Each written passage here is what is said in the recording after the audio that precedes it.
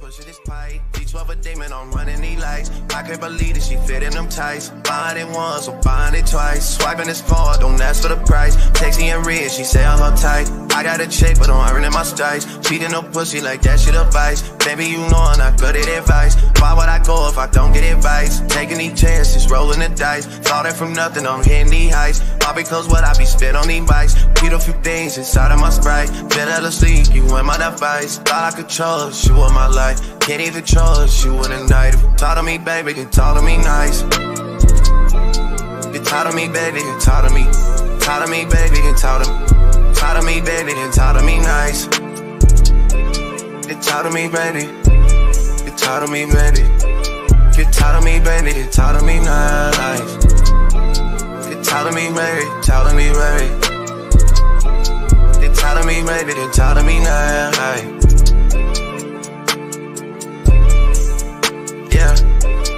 Talk to me, baby, then come where I stay. Be in the dolls, we back in LA. Making this money and stay out the way. Take me, you text me, saying okay. Taking this shit out day by day. Nobody done it, I'm shooting a J. Taking up all the things that you say. You on your knees for me, yeah. Funny because I know you don't pray. Said that you down and suffer the fake. Said I'm the one, so you making me wait. Baby, you know that's that shit that I hate. Pull up on you, I'm in a C8. Holding my own, I'm making shit shake. Shit on my shoulders, I'm lifting this weight. I wanna come on, I grip on your cake. Loading, I'm down, I do what it takes. Bitch on that nigga, I'm not my mistakes. I'm in the cut and I'm slipping away. Niggas I know, they moving real fake. Funny how love can turn into hate. Funny how love can turn you away. Funny how love can turn you away. Funny how love can turn into hate. Funny how love. Funny how love can turn you away. Funny how love can turn you into hate. Funny how love. Funny how love can turn you away. Funny how love. They talk to me, baby, then talk to me nice. You talk to me, baby. Talk to me, baby. If you talk to me, baby, then talk to me nice. Talk to me, baby, then talk to me nice. Talk to me, baby. Talk to me, baby. Get talk to me, baby, then talk to me nice. Talk to me, baby. Talk to me, baby. If you talk to me, baby, then talk to me nice. Talk to me, baby. Talk to me, baby. Get talk to me, baby, then talk to me nice. Talk to me. Talk to me.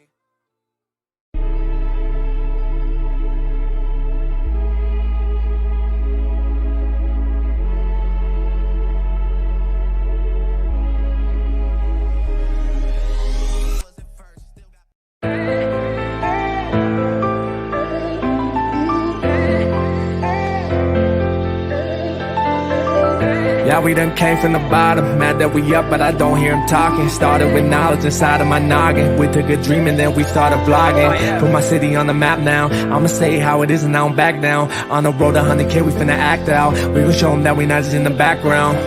We the main event, we the main show. We the one that people always gon' pay for. FYF, we the best, no debate though. Number one sports channel, every angle.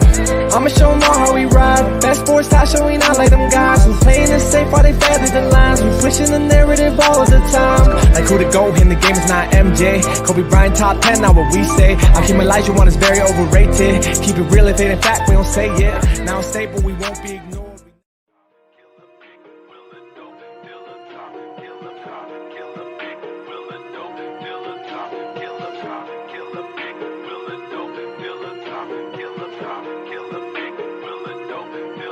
It's facts over feelings, you talk about listery. Boys, you Scooby-Doo talking in mysteries. You is a puppet to ticket, that's misery. Said that you body bang, boy, know your history. It's facts over feelings, you talk about listery. Boys, you Scooby-Doo talking in mysteries. You is a puppet to ticket, that's misery. Said that you body bang, boy, know your history. All in your feelings, you gotta be kidding me. Bet for respect, but you only show jealousy. Wanted some status, but you making enemies. Talk about bro workout like you burn calories. Calling a bait cause he come with the cavalry. Caught another L, rated, took another casualty. Now you on the 2, talking like you had a strategy.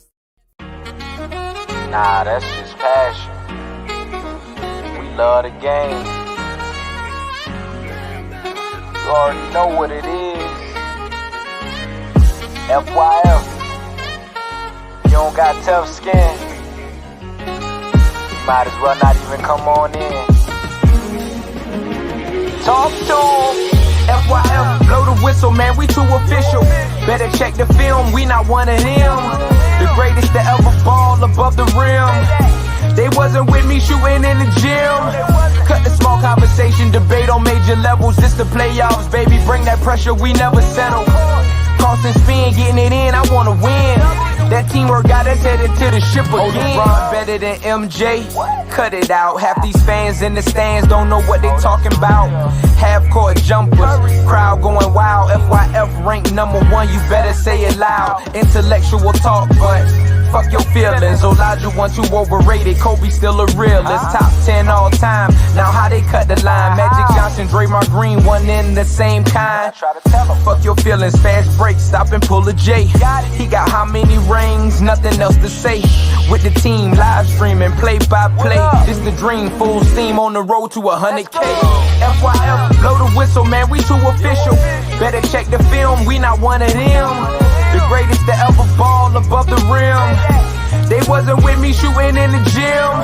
Cut the small conversation, debate on major levels. This the playoffs, baby, bring that pressure, we never settle. Cross and spin, getting it in, I wanna win. That teamwork got us headed to the ship again. Started small, then turned into big dogs. They treat me like the GM, I just make the call. No matter who my op is, I'ma stand tall. Then pull up to the game, fresh like I just left the mall. 100K, 100K, 100K, check the score. We gon' bust the shot clock, fans running to the floor. All I hear is go this and go that. Man, your team suck, hang it up like a coat rack. I love the game, I admit it, I can't quit it. Step in front of me, man, your ankles gon' get the business. Been a legend like Moses Malone, way ahead of my time. This the greatest sports show ever, I just had to remind. FYF, FYF, blow the whistle, man, we too official. Better check the film, we not one of them. The greatest to ever ball above the rim. They wasn't with me shooting in the gym.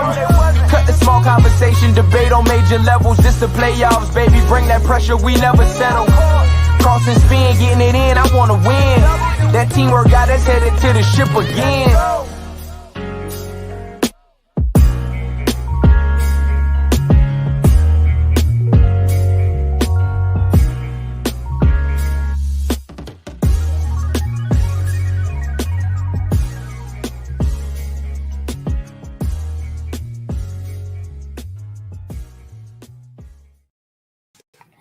FYF Sports, man.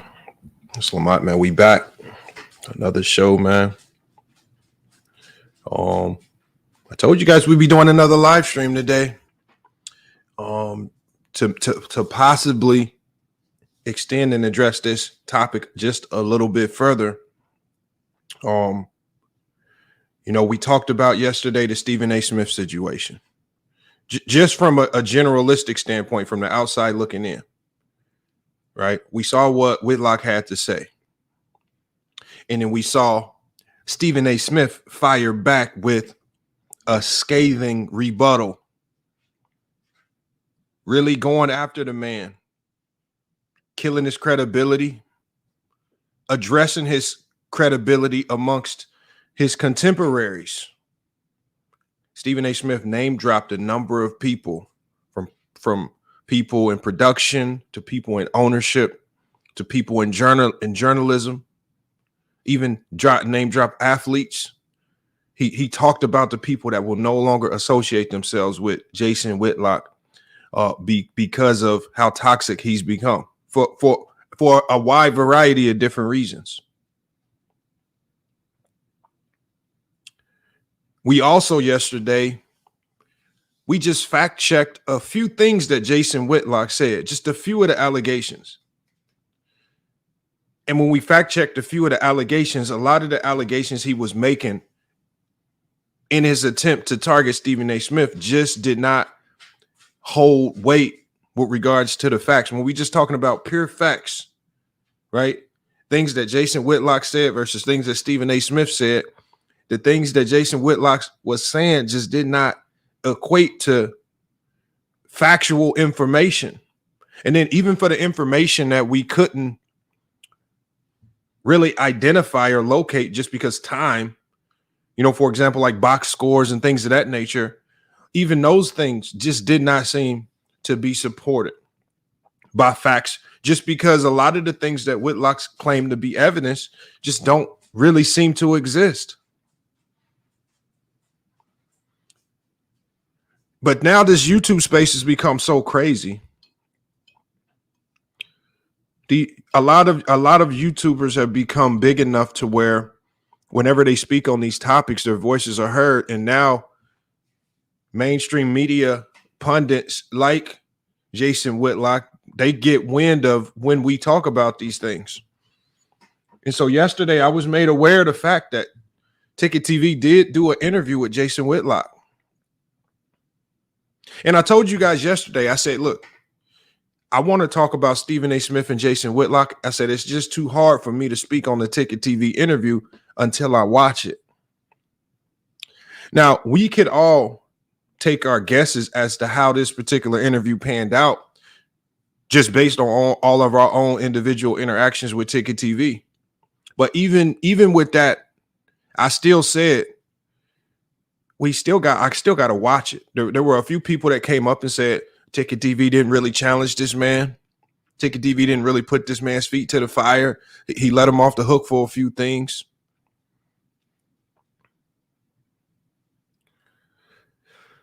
I got to be honest, y'all, when I listened to the interview from start to finish, Ticket did not take his foot off the gas. Now to me, as far as my interview strategy and extracting as much valuable information out of interviewees, would that have been my strategy, just to really light him up and go in? Probably not. I probably would have had a more passive approach, but nonetheless, I would have extracted the information all the same, similar to how Ticket did. But when we talk about Ticket, man, you know, a lot of things you can criticize the man for. But in this particular interview, when you're talking about somebody like Jason Whitlock, and as an interviewer, right, you have different types of interviewers, right? Some people have the more laid back approach. Some people had a more aggressive approach. But they all make for great content if it's done correctly and if the right questions are asked. And we're going to be doing a reaction to some bits and pieces of this interview between Ticket TV and Jason Whitlock. And I got to be honest, look, this is FYF Sports, man. Fuck your feelings, man. We cannot be biased about this. This might have been a borderline. This might have been a max ether. If we just being honest, this might have been a max ether, and it might have been a max ether. This probably was a max ether. The flow of the interview, I liked it because he asked the questions. It flowed into the next. He didn't drag out certain topics once his point was hammered home. Once it was clear that he hammered home his point, he didn't drag it out. He just moved on to the next. I thought it was well executed.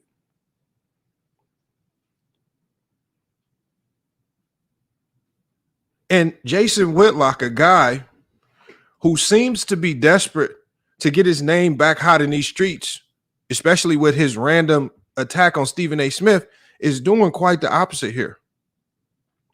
And there's a couple points in this interview. The crazy thing is there are a couple points in this interview where he's explaining himself, and we actually pulled up the facts already that showcase he's lying about some things. We're going to pull that up again for the people today.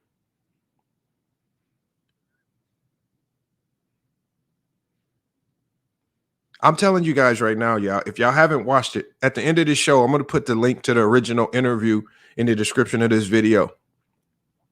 I highly suggest you guys all watch it because just like I said yesterday, remember what I said yesterday about Jason Whitlock?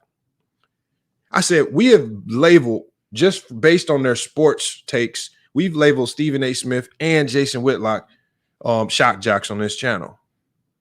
But I said when it comes to Jason Whitlock, it's a gut feeling that I have about this dude that don't sit right. It's hard to explain what it is. Stephen A. Smith alluded to it, basically talked about how he backstab people, how he's sneaking, how he's conniving. And we started to see that yesterday because the man, and look, I'm just going to say it straight out. Jason Whitlock is just a liar. He just lies. And I think he's the worst type of liar, y'all, because he hides behind the veil of ignorance. Well, I did some research. Well, when I looked I think it said this, and no, I think you know exactly. See, the thing is, when you're talking about somebody like Jason Whitlock, even somebody like me and Ticket, we've been doing this sports media thing. You know, I've been doing it since 2020. Ticket's been doing it for years and years on now. Jason Whitlock has talked about he's been doing it for 30 years plus. Jason Whitlock knows how to do research. And so when I hear him answering these questions and he's talking about he's struggling to get this information here, that bit of information there, I have to now question not his character and credibility. That's what we're going to see here in this interview, y'all. Like I said, the point of attack, how Ticket attacked this man, or not even attacked him, but just aggressively threw out the toughest questions, wouldn't have been my particular strategy, but that's okay. Because at the end of the day, you just want to make sure that the interview does its job. I was thinking when I'm watching the interview, I'm thinking there ain't no way Jason Whitlock stays on. There's no way this man stays on for the whole show. That's my biggest fear sometimes when we get people in these for interviews and we really asking them tough questions. I'm thinking to myself, how long can I keep them on? Do I have to hold the dogs back if we got people on the panel? Right? Do I have to reel back the questions and not and just maybe easily ease my way into the tough questions as opposed to just slamming you right with them out the gate? The unfortunate thing is, man. Oh, he says Whitlock quoted Stephen A. Book word for word, but he lying. Blazer Pip, I don't know what you watching, my guy. Jason Whitlock made himself look like a fool. Look, I'm just going to have to play the interview for you guys. I'm going to play bits and pieces of this thing, man. The man is just proving himself to be a liar. And I'm going to show you guys why as we get through this. Thank you, Keith Cunningham. He contradicted himself on multiple things. I'm talking, and when I talk about contradicted himself, it's like massive contradictions, y'all. These are not small little things right here. These are massive contradictions.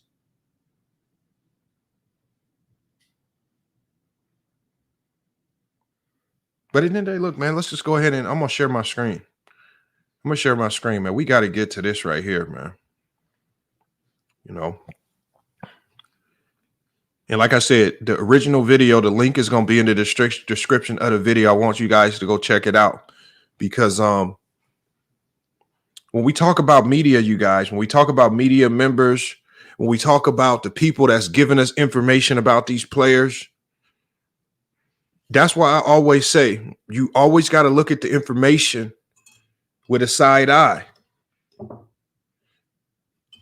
And you can't rely on one particular source to be your end-all be-all source.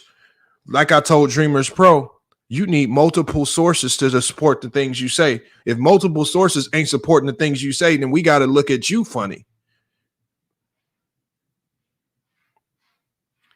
I'm not using no Whitlock tactics, y'all. These are not Whitlock tactics. Because the one thing Whitlock doesn't do, Jason Whitlock does not deal with facts very well. That's all we deal with over here. Facts and then contextualize it. Facts and then contextualize it some more.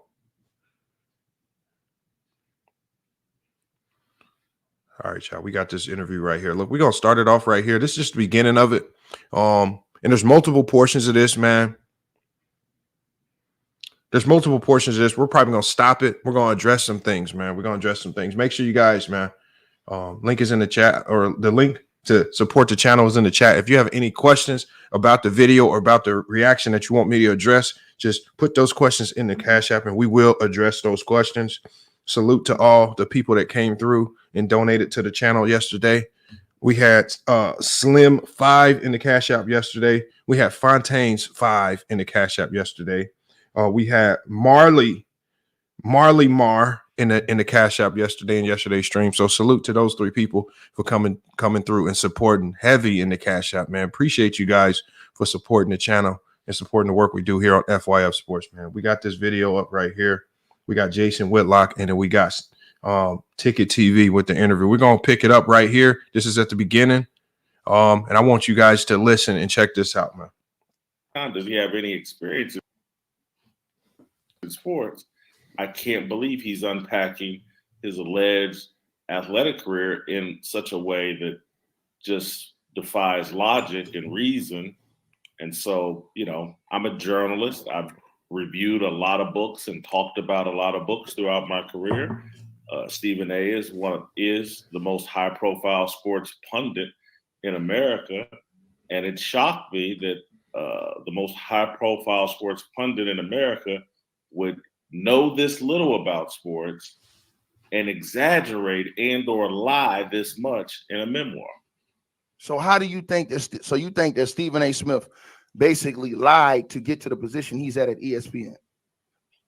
I wouldn't say he lied to get to the position he's at ESPN. I would say that Stephen A. Smith is highly insecure about his athletic career, likes to posture on air as if he was just an inch away from being a low-level NBA player or low-level Division I college basketball player. He likes to posture as if he's a former athlete because he thinks that gives him some gravitas and credibility and clout with athletes. It's all a gimmick. He postures as a tough guy. I'm not afraid of anybody and blah, blah, blah. Like, nah, man, grown man, about 150 pounds. When you were a kid, you know, you said you came out of high school at 5'9", 130 pounds.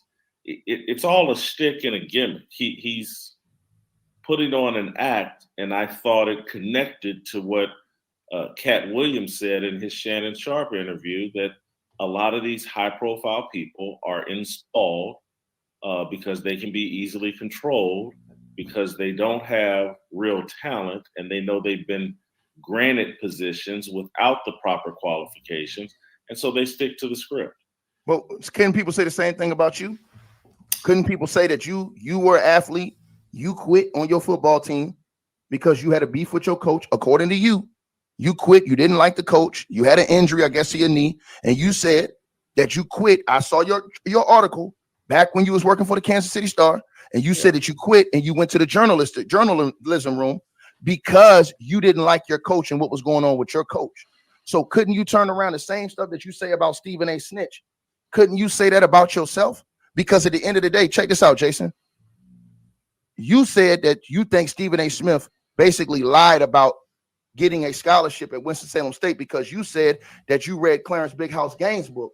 And in Clarence Big House Gaines' book, Big House Gaines said that, oh, well, you know, we didn't have too much money here at that time. And you said he was always complaining about lack of funds at the HBCU. So my question is, why would then Stephen A. Smith go all the way to North Carolina just to pay to go to school if he's from New York City? Wouldn't it make more sense if he didn't have no real high school background playing ball and nothing like that? If he wasn't on a full scholarship, wouldn't it make more sense if he went? Ticket. Let me slow down. You've asked maybe 2 or 3 questions. You started out with one. I'm gonna let you answer. I'm gonna let you answer. I have to refresh my memory to your very first question.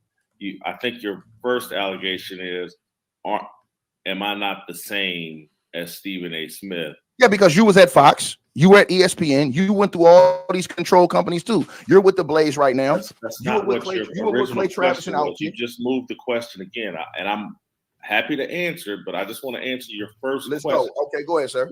Your first question was, are you not the same as Stephen A. Smith because you quit your football team at Ball State because you didn't like your coach?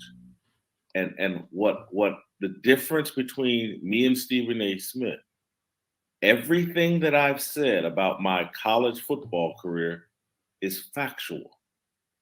And so when I say I played on the football team for 4 years and lettered in 1987 and 1988, was a starter on a team that was, started out 6-0 and started getting rankings. And I'm not lying about any of that. And I'm the one that informed you and informed my audience that in my 5th year, I chose not to play. I didn't like the coach. I had a torn ACL. There's no lying or exaggerating. I've called myself a mediocre mid-major college football player for decades. That's in writing. That's in all my shows. I'm not lying or exaggerating my experience. But did Stephen A. ever say he was a superstar playing basketball? No, what Stephen A. said that I'm calling into question is that he earned a scholarship, a full ride basketball scholarship, after a one-day tryout at Winston-Salem State. We're going to stop it right there. So we heard Jason Whitlock, right? So he said, y'all, remember, this is about fact checking. He said, Stephen A. Smith said he made the basketball team and got a scholarship after a one-day tryout. This is what he said. He said also that Stephen A. Smith bloviates and glorifies his basketball career and teeters along the line as if he was one step away from the NBA. This is what he said. He said this is what Stephen A. Smith says about his basketball career. I'm going to give you guys a clip about what Stephen A. Smith said about his basketball career over a year ago. Here's the clip right here. This is Stephen A. Smith's words verbatim. Let's get the basketball. I'm sick and tired of people lying about my basketball resume. Ladies and gentlemen, when I say that I wasn't great, I'm talking about compared to great. I was good enough to get a basketball scholarship. I was good enough to get my education paid. They averaged 1.5 points a game. I saw some article on social media. That's a lie. It was less. See that? You didn't know I was going to say that, did you? It was less than that. It's a lie. How about 0? Because I never played, because I cracked my kneecap in half. I got operated on at Wake Forest University. They said I'd never walk straight again. My bone cracked in half. My first year at Winston-Salem State. I still have those knee pains to this very day. You want to sit up there and think, I just ride the bench. I couldn't play. Ask people who played against me whether or not I could play. That's what Stephen A. Smith said, you guys. That don't sound like a guy that's teetering and borderline and basically saying he was in the NBA. And that doesn't sound like a guy that uses his collegiate basketball experience as some staple as to why he can talk basketball, if you're just being honest.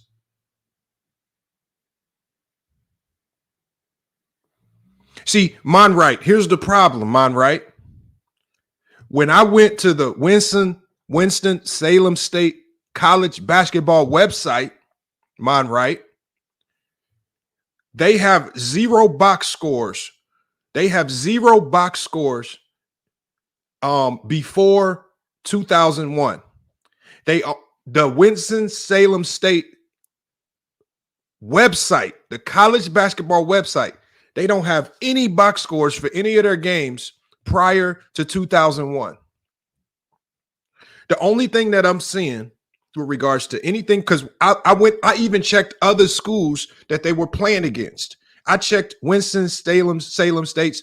I checked one of their rivals who played against this team, and they had a log of. They stopped taking the box. They only kept records of the box scores from 2011 on up. Everybody keeps saying they pulling up stat lines.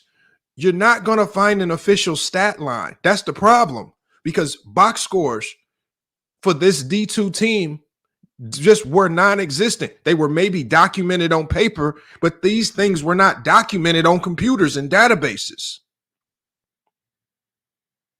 The stats are not available.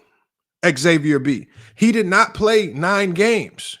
This was also confirmed by one of his teammates who actually did an interview on CBS. I'm going to play that for you guys.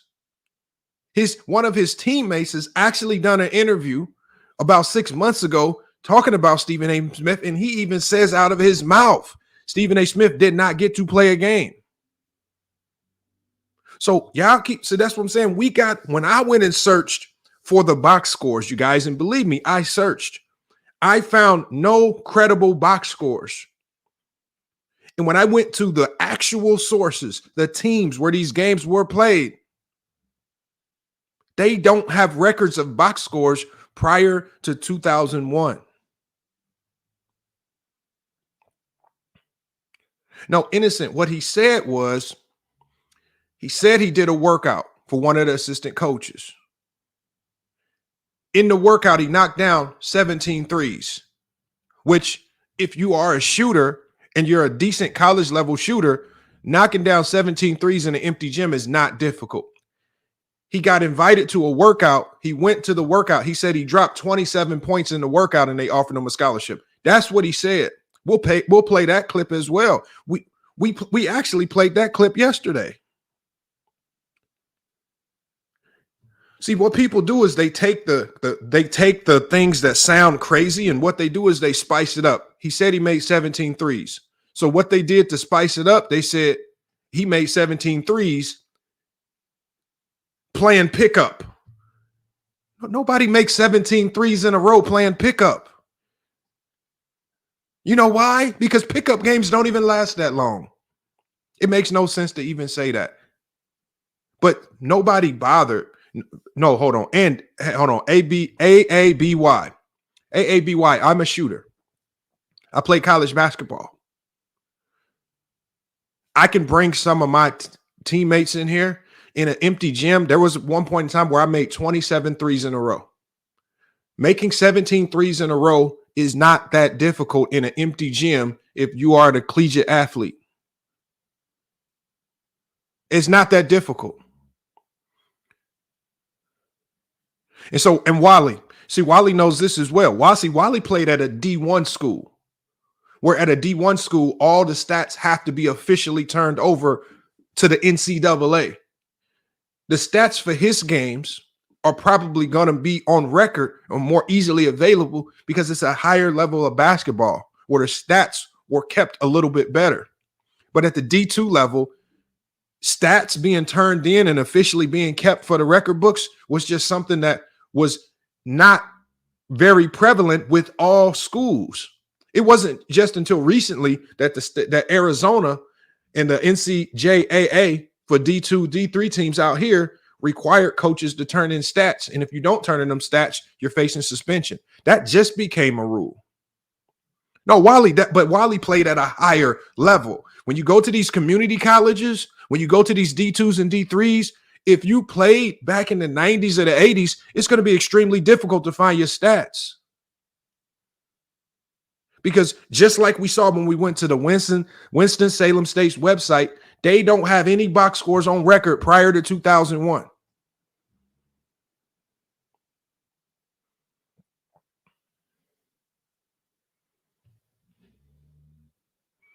Doopy says 17 threes in a row isn't easy. Doopy, I promise you, Doopy, 17 threes in a row is not as hard as it sounds in an empty gym with good shooters. It's not that hard. I'm talking about you got guys putting up 500 shots, 1,000 shots a day over the summer. See, this is why I always respect these athletes, y'all. This is why I have a extreme respect for guys that played D1, guys that played overseas, guys that played in the NBA, because they do this. They make things like hitting 17 threes, D2 guys that stay in the gym. They make those things look easy. It's not that far-fetched. Now, when you talk about in the 90s, where three-point shooting wasn't that prevalent, if you have a kid come walk in the gym, in an empty gym, and he knocks down 17 threes in a row, he very well might get a scholarship offer. Three-point shooting just wasn't that prevalent back then. But we'll get to this. Let's get back to the interview. But look, y'all, we just fact-checked one thing. We heard exactly what Stephen A. Smith said about his career. Stephen A. Smith does not bloviate about his career and uses it as something to justify why he talks basketball. But this is what Jason Whitlock propose to the people. We just heard what Stephen A. Smith said over a year about his career. He does not use it as some highlight to hang over people's heads.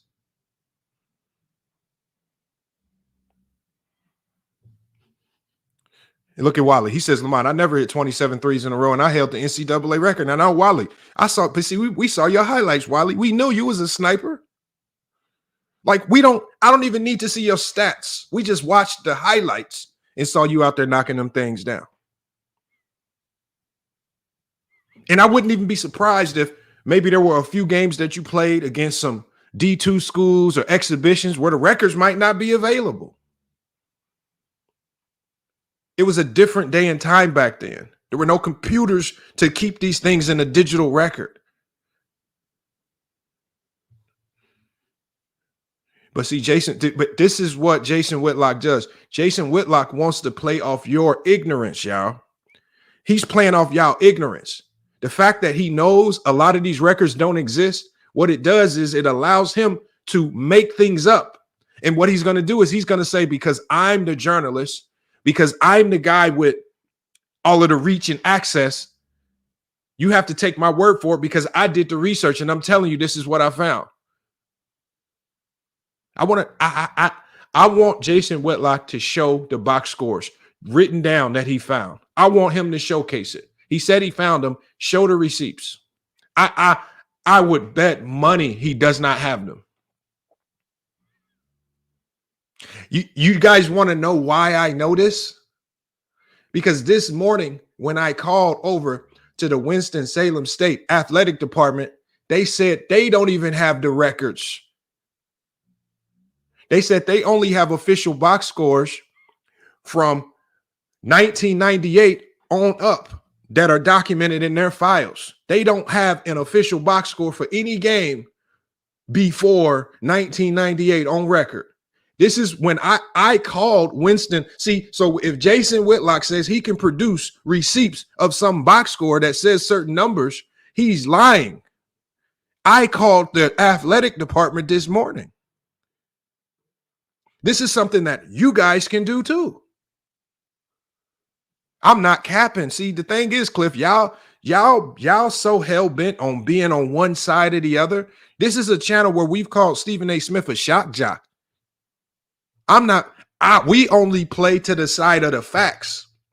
When it's clear that somebody's lying, we call it out. When Dreamers Pro came up here, he was lying about LeBron James on the Kobe Bryant situation. We called him out. He's a liar, man. Y'all, this is what I mean. Y'all be getting mad at me for just telling you the facts. I called the school this morning. They don't have box scores prior to 1998. How did he get them if the school don't got them? Play this video, y'all. Where he says that, and again, this is in his own writings, this is his own description, that in February of 1988, some former Winston-Salem State basketball player works him out on a playground court in New York City in February.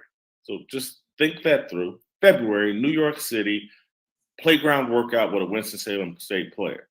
Then he says the player was so impressed that the next weekend, so we're still in February, we're in the first week of March, they drove to North Carolina for this tryout in front of Big House Games on a Saturday.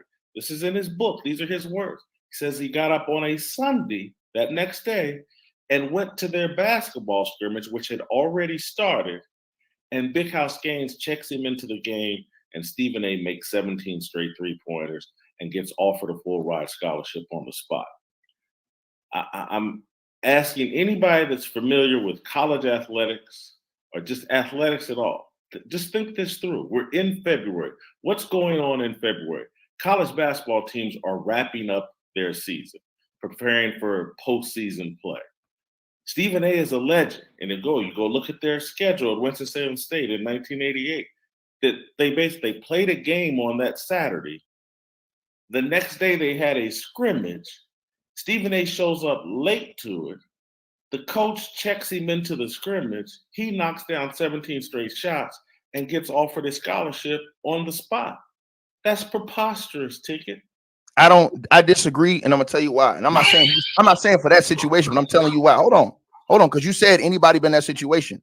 I have seen guys that have been walk-ons walk in the gym when we're playing pickup or where we're playing. Where's this walk at? in the gym. Where's hold this on. I'm telling you what I've seen with my own eyes. I've seen guys walk in the gym. Hold on. In college. Hold on. Wait. I've seen guys walk in the gym in front of the coach. Out of the street. What school? Cook. Hold on, Jason. Hold on. Let me finish. Let me explain first, because you asked, had anybody seen it? So I'm telling you what I've seen. Hold on. I've seen this in multiple places, Division I and Division II. I've seen this being in the gym during the summertime. I've seen guys that have walked in the gym when we have pickup, play well enough to where the coach says, hey, where did you go to school at? What's your eligibility? Like, we want you on the team, and we'll give you a scholarship. Now, am I saying that happened with Stephen A. Smith? No, I'm not saying that. But you made it seem like that's impossible. And I'm saying to you that is not impossible. Many times that has happened before, Jason. I've seen that happen before where guys weren't even recruited, that they just came into the gym ended up getting it. And Jason, hold on. I've seen that with walk-ons, but I've seen that with football players who came into the gym, guys who were playing football after football season, walk into the gym and end up getting more scholarship money. You understand what I'm saying? Because of how they played against the basketball team. So yes, now do your story have merit to it from what you said about February, New York, cold, freezing play? I'm not going to deny it doesn't. So I'm not denying it doesn't. You just said that it was impossible. And I'm saying, no, it's not impossible. But the way you just lined it out is not something that I'm not going to sit up here and lie and cap and say that it don't make it. I mean, you don't have a compelling argument in what you're saying and that stance. So I understand what you're saying, but I will say this. Let me ask you this question. If it didn't happen, hold on. Let me ask you this question, but could you question. Answer my If it didn't happen, hold on. If it didn't happen, let me ask you this one question. Well, hold on, Jason. If it didn't happen, why nobody? Hold on. Why didn't anybody? Hold on, Jason. If it didn't, was it? No, I'm saying. Listen. Carolina? No. It was VCU. Listen, and I'm gonna tell you like this. Hold on. Virginia Commonwealth University. Yes. I've seen it. Yes. Why? Because I was there playing pickup games in the summertime with them all summer long. I've seen all the coaches over there. I've seen when it was Shaka Smart over there. I was over there when it was Jeff Capel over there. All of those guys. I can give you names, sir. I was in the gym. I was in the gym with big fella, Big Larry, who played over there. I was in the gym with Eric Maynard, who played over there during the summertime. So you can't tell me I wasn't over there. I seen guys come in the gym, ball out, and they say, oh, okay, boom, who was this cat? Boom. Do their little research, see if he had eligibility, whatever. He's on the team. If you went in there and you showed out, you had a chance to get on. These are facts. So I'm not lying. And again, all these dudes was on the team at the same time. You can go back and look it up if you think I'm lying. So, but let me say this to you. I'm going to ask this question to you. If that's the case, why don't you think anybody called out Stephen A. Smith about that story that was there? If Stephen A. was lying, don't you think somebody that was at Winston-Salem State, one of his teammates, or somebody would have came out and said, man, he lying, man, this ain't true. He fabricated that whole story. That's an interesting question that I haven't been able to get an answer to. There's plenty of possibilities that would all be speculation as to why. Stephen A. Smith is famous. He's flush with cash. ESPN is invested in the Stephen A. Smith narrative. There's a multitude of possibilities that would all be speculation. I'm trying to get to the bottom of that. But again, when I look at the stuff that I've seen on camera and the people that Stephen A. Smith walks around with and claims and does most of the talking about Stephen A.'s former teammates, many of them are, I'm exaggerating calling them midgets, but Stephen A. towers over these people, and Stephen A.'s 6'1", and he runs around with this guy Gary Stevens, who he claims was his Winston-Salem State teammate. You can't find Gary Stevens anywhere in any official record, stats, team pictures. We called the registrar. No Gary Stevens registered at Winston-Salem State. The guy looks 5'8", 5'9".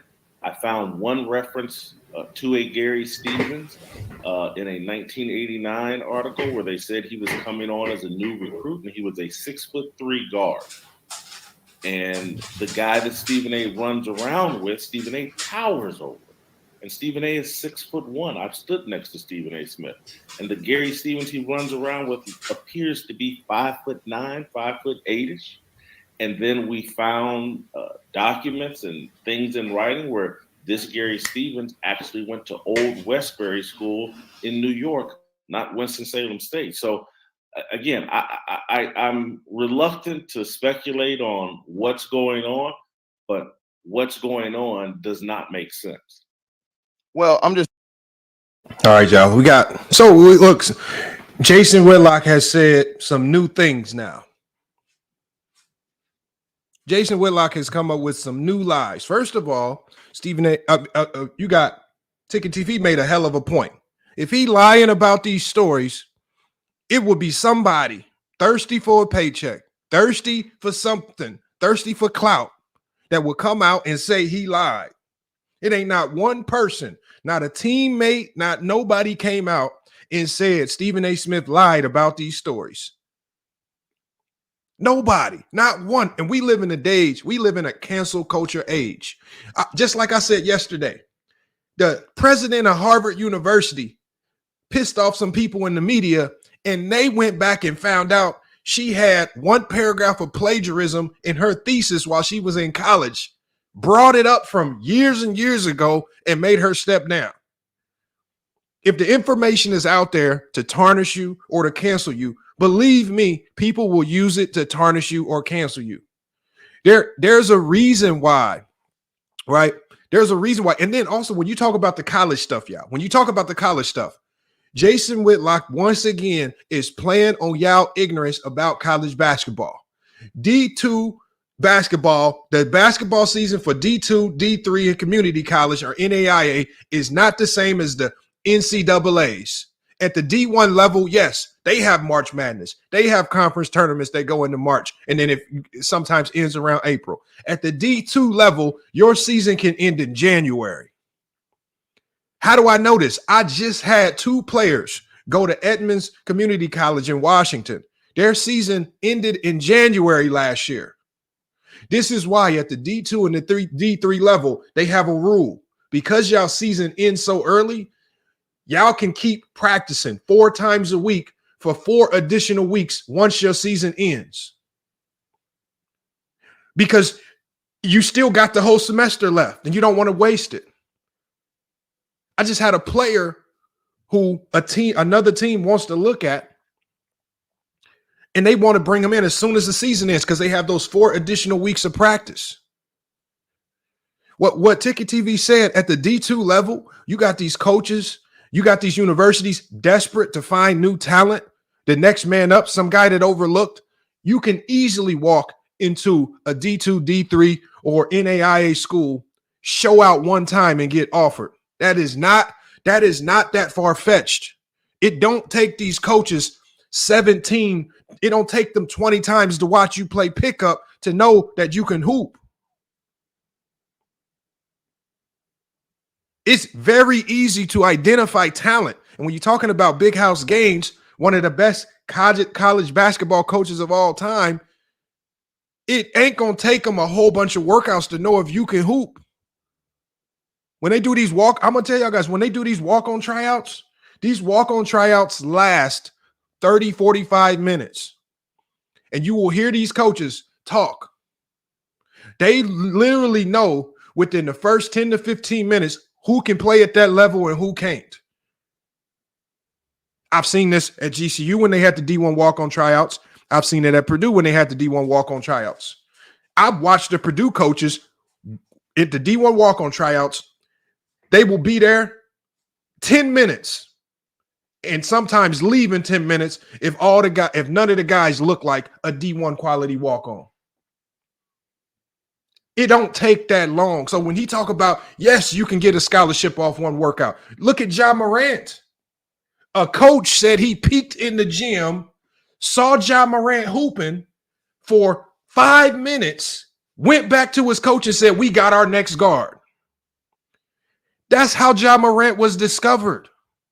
It don't take long to identify talent. See, but Jason Whitlock likes to play on people's ignorance about the game of basketball. He likes to play like you guys are stupid. He likes to make it seem like this thing is that complex, and it ain't. Y'all go look up the story about Ja Morant. There was a tier 1 gym with all the elite players. There was a tier 2 gym. Ja Morant, because he went under recruited, he was in the tier 2 gym. Coach said he peeked in, saw Ja Morant, ran over to his coach and said, we got our guard. That's how quick it took. That's how fast, that's how easy it is to find talent. It ain't rocket science, man. And then Jason Whitlock, you guys. Jason Whitlock. So he started talking about this guy by the name of Gary Stevens. He said, ain't no record of no Gary Stevens. Let me show y'all something, y'all. Jason Whitlock said, it ain't no record of Gary Stevens. He said, the only record that I found of Gary Stevens was something from 1988. Saying that he was getting recruited. Why when I type in Gary Stevens and Winston-Salem State University, this is the first thing that pop up. I'm going to read this to you guys. This is what it says. It talks about Gary Stevens being a hoops alumni for Winston-Salem State University. That's what it talks about. I'm going to tell you the part because they did right here. It says, former teammates surprise Stephen A. Smith. Hey, y'all, look, just like I showed you yesterday, this is on the Winston-Salem State University website. This is on their website. This is not no Bleacher Report. This ain't no Fadeaway World. This ain't no newspaper article. This is on the Winston-Salem State website. This is what they said. They said Rams hoop alumni. Phil Hayes, Monty Ross, Gary Stevens Jr., right here, Mark Turner, Terrell Battle. They all surprised Stephen A. Smith with a Winston-Salem State University jersey and a large photo of him from his basketball days. And here's a picture of the guys right here with Gary Stevens Jr. in the picture right here. So the man says Stephen A. Smith towers over everybody. I want y'all to look at this picture right here. Does Stephen A. Smith tower over anybody in this picture? Because Jason Whitlock said Stephen A. Smith towers over all these people. Does Stephen A. Smith in this picture tower over anybody? There's guys in this picture that are slightly taller than Stephen A. Smith. There's guys in this picture that are slightly shorter than Stephen A. Smith. But there ain't nobody where Stephen A. Smith is just towering over anybody. But the one thing that I know is that Gary Stevens Jr. is in this photo. Who is he towering over? No, innocent. That's just Jason Whitlock lying, because Jason Whitlock lied and said, I couldn't find no records of Gary Stevens. And this was something back in 1988.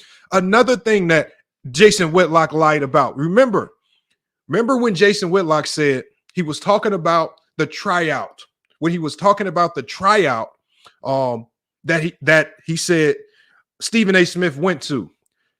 Listen to the year that he said. He said in 1988, they had a game on that day. This is what Jason Whitlock said out of his own mouth, y'all. He said in 1988, they had a game on the day that Stephen A. Smith said he was having a workout. What a problem with that statement, Jason Whitlock, is that Stephen A. Smith joined the team in 1987. So when Jason Whitlock is running around looking up their game schedule in 1988, trying to match up days with this so-called tryout or workout time, He staring down the wrong year. So he tried to say, oh, they had a game that day. He said they had a workout.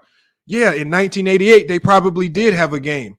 Unfortunately, Stephen A. Smith probably had that workout at the beginning of 1987, going into the 1987-1988 season. So unless if he would have said they had a game in 1987 in the 87-86 season, that would have made more sense. But unfortunately, Whitlock is a liar. Jason Whitlock said in 1988.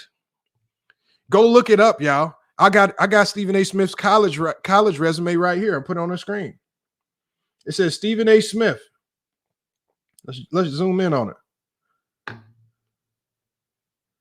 Stephen A. Smith, college, Winston-Salem, 1987 to 1991. So you got Whitlock talking about the workout was in 1988.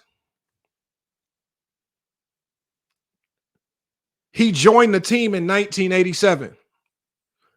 See, Whitlock be saying this stuff, y'all. Let me scroll up so y'all can see that. It says right here, Winston-Salem State, 1987 to 1991. Stephen A. Smith joined. So how did he do a workout in 1988? He misquotes things and lies intentionally, y'all. Because he knows, just like I say all the time, that most of y'all won't actually go back and do real research. He's just gonna ride with the fact that most people are gonna believe me because I'm a very popular media figure. And most people aren't gonna follow up and do their due diligence behind me because I'm the trusted source. He lied. Ticket TV did a good job of calling him out. College coaches pick up people all the time on the fly, especially at the lower levels.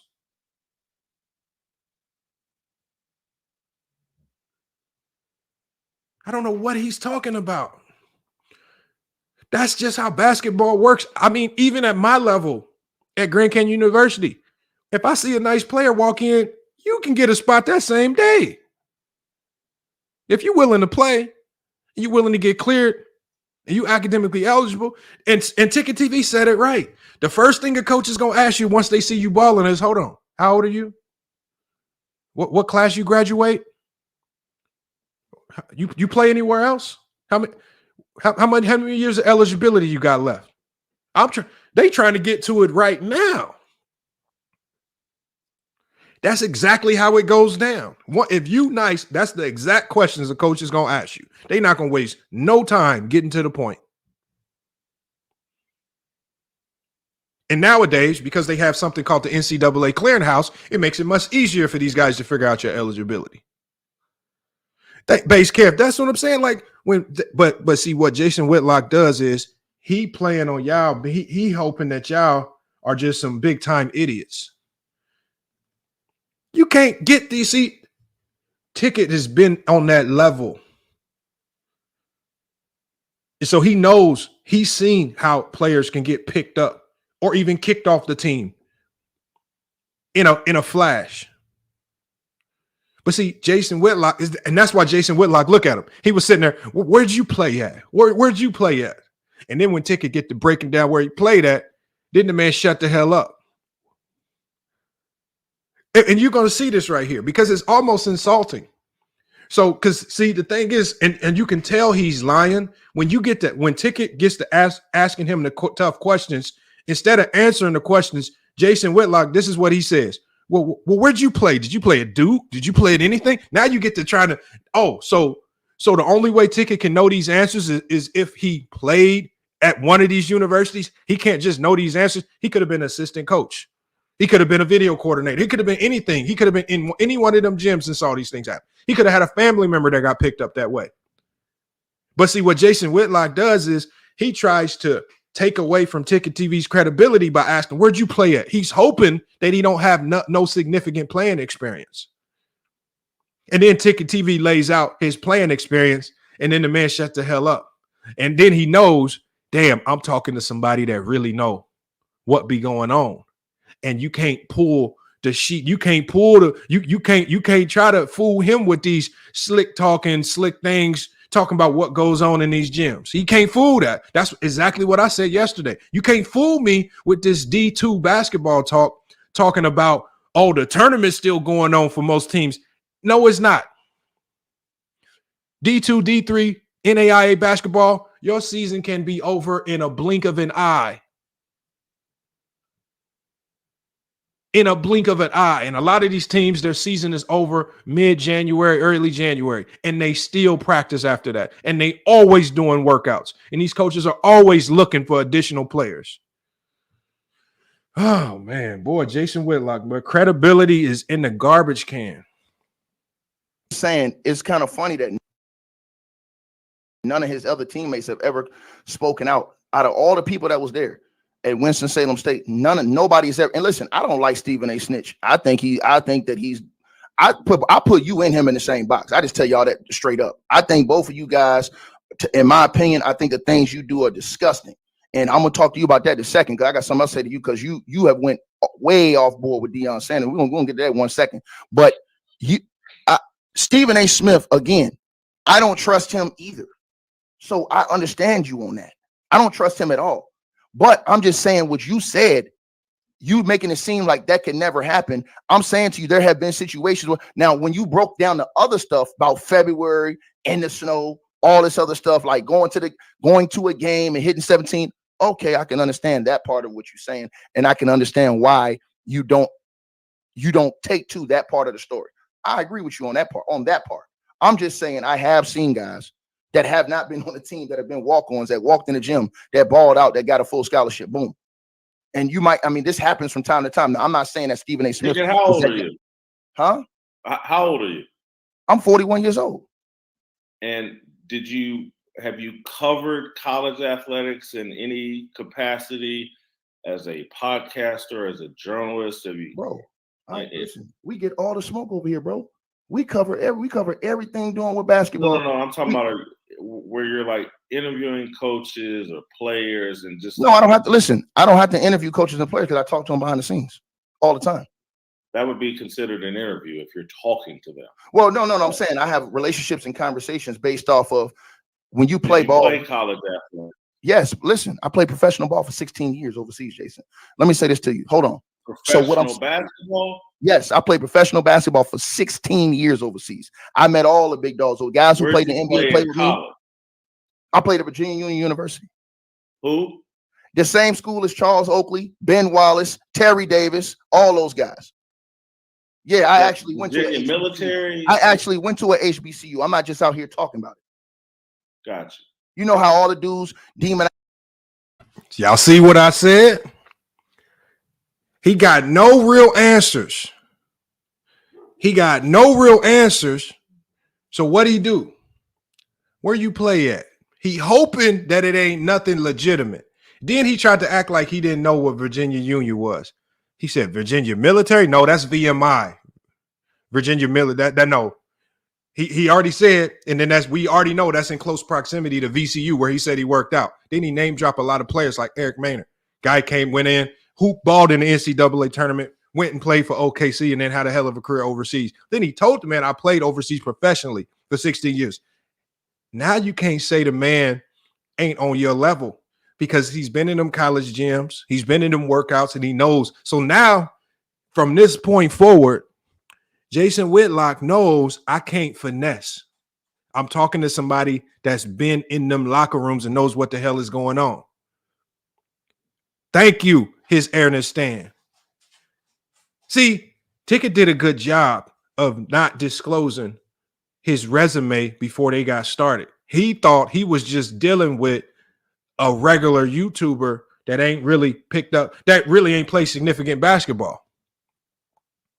And sometimes Ticket can come off that way because of how wild he can be sometimes when he pull up on you talking crazy.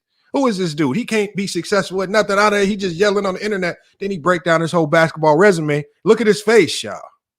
Look at his face. Look at his face right now. Right now, what's going on through his head right now is, how the hell can I lie my way out of this? I can't lie about basketball stuff no more.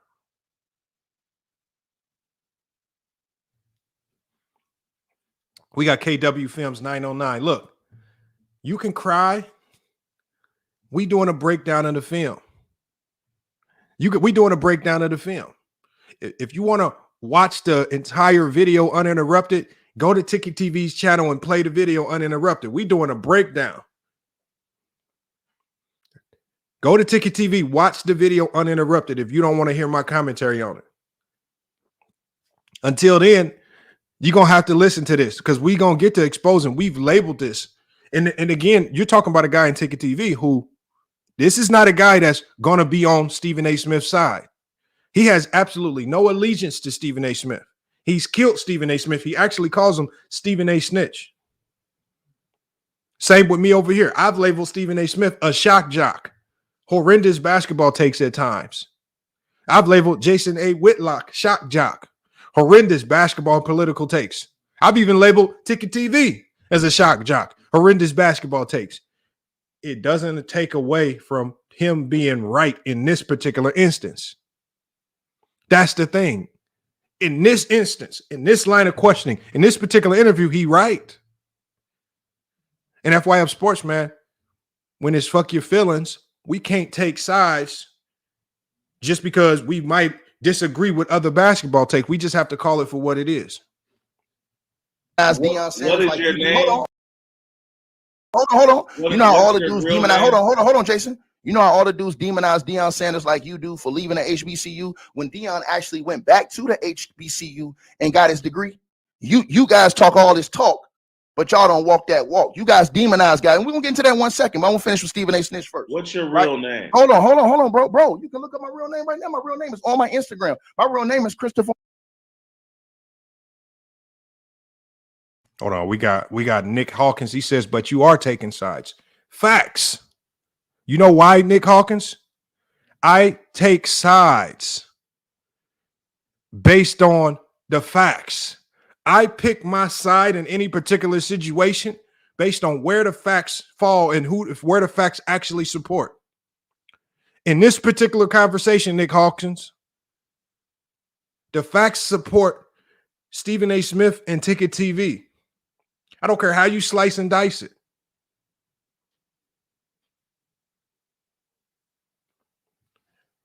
That's what we follow here. I mean, I don't know why y'all got these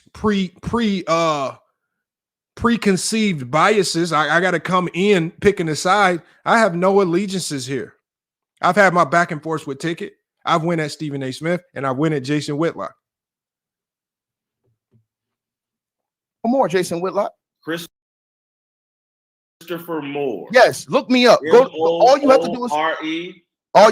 Yes, sir. All you have to do is go to Eurobasket.com where they have the registry for all the players, and you will see, sir. See, all this time you thought I was just one of these little dudes that's talking on YouTube. I don't know. No, sir. I am a hold on. I'm about to tell you right now. Hold on. I'm about to tell you right now.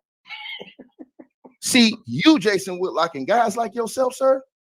When you come into this arena, sir, you don't know who you talking to and who you talking with and who I know and the things that I have heard and the things that I've understood. Listen, here's the thing I do agree with you with. I do think Stephen A. Smith is a joke. I agree with you on that. But I think, sir, the things that you do and the things that you say are also destructive. That's what I feel about you. And here's why I'm going to tell you this, Jason. You would say all those things about Stephen A. Smith and how, oh, he's in the corporation and control. Jason, you were in that same machine. Were you not? Were you not in that same ESPN machine?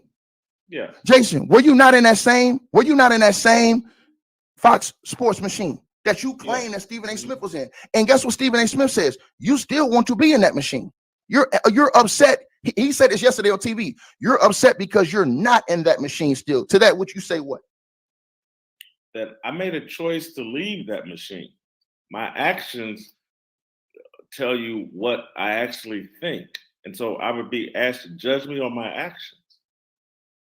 No, but he said you were ran out. He said you didn't ask me. But I'm just talking about what my actions show. I chose to exit.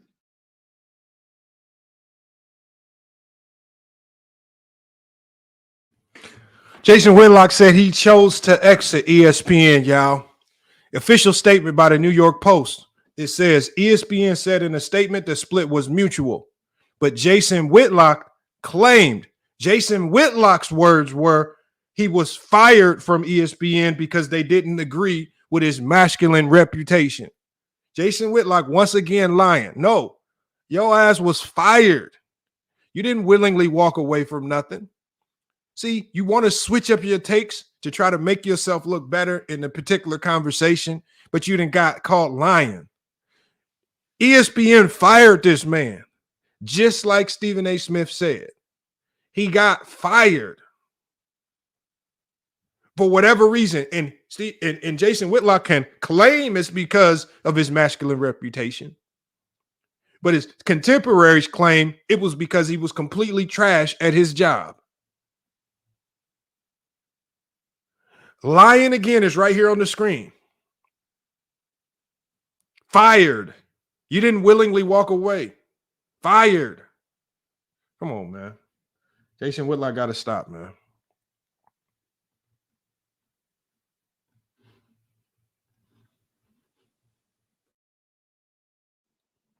So let me ask you this question. Deion Sanders, what is your angst and your hatred towards a man? And let me just say this. Don't hate Deion Sanders. We all, hold on one second. Hold on, Jason. I want to say this to you. In this life, Jason, you know this and I know this. We all have sinned and come short of the glory of God. You know this. And I know this. Ain't no man, woman, boy, child, girl walking this earth perfect. None of them, Jason. Not one of them. Jason, you have admitted your life is not perfect. You have admitted that you have made many mistakes. You were on national TV, Jason Whitlock.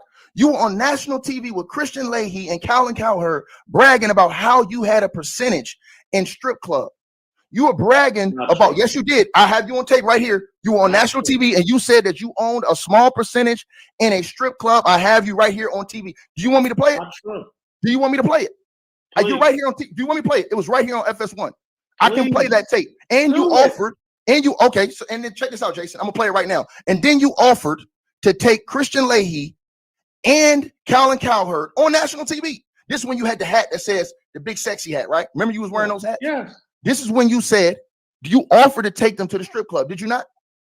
I don't remember, Ticket, but okay, so let me play this right now. Hold on. I want to refresh your memory. Hold on. Hold on. I want to refresh your memory because here's why I'm saying this, right? All I'm saying is this. I don't down you for your mistakes. We've all made them. But my question to you is this, sir. Why would you then turn around and say all of these disparaging things about Deion Sanders?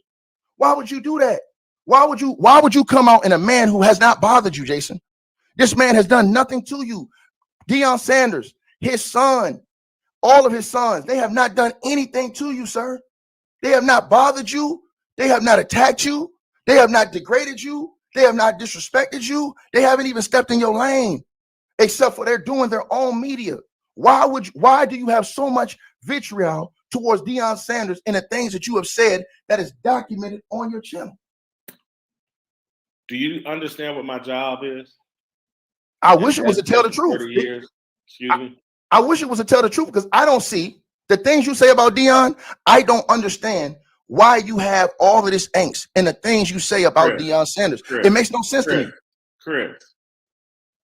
And I know you're a former basketball player, but again, when you interview somebody, you let them talk. Yeah, you don't like these interviews because, see, you like to put your narrative out. But when I asked you about something you said, you didn't want to answer it, Jason. You said that on national. I'm answer your question, but you repeat a question. You got the floor. You got the floor, Jason. Let's go. You got the floor. You got the floor, Jason. Jason, you got the floor. Let's go. So, look, I don't know what you're talking about as it relates to me telling Colin Cowherd or Christine Leahy that I own stock in a strip club. What I may have said is cracked a joke about Diamond Joe's strip club in Kansas City. Joe Mendocino, who owned Diamond Joe's strip club in Kansas City, was a friend, a mentor, one of the best people that's ever been involved in my life. Old Italian dude, I got introduced to him through my relationship with Derek Thomas. And so I may have cracked a joke or been sarcastic about like, man, I used to hang at Diamond Joe's like I had stock in Diamond Joe's, or as if, you know, I was a partial owner, but it was a joke. Joe Mendocino owned Diamond Joe's strip club. And I've been very, very transparent about like, man, I used to love hanging in strip clubs. But at any point did I own stock or own a piece of a strip club? That's not true. And so perhaps I said something sarcastic that you interpreted that way, but it's just not factually true. Oh, okay, well, let me play the facts then. Hold on 1 second. I just gave you the facts. But I met a girl named Kitten, and we didn't have a long relationship, but Kitten and I or like a one-night relationship. No, it wasn't that. Funny story was she was just trying to get money out of me. This is a real story. So I meet this girl named Kitten, who was a stripper, and I just talked to Kitten, blah blah blah, and we go out for lunch, and then we go out for another lunch, and then like the next time I meet her, at the end of the second lunch, she says, "Hey, can I borrow $8,000?" Of course. And I said, why are you surprised that a stripper wants money from you? So I said, what do you need that for? And her answer was, well, my boyfriend's not getting out of prison for 2 weeks. When I was young and stupid in Las Vegas, back before I figured Vegas out, I went out on a date with a stripper from Spearmint Rhino. And we had a great time. We got liquored up. Yeah. We got back to my hotel, and I thought, oh, it's on like Donkey Kong. And she turned to me and she goes, $1,000. Wow. No. I go, what?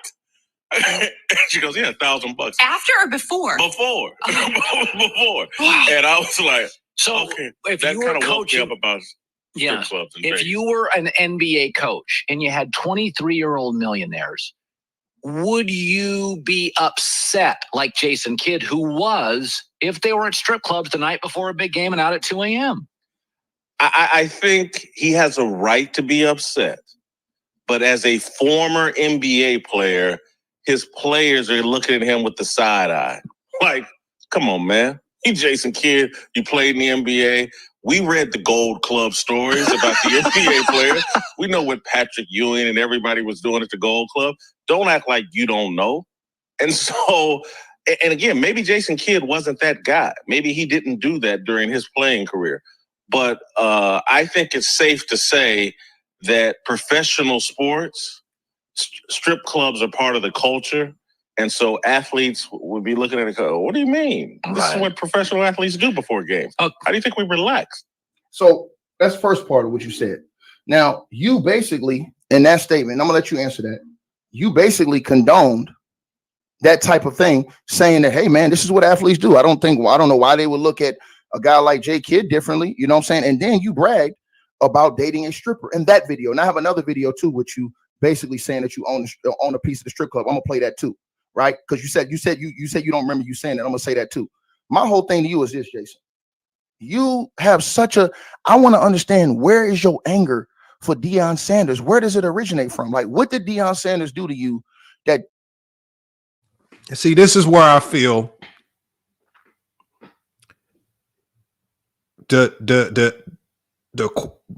Tickett's still doing a good job, but I feel like he could have really capitalized. I think a few people in the chat are noticing it. He is kind of bouncing multiple topics and throwing a lot of things at Jason. Nonetheless, I don't necessarily mind the strategy.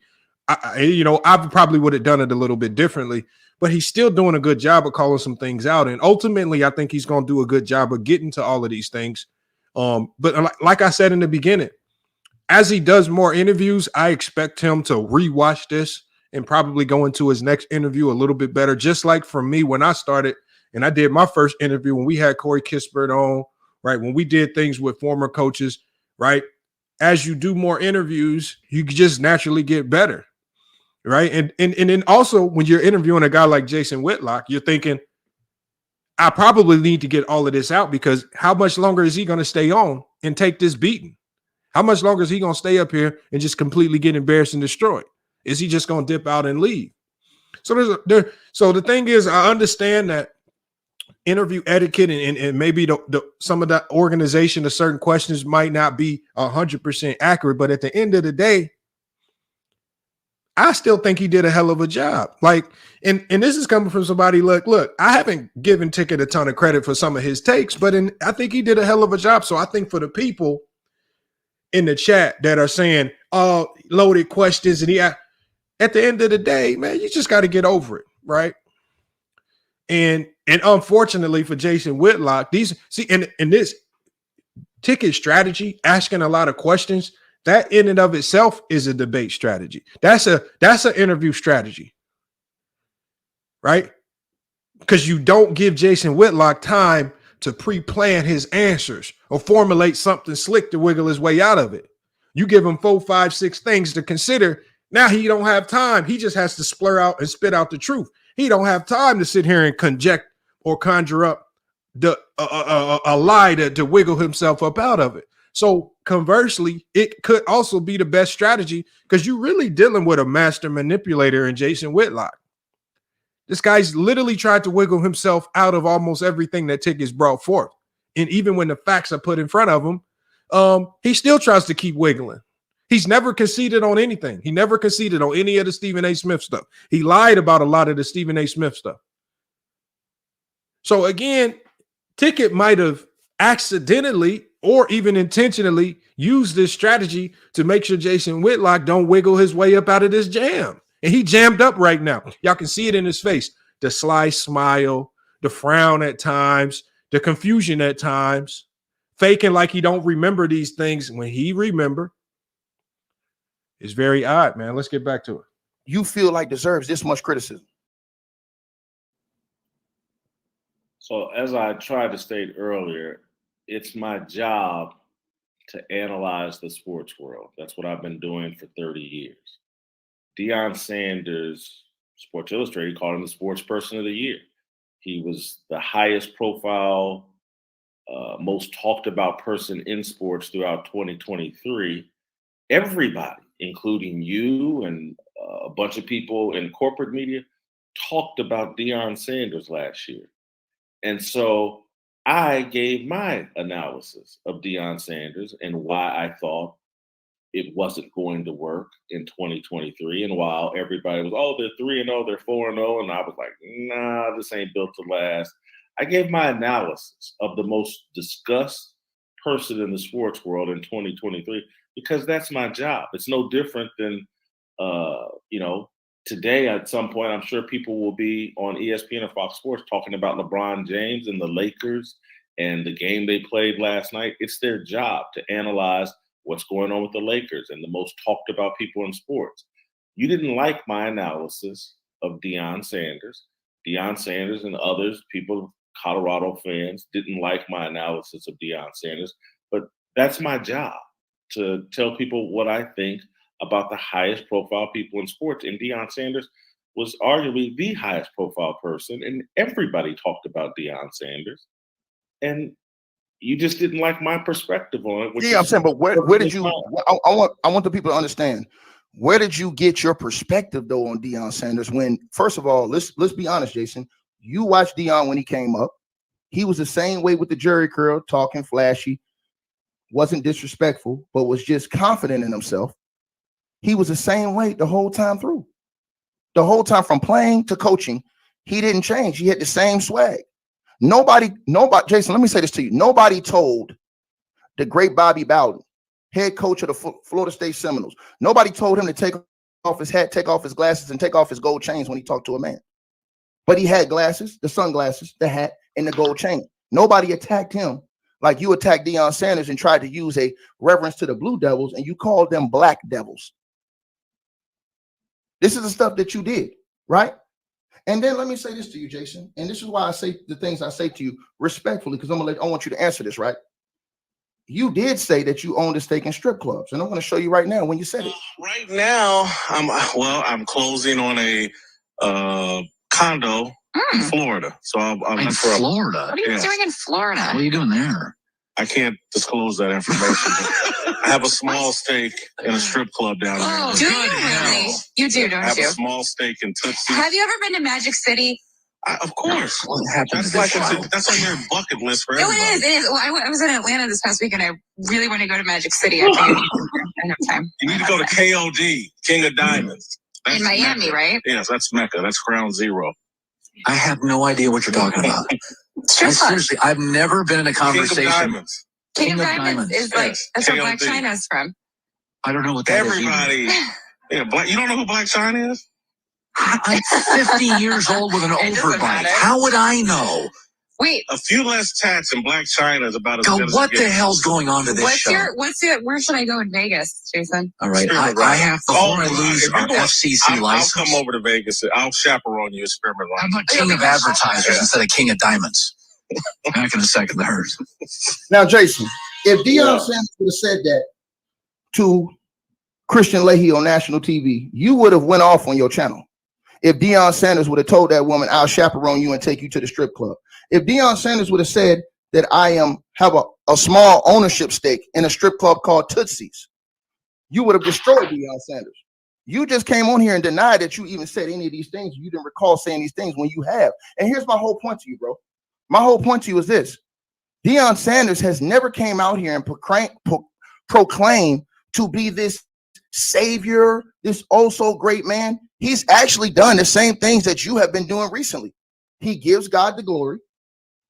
He says that he loves the Lord. And he says that he reverences, has respect for God and for other people. So why do you have so much of a disdain for a man who does? Deion Sanders don't attack people. He don't bother people. His family not out here bothering people. Jason, you did videos where you talked about how his sons and them got when they got targeted in that game by Colorado State. You did videos on your channel attacking the kids on his team. You had somebody come on your channel trying to talk against Deion Sanders. What did Deion Sanders do to you? And you said it's your job. Your job to do what? What did Deion do? You did the same thing to Kobe Bean Bryant. Before the late great Kobe Bean Bryant passed away, we all remember the disparaging things you said. And look, y'all, again, you got to give credit where credit is due. All right. The transition, how he correlated, because a lot of people were saying the strip club stuff is off topic. But look how he transitioned the strip club stuff into one of the seemingly other topics that he wanted to address. The transition into how Jason Whitlock is on a public media platform, bragging about hanging out with strippers, bragging about buying steaks in strip clubs, bragging about dating strippers and bringing them home, right? Bragging about he'd take Christian Leahy to the strip club. And then he correlates it to, okay, you've been so slanderous of Deion Sanders for every particular thing. And we all know if Deion Sanders did say anything to that degree publicly, Jason Whitlock would probably be one of the first people up there trying to lambaste him for it. And so he correlated that a lot of the things that you can be highly critical with Jason Whitlock for, he correlated it to why you then in turn being petty with everything that Deion Sanders says and or does. And he did ask a good question. Why are you, what turns your ire to Deion Sanders? Because it seems like Jason Whitlock from day one never had anything good to say about Deion Sanders. It was always negative. He went and got former players to say stuff negative. He targeted the Colorado football players in a negative manner. When the team was doing good and there was only positive things to talk about, he turned it into a negative and said, this won't last. This is actually a good line of questioning. I mean, if you don't think it's a good line of questioning, that's what I'm saying. You just either don't like Ticket or you just a hell of a fan of Jason Whitlock. But again, if you look at Jason Whitlock's face, he once again goes back to laughing. He's laughing as if the questions that Ticket is asking are stupid. But this laughing right now is a telltale sign that, damn, I'm backed into a corner, y'all. He backed into a corner, y'all. Because more than likely, and this is just me taking a guess, more than likely, Ticket probably brought Jason Whitlock on under the pretense of, let's talk about the Stephen A. Smith situation. So Jason Whitlock probably came up here thinking, this is going to be my opportunity to use Ticket's platform. We're going to slam Stephen A. Smith. I don't think he realized that this would turn into an indictment on his credibility about the Stephen A. Smith situation, and then an indictment on a lot of the other things he said about other athletes.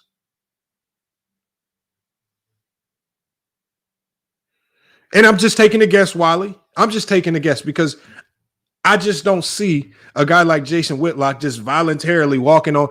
And the reason why I say I just don't see him voluntarily walking on the Ticket platform, because the last interaction that Jason Whitlock and Ticket TV had some years ago, he was calling Ticket a buffoon. He didn't want to talk to him. He walked off camera. Get this dude off the screen. He didn't want to have nothing to do with Ticket. Borderline cussed the man out. So it's just odd now that he was so willing to come up on this platform. And did y'all see how engaged he was? Did you see how connected he was when he thought they were talking about Stephen A. Smith? But then Ticket TV backdoored the man. Oh, you thought it was just going to be a Stephen A. Smith a slam party. Nah. He said, I put you in the same box as Stephen A. Smith, and then proceeded to challenge him on things that he said about other athletes and other black sports figures. That's a hell of a strategy. Now, again, when you're talking about interviews, is it the greatest interview etiquette? Is it going to help you get interviews in the future? Well, probably not. But this is Ticket TV we talking about. And if you understand the way I understand, sometimes you got to take this route when you know this might be the first and last time you have a conversation with this person. So you got to get everything out when the opportunity is put in front of you. And Base Kev said, I'm giving Ticket hellified credit. It was a hellified interview. Like, y'all, we want me to lie. See, y'all want me to lie. I get on Ticket and I get on him when he has a horrible basketball take. But I can't come up here and just lie when I see an interview. Might not have been executed the exact way I would have done it, but nonetheless, it was beautifully executed. So I don't know what y'all be wanting me to do. See, because when I do the videos and I'm killing Ticket's basketball tape, you use Ticket clap tape. But then when I actually agree with something, like, I can't win for losing. So all I can do is just keep it pushing and give the takes as I see fit. That's all I can do. That about Kobe. And I remember, and I think I know why you got off Kobe. When you had that interview, I think it was at the All-Star game when you asked him that question and Kobe gave you that cold answer. I remember everything, Jason. And my whole point is to you is this, Jason. Listen, you said on your show when you were talking with Warren. Yeah. I'm breaking down what you said because I want you to remember Jason. I want you to remember what you said when you talk about all these people, because you said it's your job to talk about these people. But I'm just saying, in the way you talk about these people, man, I don't understand, because I want to understand from you. And I'm being honest, Jason. I'm not trolling you or nothing.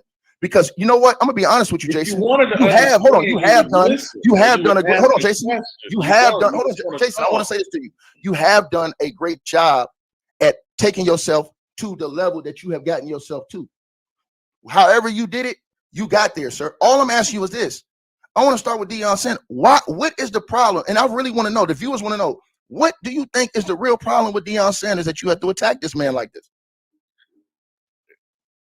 Check it out. Chris, I'll answer that question.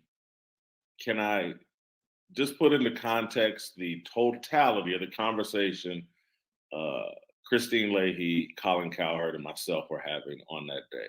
Anybody that you just played two separate clips, you could tell we were joking and having fun among friends.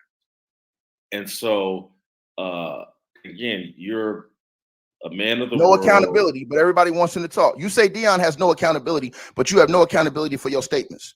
But then you'll say in another sentence that, oh, I made mistakes. Now it's a joke, right? Now it's a joke. But see, don't nobody hold y'all to the pressure like this. And this is the problem with the media. Don't nobody hold y'all to the fire. Go ahead. Just look at my actions right now. You, as it relates to the YouTube world, I don't know if there's anybody that's put out more critical content about me. And I have just hopped on your deal and said, hey, man, ask me whatever you want. Hold me accountable. Do whatever you want. And I'll talk about it. I'm not yelling and screaming at you. I know you said I've been, but, I got a busy schedule. I'm old. Anyway, I'm look at my actions. I don't think I'm above anybody. And I like to engage with critics and or fans and will make myself available.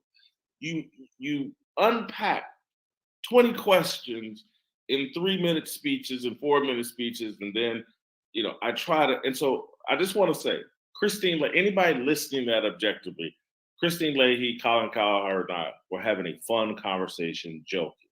And I cracked a joke about one of the most infamous strip clubs in South Florida, Tootsie's. It's Tootsie's and King of Diamonds. Those are the two biggest strip clubs in South Florida. Everybody knows it. Everybody in the athletic world knows it. I've been to those strip clubs. I've seen but virtually every athlete, rapper in the world at those strip clubs. It was a joke. And when they said, well, why are you buying a condo in Florida? And I was like, I can't tell you, I'd have to kill you or something. It was a joke. And then I cracked an even bigger joke on myself. Like, yeah, I own a stake in Tootsie's. No one believes I own a stake in Tootsie's. No one that knows Tootsie's. No one that, again, some guy living in California is not going to own a stake in one of the most infamous strip clubs in South Florida. But so it was a joke that you misconstrued and you thought I was being serious. That happens. People crack jokes and people don't translate it properly. As it relates to Deion Sanders and why I'm critical, is because I don't think what Deion is doing is appropriate for a head coach, and particularly not a head coach who promotes his Christian faith. That's my opinion, Ticket. You can have a completely different opinion and think what Deion is doing is perfectly appropriate and it's going to be highly successful. I got no problem with you having that opinion. I just happen to have a different opinion. And it doesn't have to be because I hate Deion. My life experience might be different than yours. And that might be why we have two different opinions on Deion's approach. He's already, well, let me say this to you. You make it seem like he just started coaching. Deion Sanders has been successful in every coaching level he's been on moving up.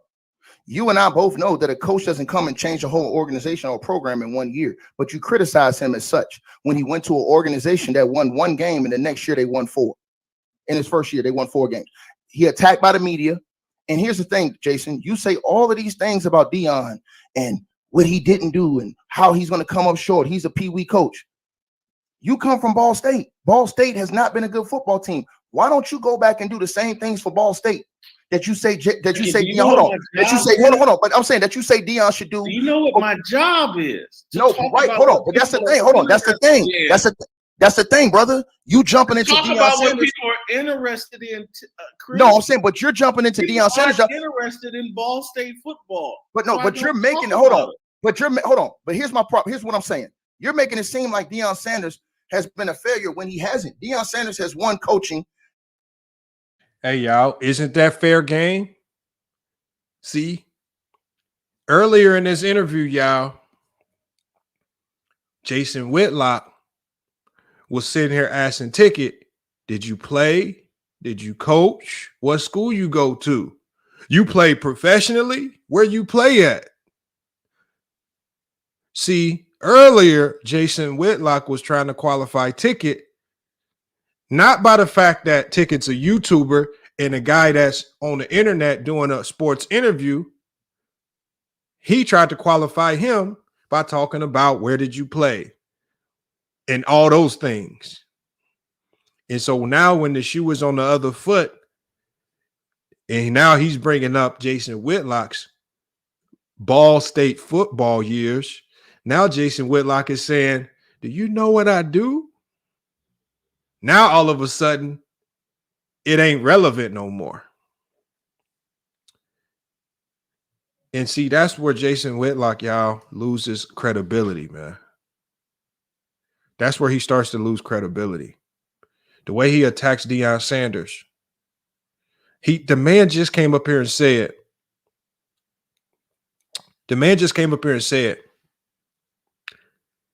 I don't like how Deion Sanders uses his Christian faith so publicly. But Jason Whitlock uses his Christian faith publicly, but is on record saying a whole bunch of hellacious things about strippers, strip clubs, taking people to strip clubs, and doing and saying a lot of things that are just morally inept. And you know, Base Kev, that's probably not the direction I would have went. Right? It's probably not the direction I would have went if I was doing this interview. Would I went down the lane of trying to qualify the conversation by talking about Jason Whitlock's Ball State football years? No.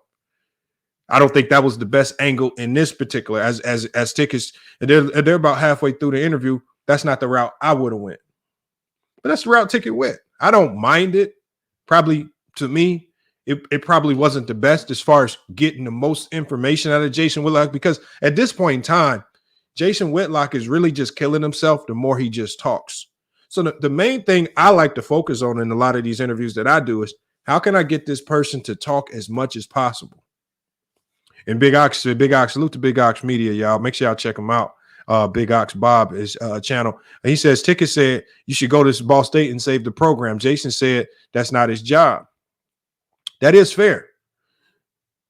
But it's clear to see what Ticket's job is. Ticket's job is what? If you just look, if you don't know who Ticket is, and you just click on his YouTube, you can see that Ticket's job is sports media, sports content. So why, when you see somebody in sports media, sports content, why was Jason Whitlock in turn trying to qualify Ticket by asking him about where he played? Do you have any experience? And he tried to qualify him. He didn't qualify him by the fact that he's in sports media. He tried to qualify him by the fact. So again, once you open that door, you open that door, and you can't criticize how somebody else tries to open that door back on you. I don't like how Ticket opened the door back on him. I don't think he needed to do that in this particular sense. Right?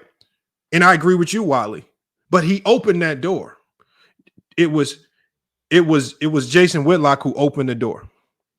We got Judith. He says, Lamont, you're complaining about nothing. I'm not complaining about. You're right. I'm not complaining about anything. There's no complaints. I'm just giving my take on the interview. There's no complaints here. What do I have to complain about? He says, Lamont, Ticket did the same thing to you on the PC platform. Ticket is a hypocrite. But again, I can't be mad though. Why can I not be mad? Because when we were having that debate on Draymond Green, I opened the door. I said, Ticket, when you were playing overseas, you're similar to Draymond Green because you were also Mr. Triple Single in your overseas career. Newspaper clipping saying that you was a hard worker, defender, motivator, and leader for the team. I opened the door.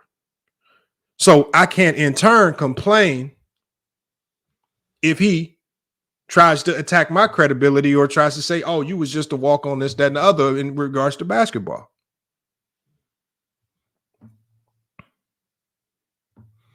You see what I'm saying? See how that worked? That's how it worked. If I open the door, I can't complain when it's thrown back at me. We're going to reject just maybe a few more minutes of this, and then we're going to drop the link. I'm going to get you guys up here. At the high school level, he won coaching a championship when he was at the HBCU school, he won the championship as a head coach. So yes, you don't count that because he wasn't. Hold on. You don't count that. You guys criticize. Hold on. You guys criticize Deion, and y'all call him a sellout for leaving the school after he won the chip and fulfilled his contract, right? So that's what they do. That's what they do to Deion Sanders, right? He won the championship at the HBCU as a head coach. Dropped the ball in the end zone, but he won the championship. No, he won the championship. Deion Sanders won the championship at the HBCU. These are facts. He was on the stage after they won the chip. Now he's at the major level of football. In his first year, you criticize him, man, and say, oh, well, you went in the transfer portal and you went and got all these players in the transfer portal. Jason, the thing you failed to say is every other coach in America has access to the transfer portal and uses it. So why didn't you use all the other coaches to the same standard? Why didn't you criticize the head coach from Michigan? I never heard you going in on him when they had all these allegations for them stealing signs and all this other stuff, things that are detrimental to the game of football. But you didn't say anything about that. And if you did, it was very minimal because I listened. But you said everything about Deion Sanders. These are the different problems that I have with you. Deion Sanders has done nothing to you. So you said Deion, oh, he didn't do it the real way. He went in the portal and did it. Every coach in America has access to the portal, right or wrong. So, Chris, that's my name. Go ahead. I'm cool with that. Let's go. That's my name. Anybody in Michigan would tell you I've been the most consistent Jim Harbaugh critic over the previous 5-6 years. I'm known for criticizing Jim Harbaugh and saying he needs to win the Big Ten or win the national championship, blah, blah, blah, blah, blah. Again, yesterday on my show, Steve Kim made fun of me and said, you finally going to give Jim Harbaugh credit. And so the whole sign stealing scandal didn't rate with me. I didn't think it was a big deal. But in terms of criticism of Jim Harbaugh, I'm not sure if anybody in the national media has been more critical of Jim Harbaugh. All of his recruiting tactics, when he didn't he do a slumber party at some recruit's house or went up in a tree? All this, hey, look at me stuff that Jim Harbaugh was doing. I was critical of it on Speak for Yourself. Again, I've just been known for years as a Jim Harbaugh critic. You're not a fan of Jim Harbaugh, so my criticism of Jim Harbaugh doesn't trigger you. It doesn't affect you. It doesn't. It just goes over your head because you don't really care about Jim Harbaugh. You seem to care a great deal about Deion Sanders, and so my criticism of Deion seems to trigger you and upset you. Deion's a grown man. He's made millions of dollars. When you take on these jobs that he's taken on, criticism is part of the package. He'll be just fine. He'll be fine, Chris. Trust me. He'll get through whatever I have to say on my show. He will survive it. We keep denying people the motivation of criticism. Michael Jordan used to invent criticism to motivate himself. I just watched Lamar Jackson take people criticizing him and questioning him and the contract Baltimore gave him to put together an MVP season and to galvanize that team to where they're the best in football. There is a group of y'all that do content and think it's your job to shield whoever your favorite athlete or player is or coach or whatever from criticism because you think that's going to benefit them. I disagree with that. One of the reasons why, and I'm sorry for the arrogance of this, but one of the reasons why I've been, arguably the best sports writer, sports columnist of the last 20, 30 years, because people criticize me constantly and second guess everything that I do. And so it makes me try even harder and holds me to a standard like, man, my work better be top notch because I know they coming to get me. And so that's why I don't whine and cry about, you or anybody else that has something negative to say about me. I'm just going to use it as fuel to make sure that, I'm game tight and that I do my job at the best of my ability. I don't take it personally. I don't think that you have a hatred of me, but maybe you do. It doesn't. No, I don't hate. I hate the things you do, Jason. That's all. And the reason why I say this is this. And I'm listening to you. You can't say I'm cutting you off. I'm listening to all your points. The reason why I say is this: I hate what you do, because you'll sit up there and say all those disparaging things about Deion Sanders, but you'll have Brett Favre on your show on a regular basis, and Brett Favre has these allegations on him, and you won't ask him any questions about those allegations. But you'll sit up there and break bread with him on your show all the time, and I noticed that. I peep when you said I will never criticize Dwayne Wade, So let me because ask you I this. like Dwayne Wade. You said that on your own show. I heard you. I know. Let me respond to that. Have you ever seen me on TV with Michael Vick? You ever see me celebrate Michael Vick? And anytime I was on TV with Michael Vick, I didn't ask him questions about dogs and going in prison or whatever. Talk with him about football, and I celebrated Michael Vick because I really like Michael Vick, and I love his overcoming that adversity. I like who he has. Right there. Look, there were a few points right there, and I saw some of you guys saying that Jason Whitlock was cooking. In regards to the criticism, Jason Whitlock made some good points in there. I don't negate that. I think he did deflect a little bit from the actual question, but he did make some decent points nonetheless about the criticism. I think right here in this particular question right here, again, he's doing another way of deflecting by using a guy like Michael Vick as an example. Michael Vick is a poor example in this particular case because you're talking about a man who went to prison and paid for his crimes. He did the time. There's really no more talking. He pled guilty. He got found guilty on things. He went and served his time, and now he's on the road to making the most of his life after the fact. When you're talking about Brett Favre, you're talking about a guy who has some hellacious allegations pressed up against him from stealing a lot of money in the state of Mississippi. And he has, some civil litigation right now that's pressing and ongoing for sure, but he has not done any time for any crime. And a lot of people want answers. They want to know what was really going on. So I understand why some people would want answers in that particular sense. So I just think he tried to bring up the Michael Vick thing, and I don't think the Michael Vick thing holds weight. Brett Favre has an ongoing investigation against him about some very serious allegations. And the truth is, there are a lot of people, I believe, that are letting him walk, and he's getting a pass on having to address those things. But, again, it's on Whitlock. It's on Whitlock. Whitlock is basically saying, with Brett Favre, I'm making the business decision to not address those things just so I can keep him on for the views with regards to the football tape. He made a business decision there. I would rather have him on for the views and football takes as opposed to challenge him on some of the things with regards to his civil case with the state of Mississippi and the stealing and the mismanagement of a lot of funds. Because if I ask those questions, he probably won't come back on again. And see, Jason Whitlock needs to understand, you can say that. Just say, I want him on for the sports takes. And it's business-wise, it's just a good move to have him on consistently as opposed to run him off for some of the political stuff that he has going on right now.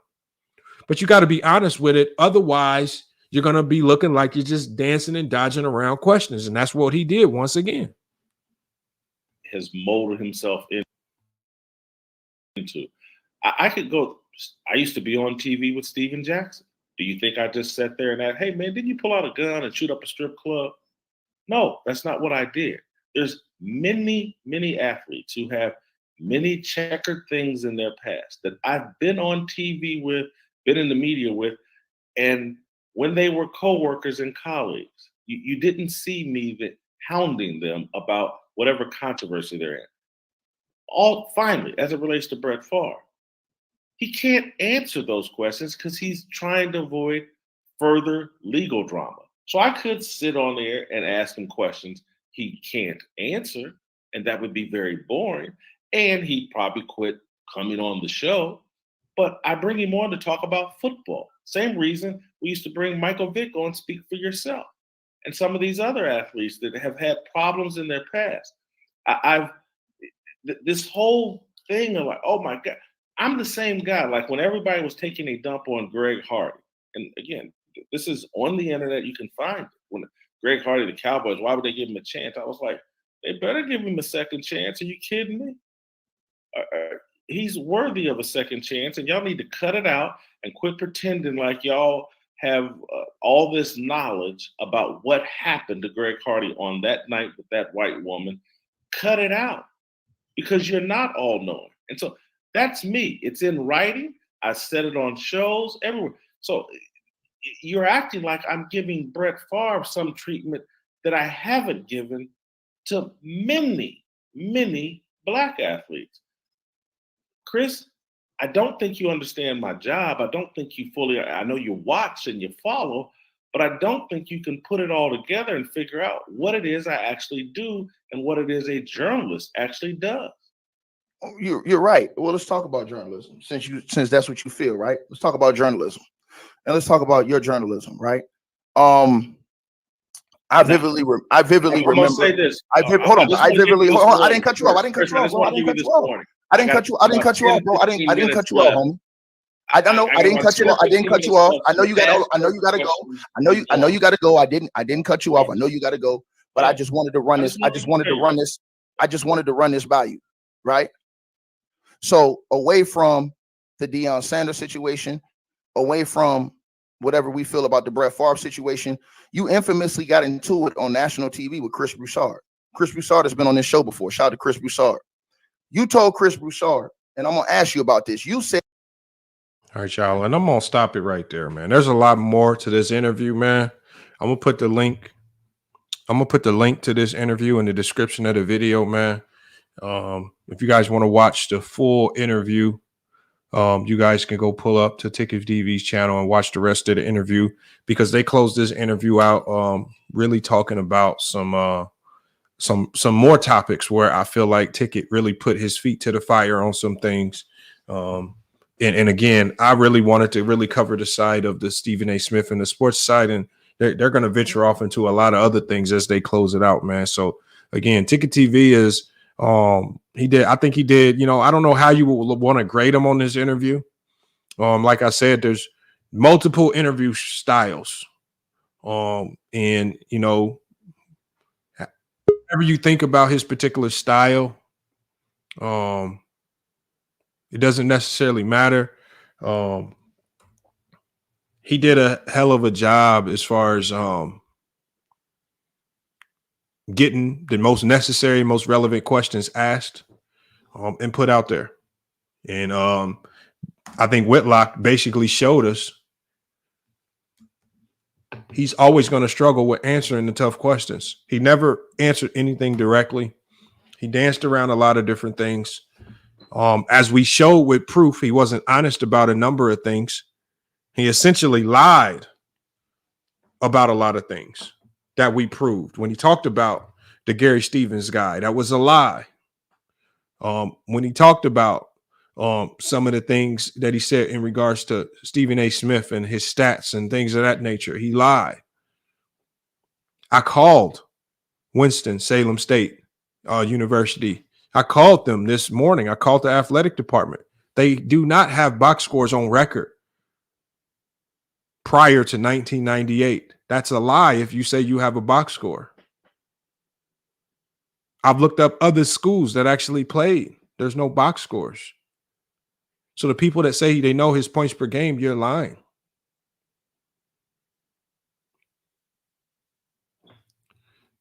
But did we really expect anything other than that, man? Did we really expect anything other than that? All right, man. I dropped the link in the chat, man. I want some of y'all to pull up as we close this out, man. 700 people in the building. Make sure you guys smash the like on your way in if you haven't done so already.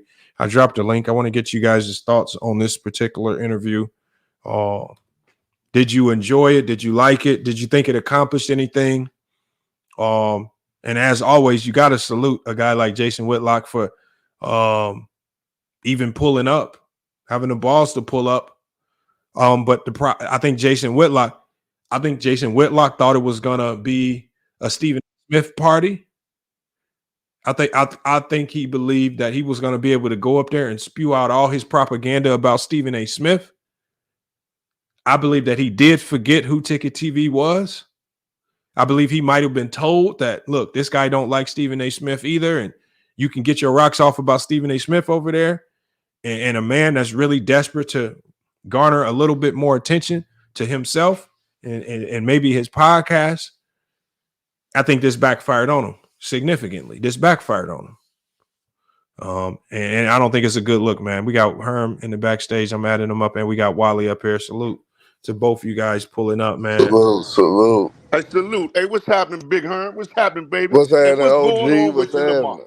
What's good, man? Hey, Lamar, I gotta give you credit though, because at the end of the day, we know you and Ticket haven't seen eye to eye in some years, but for you to still do it and still feel that he got the best of Jason Whitlock, that's 100 of you. You know what I'm saying? So shout out to you for being fair with the whole situation.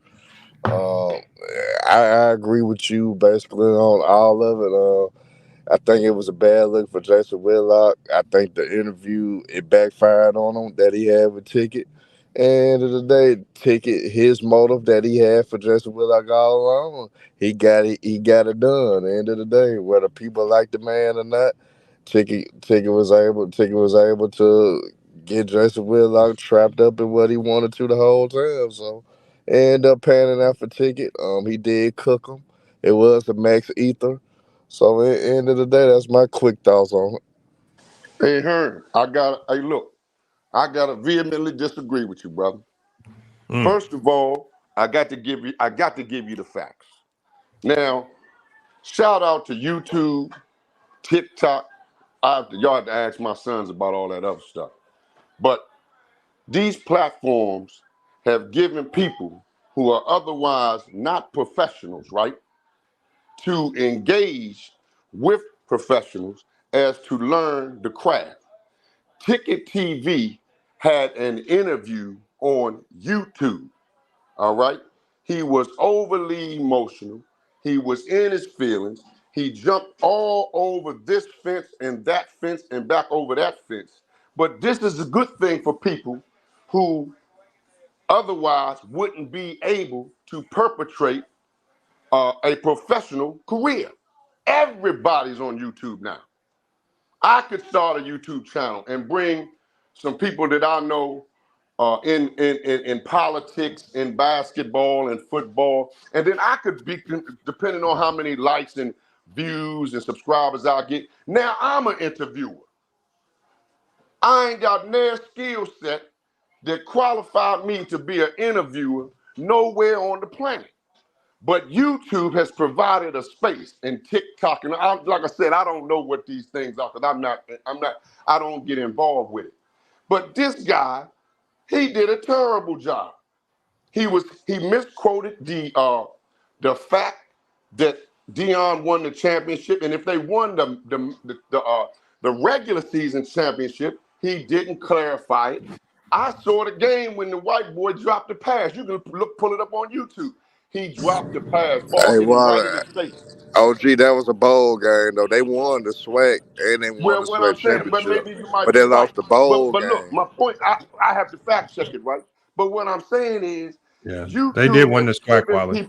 I'm gonna let you have it.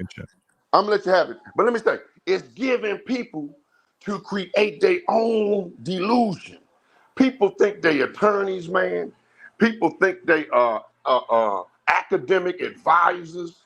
Like this guy, Ticket TV, he really think that he's a sports caster, and he really thinks he's a newspaper reporter. He's a club reporter.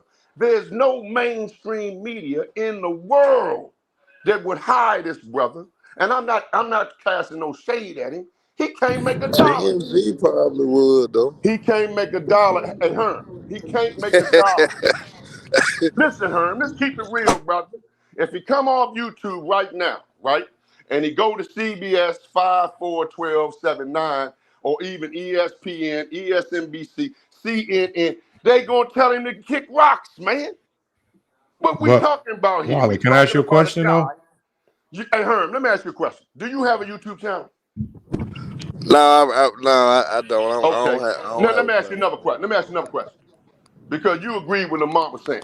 Do you think that you have enough intellect and enough experience in life where you could create a YouTube channel? Yeah, if I All actually right want to put then. the time That's what into that it, I makes you. would. That's what that makes you. That makes you whatever the hell you want to be in that space. All you need is a few interviews a week for some people that may know you can talk about anything. That don't make you what they call it, a professional on the subject. You're still a lay person. You see what I'm trying to say? So when I hear somebody talking and they're emotional and they're in their feelings, you see why? Did you see the tone in which Jason Whitlock was speaking? Sometimes my tone can be offensive, right? Jason Whitlock was talking in a melancholy tone. You know why? The man told you, man, I've been doing this for 25 years. He was giving the guy some play. He needs to go back and take the advice that I heard Lamont giving, but he might not listen to this. He may not listen to this and sit down with somebody that's a professional, right? And let them critique his interview so the next time he come up and try to perpetrate broadcast like Jim Brown for a CBS, he'll know what to do. And somebody might give him a hustle. Now that's a long shot, 1,000,001. But Hey, at while least, I'm gonna say this, yeah, Now, I'm gonna say this. Like a lot of your points, I understand. Like we had somebody like Lamont during the interview. Yes, Lamont would have been on the intellectual stage and would have just basically let Jason Whitlock cook himself. Cause that's all Ticket had to do. right. But at the same time, we know how he is. But end of the day, despite of Ticket being Ticket, he still got the best of Whitlock because Whitlock did expose some hypocrisies that Ticket did allude to. So at the end of the day, despite of some things that Ticket could have tightened up on, Jason Whitlock still got exposed to the point it was a bad look for him. I still gotta So disagree, you bro. know what I'm Hey, saying? Herm, let me That's tell you just something, all it bro. was. I shot a whole lot of 3-point basketballs, brother. All right. Do you know how hard it is to hit 17 3-point shots in a pickup game by yourself? If you running Well, up it and wasn't a down the pickup court, game. It was catch and whatever shoot it is, shooting. Lamont, me and you out there. I'm the point Hey, guard. Lamont, I You said running. drop the link. You No, no, running no. and Lamont, check it. You running, and all I'm doing is rebounding, and you spotting up. I got No, $100,000. You ain't gonna hit no 17 3-point shots in that with nobody in the gym, a person to no. count, me and you. And so Wally, what I'm saying is, what I said about it is, it's hard. You are It's correct. hard as hell, bro. But the one thing is, like, I vividly remember, and it's not like this is something happens every day. And when it does happen, you definitely remember it. But there was a time when I knocked down 27 in a row. One spot, I didn't move, catch and shoot, all one spot. So I got rhythm in one spot. If I was moving around spot to spot, it probably wouldn't have been in a row. I'm not Steph Curry, but I have done it. So, I don't know the Man, look, Lamont. circumstances. I'm Hold on one not second, trying to Wiley. discredit you because And I ain't never seen all I'm you saying shoot is, no basketball. I think Ticket even said, Ticket even conceded to the point where the things that you said about the 17 threes, okay, those things might be up for question because, again, there just aren't enough significant facts to support that it actually happened. But Ticket did also say a point to counter that. The problem is, with Stephen A. being such a big figure, it would absolutely be somebody out there from that university, from that coaching staff, from that school to say he was a liar if it didn't happen. The problem with Stephen A. Smith is he's saying these things, and in this cancel culture that we live in, there's nobody coming back to say Stephen A. Smith's a liar. This didn't happen. That's Hey, the Lamont, problem. let me push back a little bit on No, you. hold on. I'm gonna let you reply. And then also at the beginning of this, before we even started, at the beginning of this, I said, I don't think Ticket executed this interview maybe the way I would have done it. And I can't hold that against him. I have to try to see through how he conducted the interview, and I have to be able to get. No, hold on one second, Wally. I have to see through how the interview was conducted, and I have to start getting to the facts. And so I think if you get blinded by, okay, Tickett's not the greatest interviewer, or he might have ran off too many questions, or you don't like how he kind of, backdoored him with so many different things. If you get caught up in that, then you start to miss the point that it looks like Jason Whitlock might have lied about a lot of different things. And I think what Herm said, that's the whole point there. I'm not going to get blinded by how the interview was conducted just because it wasn't done in a manner that I would particularly have done it myself. I understand we all different. Like Herm said, give you some pushback. We all know I'm gonna piggyback off something you said. Mm-hmm. You said that when a guy comes into the gym, right, it's not going to take long for a coach to see them play and come to the realization, hey, we got us a player right there. Yeah. Okay. I saw Stephen A. Smith, right, hitting the pads and hitting the heavy bag as he was doing some arbitrary training, trying to stay in shape. Let me tell you something, brother. He looked like a non-athletic human being. That brother don't have a athletic bone in his body, okay? Based on what I saw. Now, somebody else may have seen him throwing those punches and hitting that heavy bag and thought it was impressive, okay? I've coached, Lamont, you coach. It don't take you 2 seconds when y'all, here we go, scrimmage, and they go up and down that floor. You already know, okay, he gonna be right there, you can see it, okay? I don't believe nothing to come out of Stephen A. Smith's mouth. Now, I'm not no fan of Jason Whitlock. I think he do a whole lot of undercutting, but with respect to an interview, this is somebody like most people doing, and I'm not trying to knock nobody on YouTube, because I can feel what they're trying to accomplish. That man can't work nowhere in mainstream media, man. He can't go and watch a basketball game. Yeah, but see, and put pen to paper. But Wally, that's still that even in and of itself, that's still not true, because there have been big media companies that have asked Ticket to join. NBA playmakers asked Ticket to sign up. Ticket turned it down because he wanted to stay non-mainstream. Okay, like these are facts. So the thing is, we can't say if we being honest, we can't say that. I gotta ask the question. That would be I can't lie on like that, because I know that. Hold on. What kind of money were they talking about? Hold on. But hold on. We know that NBA playmakers very selectively selects the media content creators that they want to represent the NBA. What money was they talking about, Lamar? Don't skip over that question. They asked Ticket to be a part of it, and he turned it down. What kind of money were they talking about? That has nothing to do with it. The fact that they asked him. Crazy? That's what it's about. It's about making money. Okay, I know, but hold on. But I mean, Wally, that you're going away from the point. You said I'm not going away from the point. No, Wally, hold on, Wally. You said that. Hold on, Wally. Hold on, Wally. Wally, hold on. Hold on, Wally. Well, you gotta hold on. You cannot say that no media company. Oh, bro, if CBS wanted to bring you on, they're gonna talk money first. Okay, Lamont. So obviously, Ticket didn't disclose the money details, but the one thing that we do know, because they're not gonna pay him, Lamont. Hold on, Wally. That's aside from the point. You cannot say that no media conglomerate is going to ask Ticket to be a part of mainstream media when he was already asked to be a part of mainstream media. What was the money? It doesn't matter. He was asked. Oh man, it's all about money. You're being disingenuous, Lamar. Hold on, put it like this. Put it being disingenuous, Lamar. It's all about money, man. Okay, put it to you like this. Put it to you like this. All the people that are a part of playmakers or were a part of playmakers, channels turned into over 1 million plus subscribers, and they're all millionaires. Just put it to you like that. Everybody that's in playmakers, that's who they turned into. And we can run down the names of Flight Reacts. We got the other guy, who's the big, tall, bald-headed guy that played overseas. How I forget his name. I don't know nothing about what you're talking about. But everybody a part of playmakers. I do know business, Lamont. Is millionaires. I do know business. And before somebody is brought on to any type of but you're getting into stuff that don't have nothing. It's not relevant. But Wally.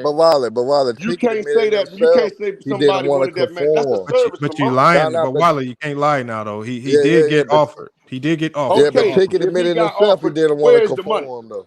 Where's the money? It's about money, Lamont. He said he didn't Are want to you doing YouTube for conform. free? He turned it down. Lamont, are you doing And the you- reason are why you I know doing it was YouTube for free, true Lamont? is because the guy that runs the NBA Playmakers program, I have his number. I talk to him No all the time, problem so with I that. know it was You true. may have all of that, but are you doing YouTube for free? That's what I'm asking. That you're changing the I'm not topic. changing. But hold on. I'm cutting all the bullshit out. Can I jump in there, Wally? Go ahead, Big Ox. Because just from my point of view, I got a much smaller platform. I'm basically doing YouTube for free. You know, you might enjoy it. I mean, I think Ticket enjoys it as well. I'm not doing nothing for free, bro. I ain't mad at you. I'm sorry. I am trying to build. I learned that.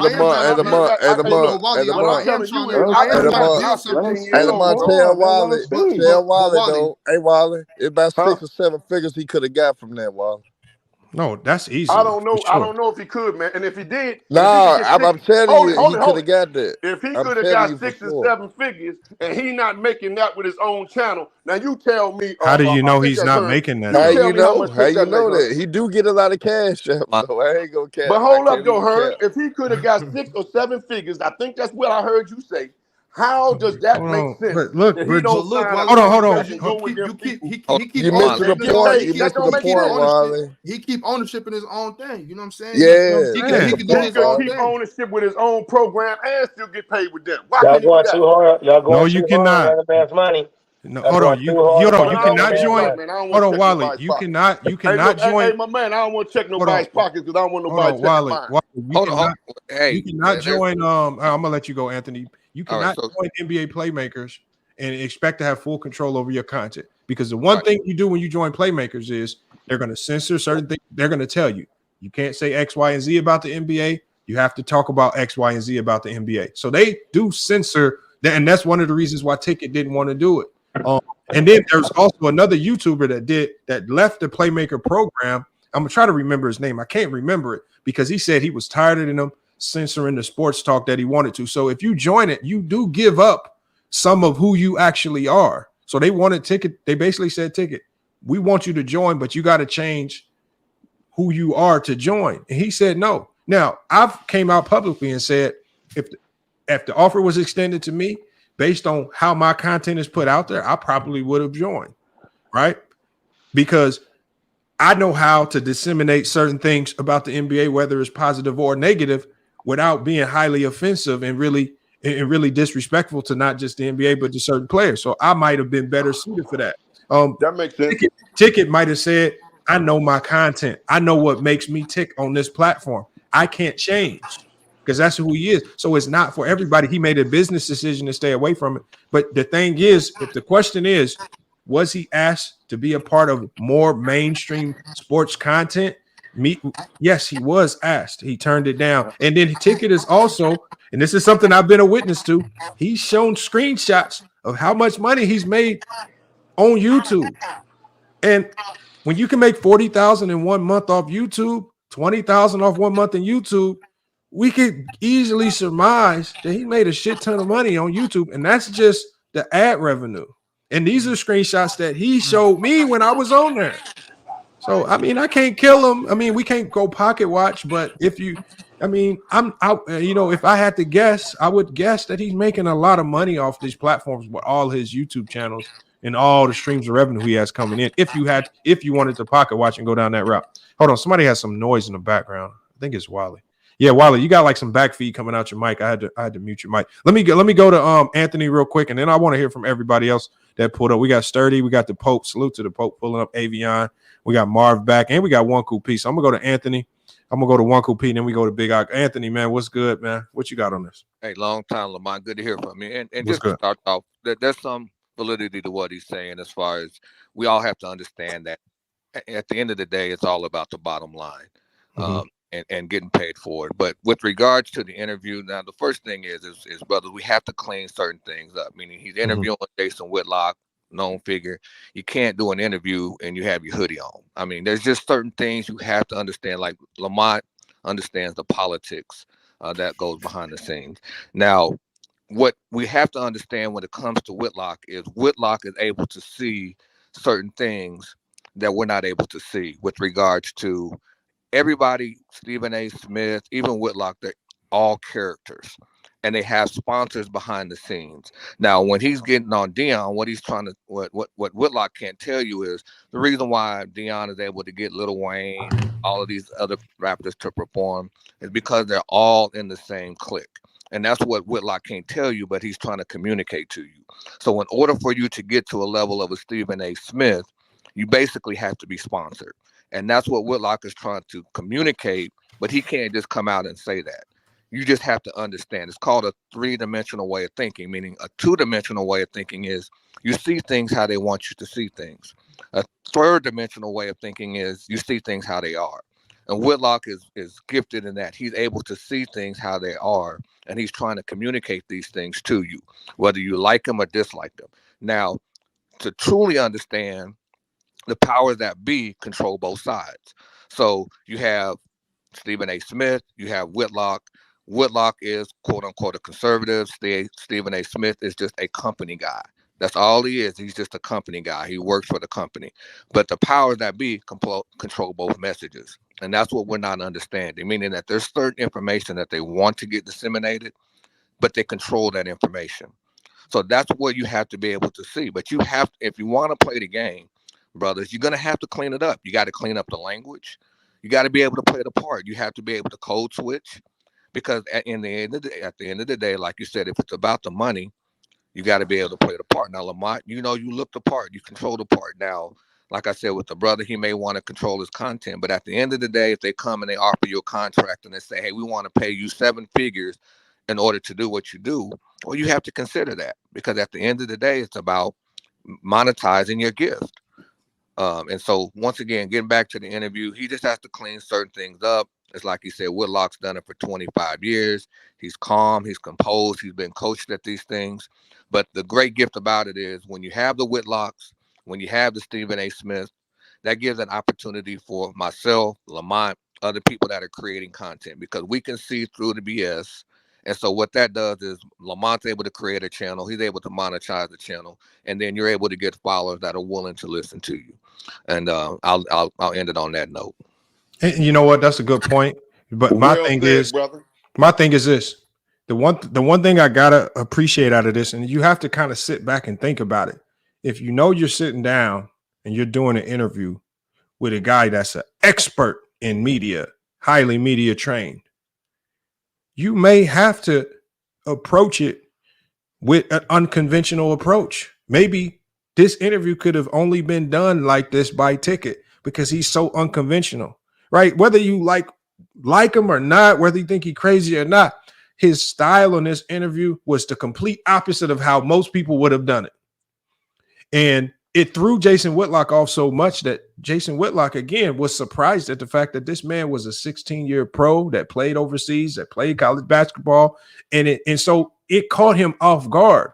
And so with some of you guys where you say Jason Whitlock looked composed, to me, it looked like he lost some of that composure as the interview progressed. Now, he regained it towards the end, but I think it got real dicey in the middle there, especially around the Stephen A. Smith and the Deion Sanders talk. I think he lost some composure because of how unconventional Ticket was. And Ticket is unconventional. He throwing out questions.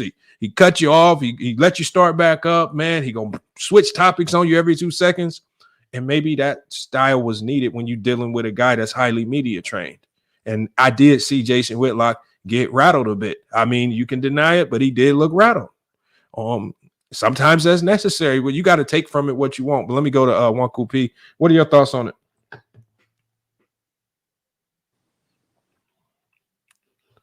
Wanku P, you still with us? I think she's on mute. Yeah.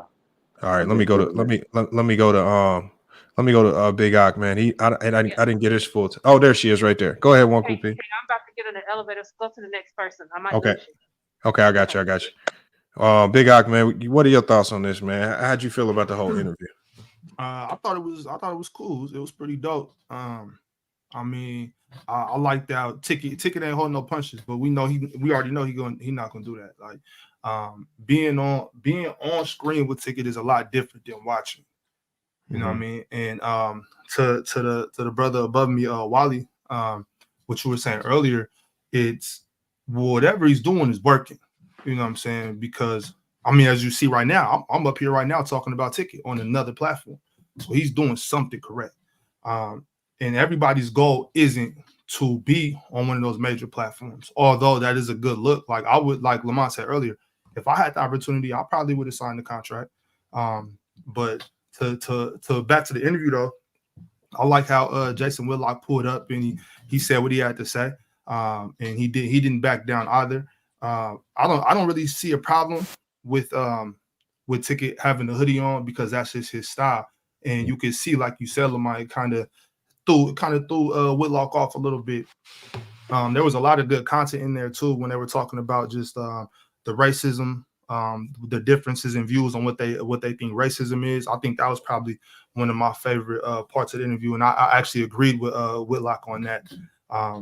But the other stuff though, I don't really have too much of an opinion on who I felt cooked who or whatever. You know what I'm saying? I just enjoyed the content. I thought it was a good interview.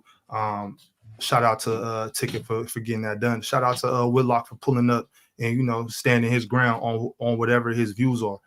Whether we agree with them or not, I kind of dug it though. And another thing real quick, before whoever's next to me goes, I would like to say that being YouTube definitely does open up a platform for us to dive into other fields. I never thought I was going to be on YouTube, having a channel, doing anything until I start doing PC. And I will say that I enjoyed it. And when I do my interviews, I do interviews of all different types of genres, all different types of things, interview all different types of people. And I'm still far from a good interviewer. I don't think I've reached that level yet.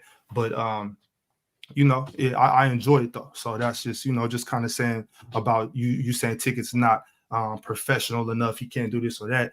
I mean, YouTube makes it to where we don't have to be what your standard of professional is. You know what I'm saying? We can get up here, and as long as the person that's on the camera is you know, hearing what we're saying, and we can go back and forth and have dialogue on this platform, you know, that's good enough. And you know, so we'll you know, people will get better.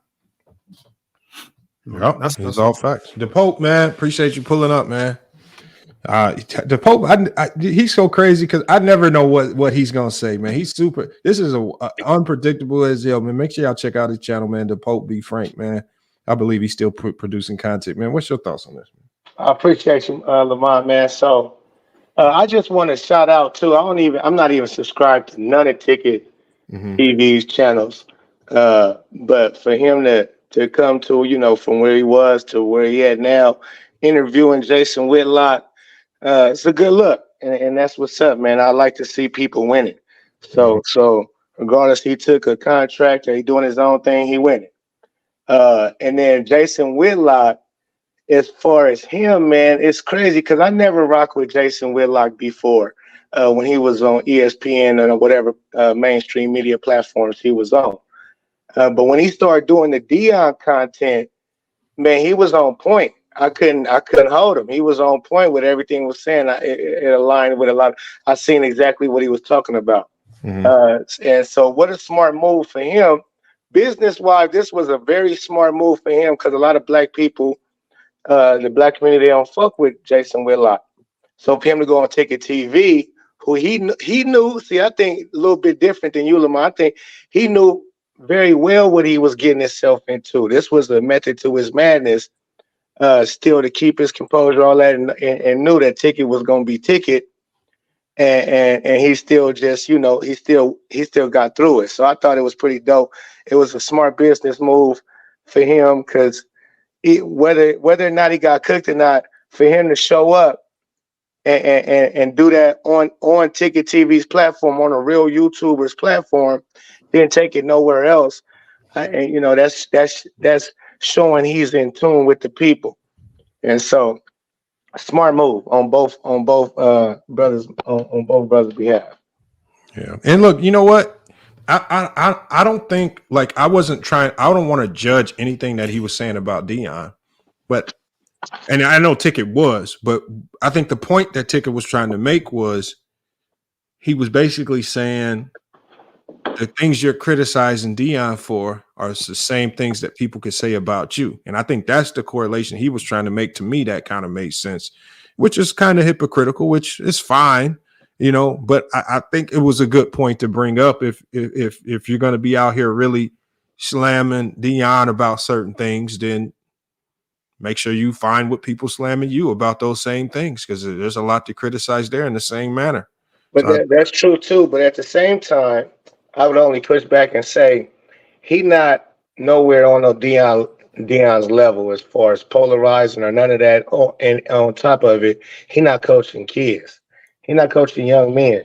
You know, he's not in a position to be a leader of men. He's a spokesman. He's a journalist, which, you know, people gravitate to those too. But it's not in the same realm. But I can dig it.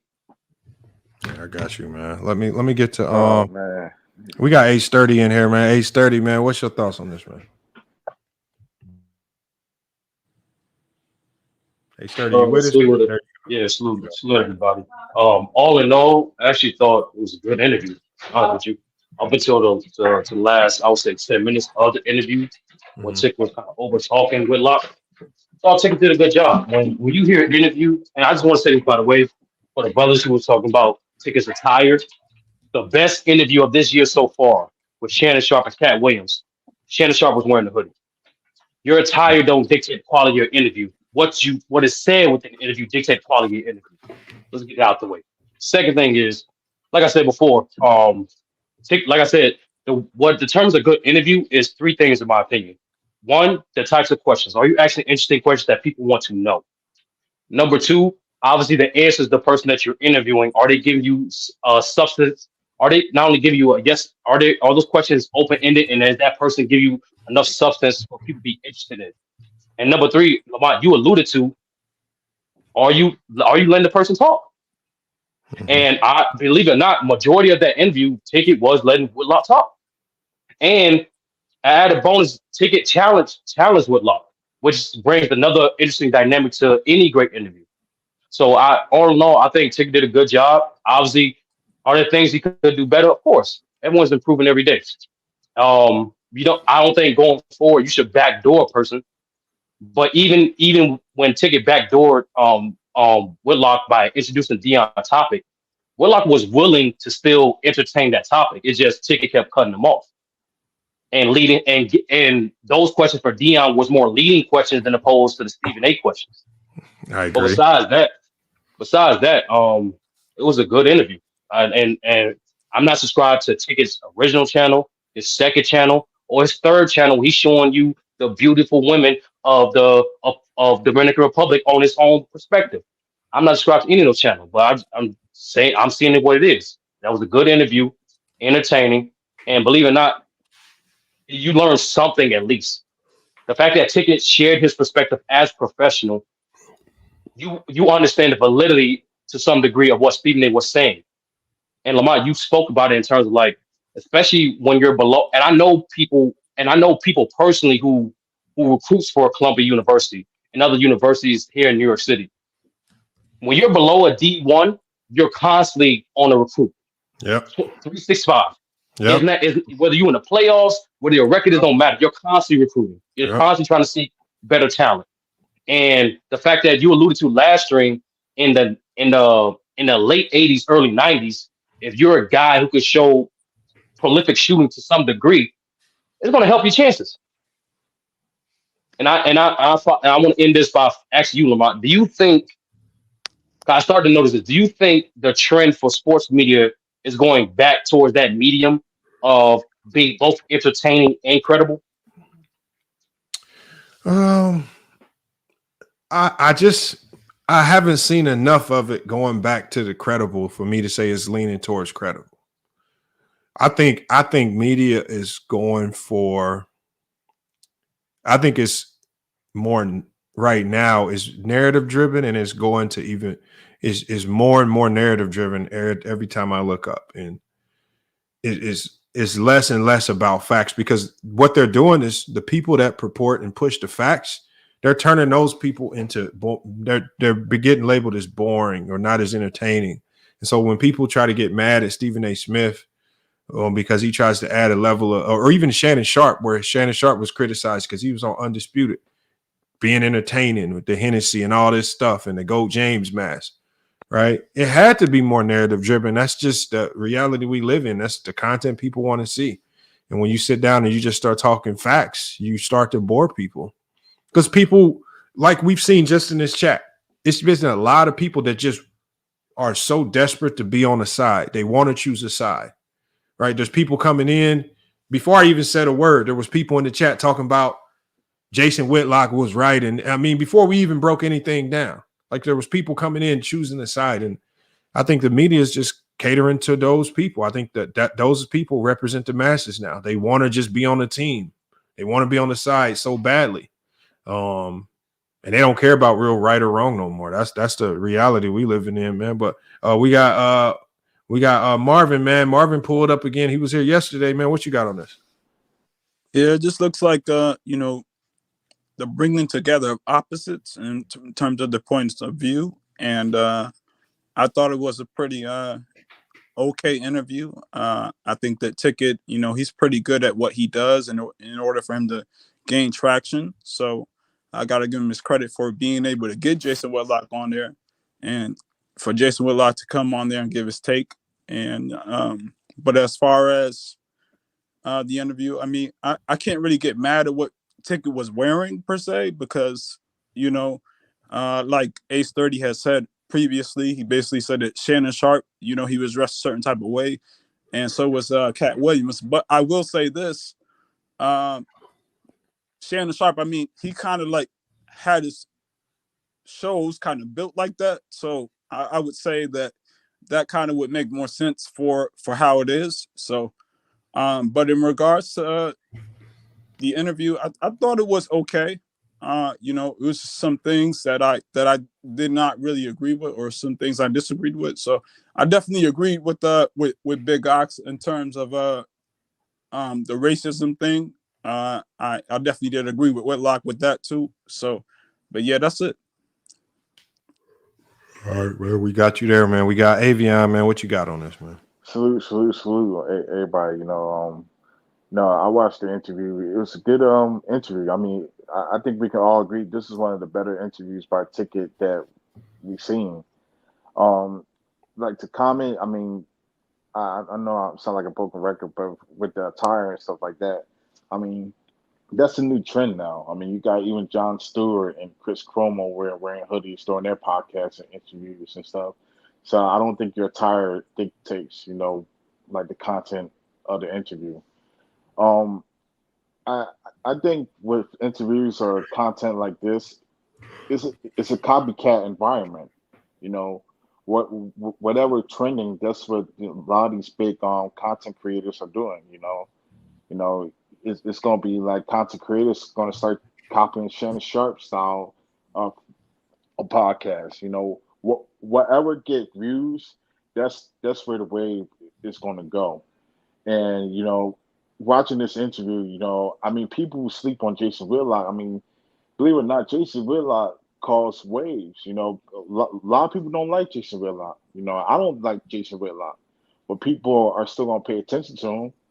Because it's like the Floyd Mayweather situation. A lot of people wanted Floyd Mayweather to lose, but they're gonna watch him anyway. It's the same thing with Jason Whitlock. Watching the whole interview, I think Ticket let him talk mostly majority of the interview. He did cut him off a couple of times, but majority, Ticket caught Jason Whitlock off guard because Jason Whitlock like to do is he like to assume things. He like to assume things about athletes like Deion Sanders and pick this narrative out. But it was good that Ticket held his cards to his vest. With his resume and stuff like that, he didn't flaunt it at the beginning. He waited until Jason Whitlock went to that, and used on him. That's what you need to do with people like the Jason Whitlocks or some of these other or Brady Quinns or people like that. But I thought it was a great interview. I don't agree how Jason Whitlock pictured Deion Sanders. I don't agree with the last guest when he said you can't pick Jason Whitlock, Deion Sanders on the same spectrum. Yes, you can, because I mean, they all on social media, and social media has influence, even over young men. And what Jason Whitlock says, or the false narratives he put out there, people believe it, which caused damage. So I'm glad Tick brought that up. But in all, I thought it was a great interview. Yeah, I agree, man. Like I said, it has its flaws.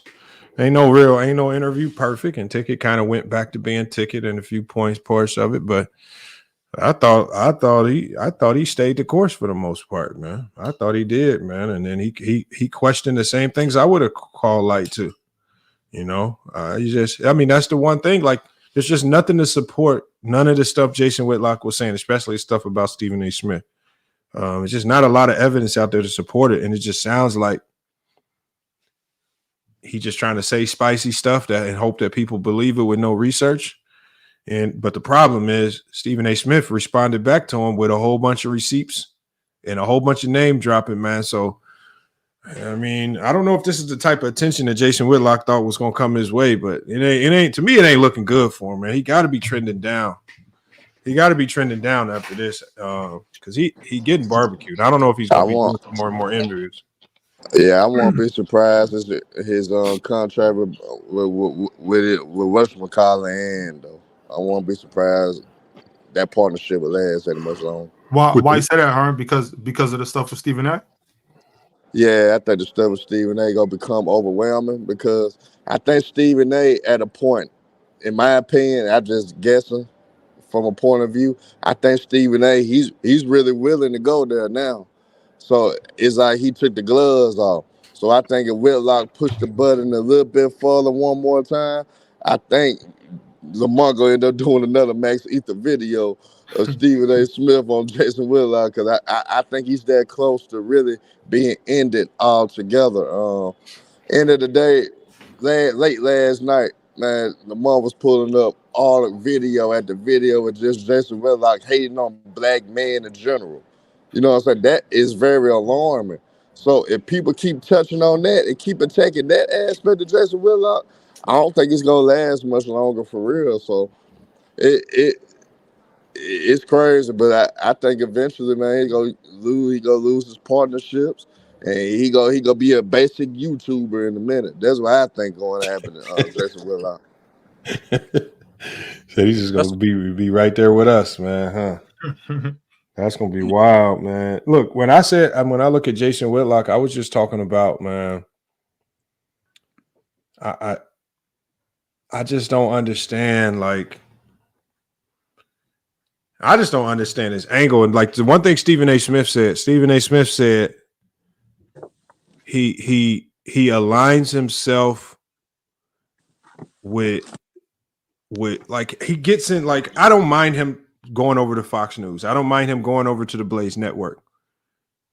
But he goes to these networks and completely just aligns himself with every single talking point that they got. And that's the problem, like, with me. Is like, I don't mind you going over to these conservative platforms, but you can't sit there and tell me you agree with like, he almost starts to sound like Jesse Lee Peterson with how much he agrees with. And it's just like, man, come on, man. You can't, and I think that's where he goes downhill, where he loses a lot of people, man. You gotta have some pushback. You can't be scared to push back against some of the stuff and some of the takes they say.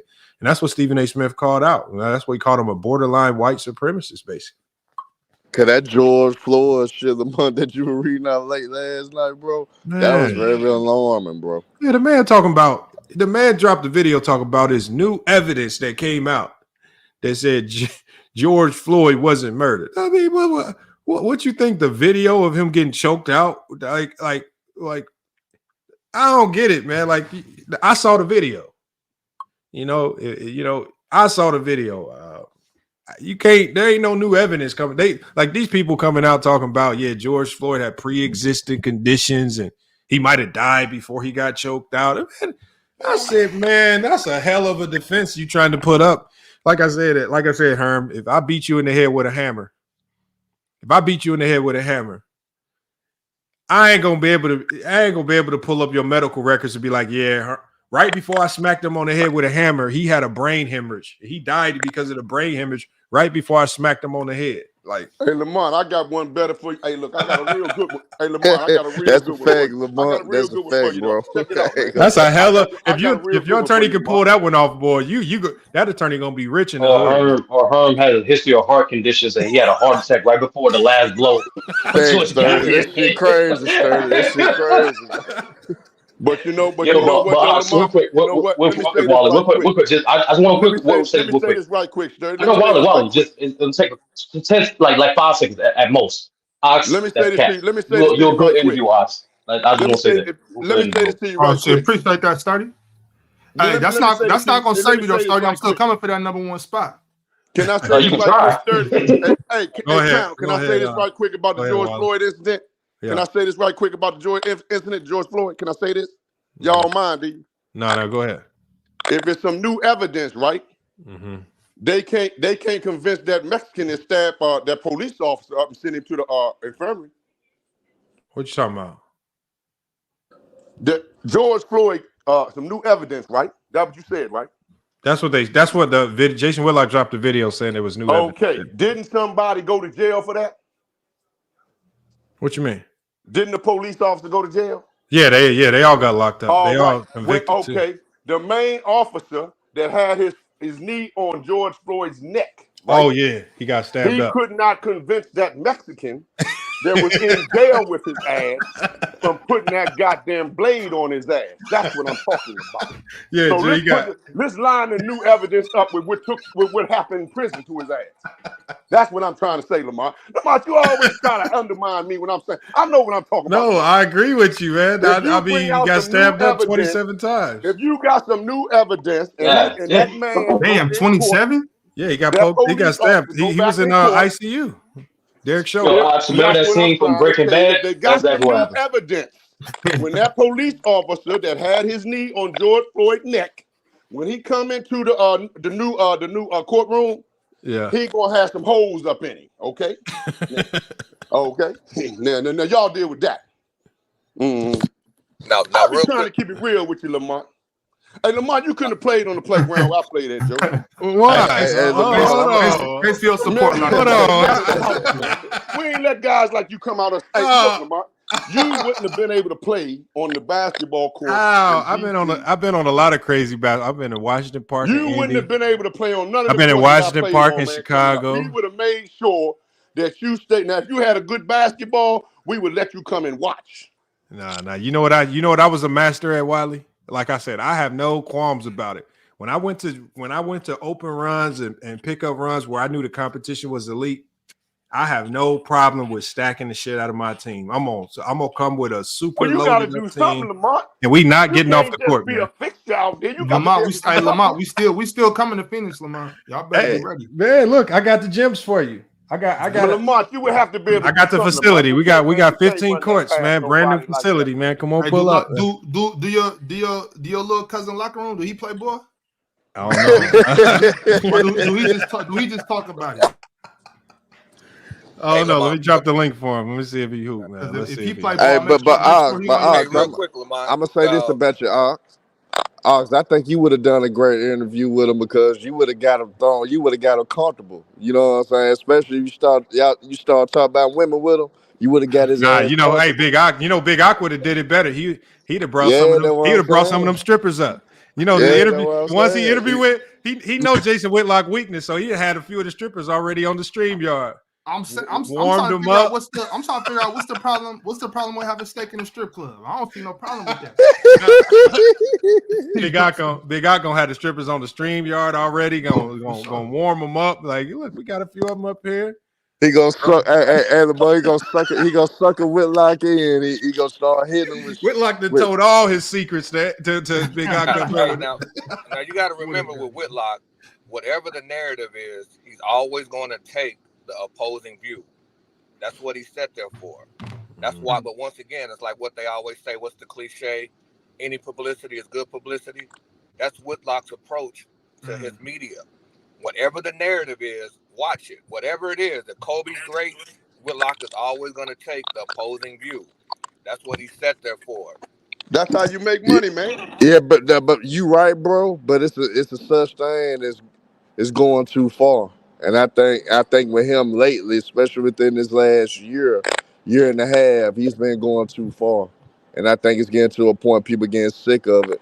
And now this day and age, with all these athletes, they coming down on the media hard, and they'll come down to your platform and check you. Now you got the higher members like a Stephen A. Smith. He's gonna start talking. He's not afraid to speak out anymore. So I think Whitlock just got himself in a tough spot, and I think it's gonna be difficult for the man to bounce back from this, man. To be honest. I mean, he's a strong conservative. So I think like that's like the people who he's like trying to get on. And I think in regards to what you call it up, like Malcolm X, he basically said like conservatives and liberals, they're basically the same. And essentially like they're not really, going anywhere. So I mean they're just, going to be going back and forth forever. So yeah. Malcolm said what he said. He said you got the wolf and the fox. Yeah, they got the same goal, just one they going same goal. Yeah, but this what you gotta realize too. They only use you But when just you're know there's a valuable. lot of money to be made in the space. When you're not you have valuable. Cameron and Mace, they have their own little podcast. It is what it is. So, I think the solution is to just always tell the truth. Yeah.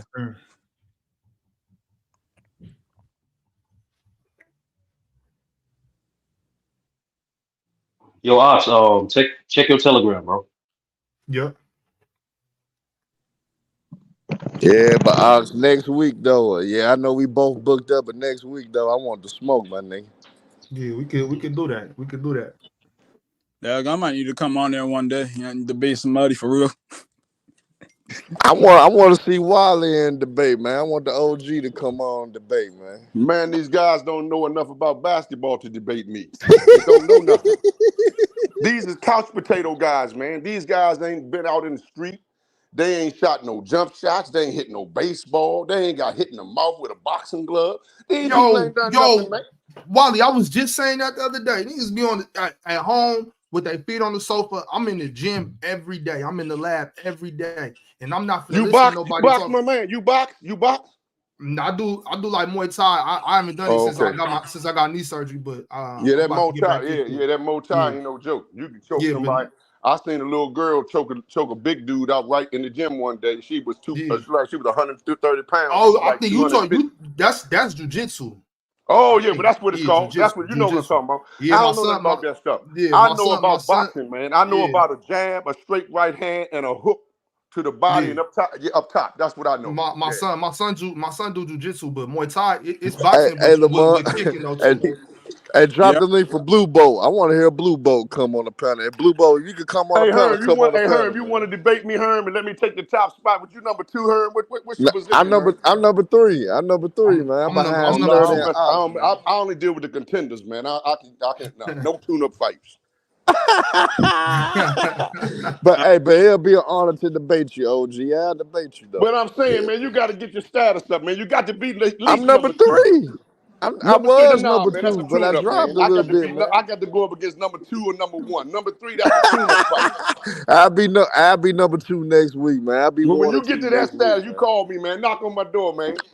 Don't knock too hard, man, because the damn dog might come out there and bite on you, man. Then Wally is funny, bro. Wally is funny. Wally's funny, bro. Yo, Alex, you saw that Telegram, bro? Yeah, it's fine. Hey, what's good, Lamont? How you doing, brother? No, if you can make it, it's tonight. It's tonight, like 4 hours. Okay. Send me the Send me the link. Yeah, I seen the link when it starts. I got you. All right. Mahari, what's good, man? What you got on this? Man, I'll tell you what, though. As a guy that used to listen to Ticket TV constantly, you can criticize, how he approaches the interview, but at the end of the day, it's his style. And I will say, I didn't watch it originally, but after reviewing the tape, twice at least, I think that his style really threw Jason Whitlock off because he thought he was going to go on this tirade and roast session of Stephen A. Smith, but he didn't expect Christopher Moore to go in and ask him various different questions. I just kind of wish there was a little direction about the line of questioning. But by him throwing different questions and different darts at him, it threw him off to the point where he was kind of flat. He was kind of flustered, like he didn't know what to do, But at the end of the day, he accomplished what we wanted to do. He pretty much showed the world that, hey, Jason Whitlock is not what you think he is. He's pretty much a fraud, is what he is. And so by Stephen A. Smith going in on him and by taking TV, putting him in the interrogation room and throwing him all these questions at him, you pretty much can see who he really is in his core. And he's not a borderline white supremacist. He is a white supremacist. I'll tell you one more thing. When I was in college, I used to read some of Jason Whitlock's stuff when I was studying journalism. What he does is he likes to throw illogical fallacies and red herrings to people that he don't like and people that he detests because he wants to be those type of people that he wasn't able to be. And when he does that, he throws you in the loop and tries to go off of your ignorance to make you just go crazy about it. But when you really think about it, you just have to understand what he's trying to target, what his purpose is. And when he does that, you get a lot of people that are basically trying to say, hey, you're trying to play me off my ignorance. You're trying to fool me. And that's what he does on a regular basis. So I listen, as a guy that doesn't like Ticket as much, I'm going to give him his props. He did what was the objective, regardless of how he did it, and he got it done. So that's all I got to say about that. It's facts, man. They did this. Hey, Lamont, let me say this real quick, Lamont. Real quick, Wally. I got beef with Mahari real quick. I got beef with Mahari, bro. Yes, sir. I got a problem with you, Mahari. Bro. Why you not active in these streets, in these debate streets, brother? Are you talking to me? No, he's talking to me. Mahari. Yeah, he's talking to me. The problem here is, man, is that I missed out my debate schedule, but I failed not to, reschedule and everything. So yeah, it's my own fault on my own behalf. So yeah, but I do plan on debating again. Not this weekend though, because I gotta do some community stuff. But probably in the near future, very soon, I'll be back in these debate streets. But yeah, I'm taking the heat for it. Mahari, don't pull an Africa now, man. You know what I'm saying? Just because you lose, you can't just take a hiatus, bro. Just you know what I'm saying? No, I'm not taking the hiatus, bro. I texted Lamont and told him that I couldn't make my debate. I could reschedule another time, but I just have not followed up. So, I'm gonna follow up with Lamont and try to, come back with a debate with another date. So, whoever wants to debate me and stuff. So, yeah. Yo, real quick though, Mahari, because now I never read Jason Whitlock stuff. I didn't really know much about Jason Whitlock at all. So what I want to ask you is, because sometimes we do have brothers that will see another brother doing something that he sees detrimental to us as a whole.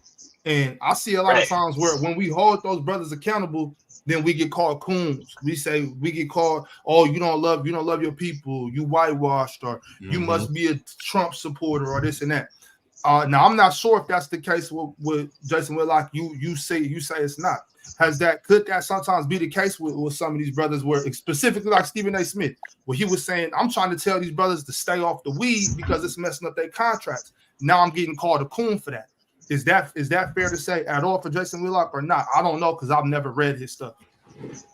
Well, here's my thing about Stephen A. Smith. The thing with Stephen A. Smith that he's master of, he's a master of balancing both sides of the fence. He'll go one particular route, but then at the same time, he'll go to the other particular route to try to shift the balance and the narrative to what the way he wants to fit it, and what the people kind of objected to. With Whitlock, he stays on one particular side of the fence. And with him, he what he does, and what I notice when he's writing here is, he takes one particular side, or a particular side that he doesn't like or is he critical of, and he goes on a bash session. But at the same time, the way you can kind of counter his points here is that the way that Whitlock writes his stuff here is, he goes off of Deion Sanders, fine. But at the same time, when it comes to Jim Harbaugh and the things that he's done, he doesn't go in on that. And when he doesn't do that, that's why many of the black viewers call him a coon and things of that sort. And I agree with that, because the thing is, if you're going to criticize Deion Sanders, why you have not go in on Jim Harbaugh and the things that he's done in Michigan? You know, in terms of stealing signs, recruiting, but also in the fact that you say that you have to give an opportunity to, you know, let Mike, to, you know, give Michael Vick some forgiveness. But at the same time, you have Brett Favre on your platform and you never question him about all the things he's done in Mississippi, which is a far more egregious than what Michael Vick did. So with Stephen A., he keeps it at both sides of the fence and keeps it on the balanced scale. Because one thing about Stephen A. Smith is Stephen A. is an unpredictable character, but you have to be on guard when he goes on one particular side. With Whitlock, I already know off the rip what he stands for. He's a guy that does not like black excellence, whatever the reason he had. I don't know his personal life. He hasn't addressed that a lot, but that's what I look at it. Amari, how do you define a coon? To me, here's my definition. Here's my personal definition. My definition of a coon here is somebody that is speaking the lines of what the white supremacist, you know, rhetoric and what the person that supports white supremacy says all the time. You know, a lot of the white supremacy talking points. That's what a coon is, from my definition. Now, I know there's going to be people that have different definitions. That's my definition. What the problem I have with Jason Whitlock is he says the same things that white supremacy says all the time. It's not a coincidence that he goes on Sean Hannity, that he goes with Tucker Carlson, a lot of these conservative platforms, because a lot of these conservative people don't have any, you know, vitriol over black people. I mean, that's just what it is.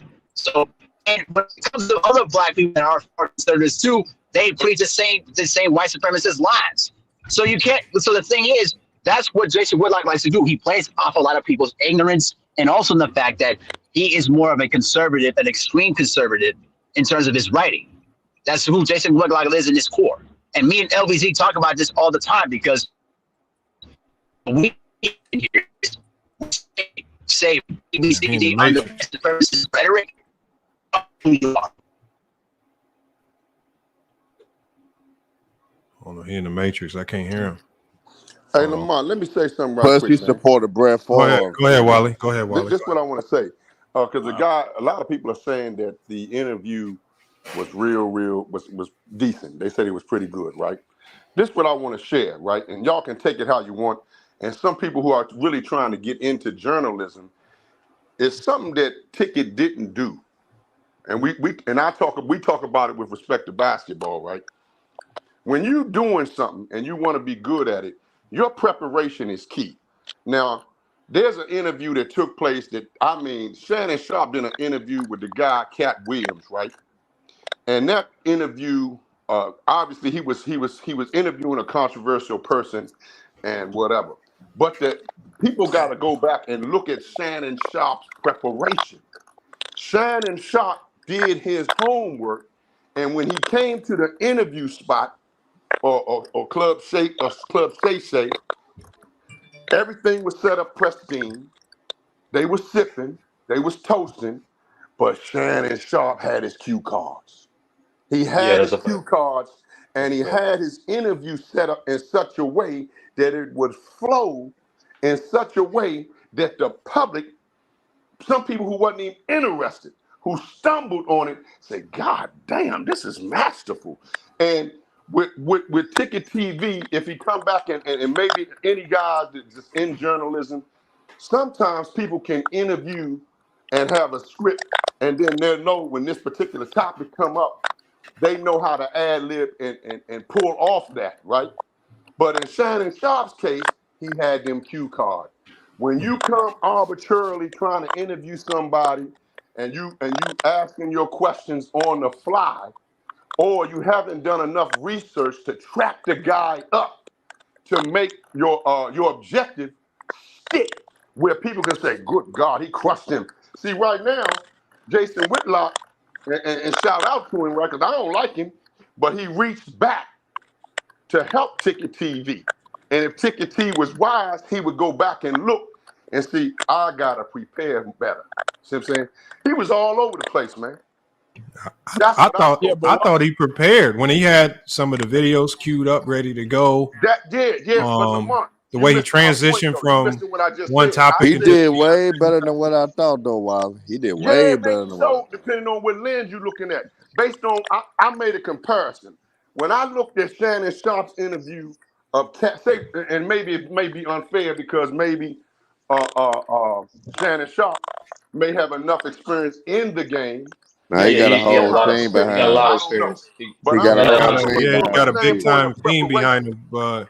Producer, From a standpoint studio. of preparation, Ticket TV looked like he was all over the place, bro. No, but also Wally, remember Shannon been on TV.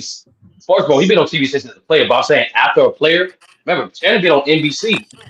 Okay, that's what I was saying. No, maybe CBS. He may be more CBS, my fault. CBS, my bad. CBS. Maybe he may So, be like, more polished than yeah. TV. That's what I'm saying. Yeah. He could have had his cue cards queued up in such a way. He didn't have to let the man Jason Whitlock in. He could have had him on his desk or whatever he was wherever he was at and slide it. And the man ain't got to see him slide it. That's all I'm saying. You're right, OG. The only thing I would say, Wally, is in today's like with social media and the internet, right? You can have a great interview without having that professionalism, journalism approach. You know what I'm saying? Like even with I'm not talking about so much. I'm not talking about I'm not talking about his attire and nothing else. I'm talking about his preparation with his line of questioning. No, I agree. Yeah, I agree. Hold on, because the brother right here, you said no, you can't. Why can't you? Because you have to be a student of your craft, meaning that if you want to interview individuals, go study people that have done it in the past that were successful. Okay, with regards to the Shannon Sharp interview, now it's his producer. Remember, Cat had made a comment about 2008 or something like that, 2018, and the producer came back and said it couldn't have been. That doesn't add up on the timeline. And Cat said, "Okay, you're right. It was 1998." But it was the producers that were behind the scenes. So I'm familiar with sports. I got my master's in sports administration. So when I was in Miami, they had a sport industry conference, and you had representatives from ESPN that were there. And I asked them, they did the analytics. I asked them about the on-air personalities. And when I got to Stephen A. Smith, they just put their heads down to no, he's not a good person to work with. And that's not a good reputation to have when you're out there. Once again, you got to clean these things up. And I'll use Kevin Samuels as an example. The reason why he was able to move the way he was able to move is because he studied his craft. He was a professional at sales, meaning that he knew how to pivot. Just like Shannon Sharp. When you slow the video down, he had no clue that Cat was going to say the things that he said, but he was able to pivot and allow Cat to say what it is or get off his mind what he needed to get off his mind. But the reason my man, what I'm trying to say to you, I'm in total agreement with you. I'm just saying it a different way. It has to be structured in such a way that you don't come off looking emotional. Wally, if you look at I agree. I agree with you, Wally. He was laughing, man. It was like they was homeboys or something. But that's why that video got almost 40 million views and climbing. And Ticket TV. I feel in the gutter. I hear what you're saying, but I disagree because I feel like besides necessarily I don't care about your feelings. That's the problem. Nobody cares about how you feel. Hold on, because I heard what you said. Right. And it's not about my feelings. I don't need you to care about my feelings. What I'm saying is it doesn't have to be structured the way you want it to be structured as long as the content is up to par. If the content, the questions and the answers are up to par, they're intriguing. People want to hear the answers and people care about the questions, then that's fine. We don't have to sit here and talk like Barbara Walters and do it like this, how it has to be structured the way you learned in school. You know what I'm saying? I respect your master's degree. I respect your education. I'm not trying to belittle that. What I'm saying is just because it's not the same old way because it's YouTube now. It's not 60 minutes. It's not 2020 or whatever. You know what I'm saying? It's not that same way no more. Yep. So as long as the content is up to par, I think the interview is fine. It doesn't have to be us sitting together, suit and tie, and doing it the same way everybody else is doing it. That's just my personal opinion. I'll give you multiple examples. I'll give you multiple examples, brother. Like that's how I preface my argument by saying, in today's era, with social media and the content is that accessible, like I just said, the content just has to be up to par to grasp people's attention. And I can give you multiple interviews that went viral where it wasn't in a quote unquote professional manner. Not even to a certain degree, not even in a structural manner. Taxstone with Meek Mill, doing a whole interview in Meek Mill's race. Vlad TV had multiple interviews that went viral. He's not even on camera. And most of his questions be off the cuff. So I understand, like, simply put, there's multiple ways to skin a cat. And in today's era, it's about whatever method you can to grab multi-millions attention. That's the way you got to do it. But how do you know that Vlad TV's questions are off the cuff? Where's your evidence to prove that? One, he said it, and number two, he breaks down how he interviews people. He literally said, you said he did what? You said he did what? I said he breaks down with multiple people. He said it on multiple interviews. One, how you break it down? I'm about to. What is the structure? What is the format that he used to break it down? Wow, I'm about to say it right now. Really, right now. What he said, and you can catch on many videos saying this. Appreciate you, Lamont. I gotta run. All right, big guy. All right, appreciate you. Catch you later. But like for example, he said multiple times. Last time, multiple times. He starts off interview by like you just suggested, like 5 to 7 structured questions, right? That's my point. And then when the set interviewer is comfortable enough, they tend to just have a conversation and let it flow from there. So it starts off structured, but sometimes, like Lamont alluded to earlier, when sometimes you let the interviewer talk enough, the direction interview can go wherever he takes it. That thing, as an interviewer, you gotta learn when to shut up and let them fly. Look, you gotta have some questions that's going to cause the person to talk. No, that's a fact. That's a fact. I'll give you another wild. For example, when Lamont interviewed P. Williams, right? Lamont had no idea that P. Williams felt the way he did about AI. Matter of fact, that clip was just Lamont asked, "Hey, how was it like? Because you played on the Bulls, you played with this team, that team. You describe the type of stars and players that you played with." And then as it was listing stars, P. Williams gave his own opinion to Allen Iverson. So you know what Lamont did? You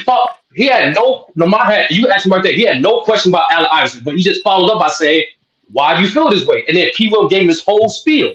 So that's what I'm saying. As an interviewer, sometimes you gotta let the person you're interviewing take you to a direction that you ain't expect. But it provides great content. But what I'm saying to you is Lamont has been in this game long enough to when a topic comes up about basketball, that's something that he can easily adapt to. Absolutely. What I'm saying to you about this is what everybody's missing. This is what everybody's missing. Everybody is missing is that Ticket TV, he did not plan this interview. Okay, like this was spur of the moment. I saw from the beginning. And that's my point. And that's exactly my point, brother. And I'm not gonna cut you off and I'm gonna let you go. That's my point. If you prepare, you'll come off looking better. You'll come off looking more professional. I agree. That's why I use the example of Shannon Sharp. If it were me and what I know about interviewing somebody is not my wheelhouse, but anything that I'm going to do, I'm going to prepare. Absolutely. You understand what I'm trying to say? No, you're right, Walter. You're right. That's exactly what I'm trying to say. I'm not going to come out there and try to fling something off the cuff. It's going to make me look foolish and it's going to make me look emotional, especially in the tone that I speak in. Ticket was looking emotional. He had the man trapped up. Yeah. I'm saying if he had been more prepared and succinct his questions to what he was trying to do, he would have did a better job. But at the end of the day, hey, look, I'm not on YouTube. Y'all ain't gonna never see me out there, I don't think. But if I'm gonna do something, I'm gonna do my homework. And I think one of the brothers on here said something about production. And when Cat Williams answered that question wrong, the production team say, "Hold it for a minute. Yeah, I We remember don't that. want no misinformation coming out there because this is a big money making scheme right here. Right. Let's clear that up before he opened his mouth and say another word. And they cleared it up. Absolutely. See, this is what I'm talking about, preparation. You got to have a team. You got to have some people around you that when you speak out the side of your neck and lie, because your credibility is on the line.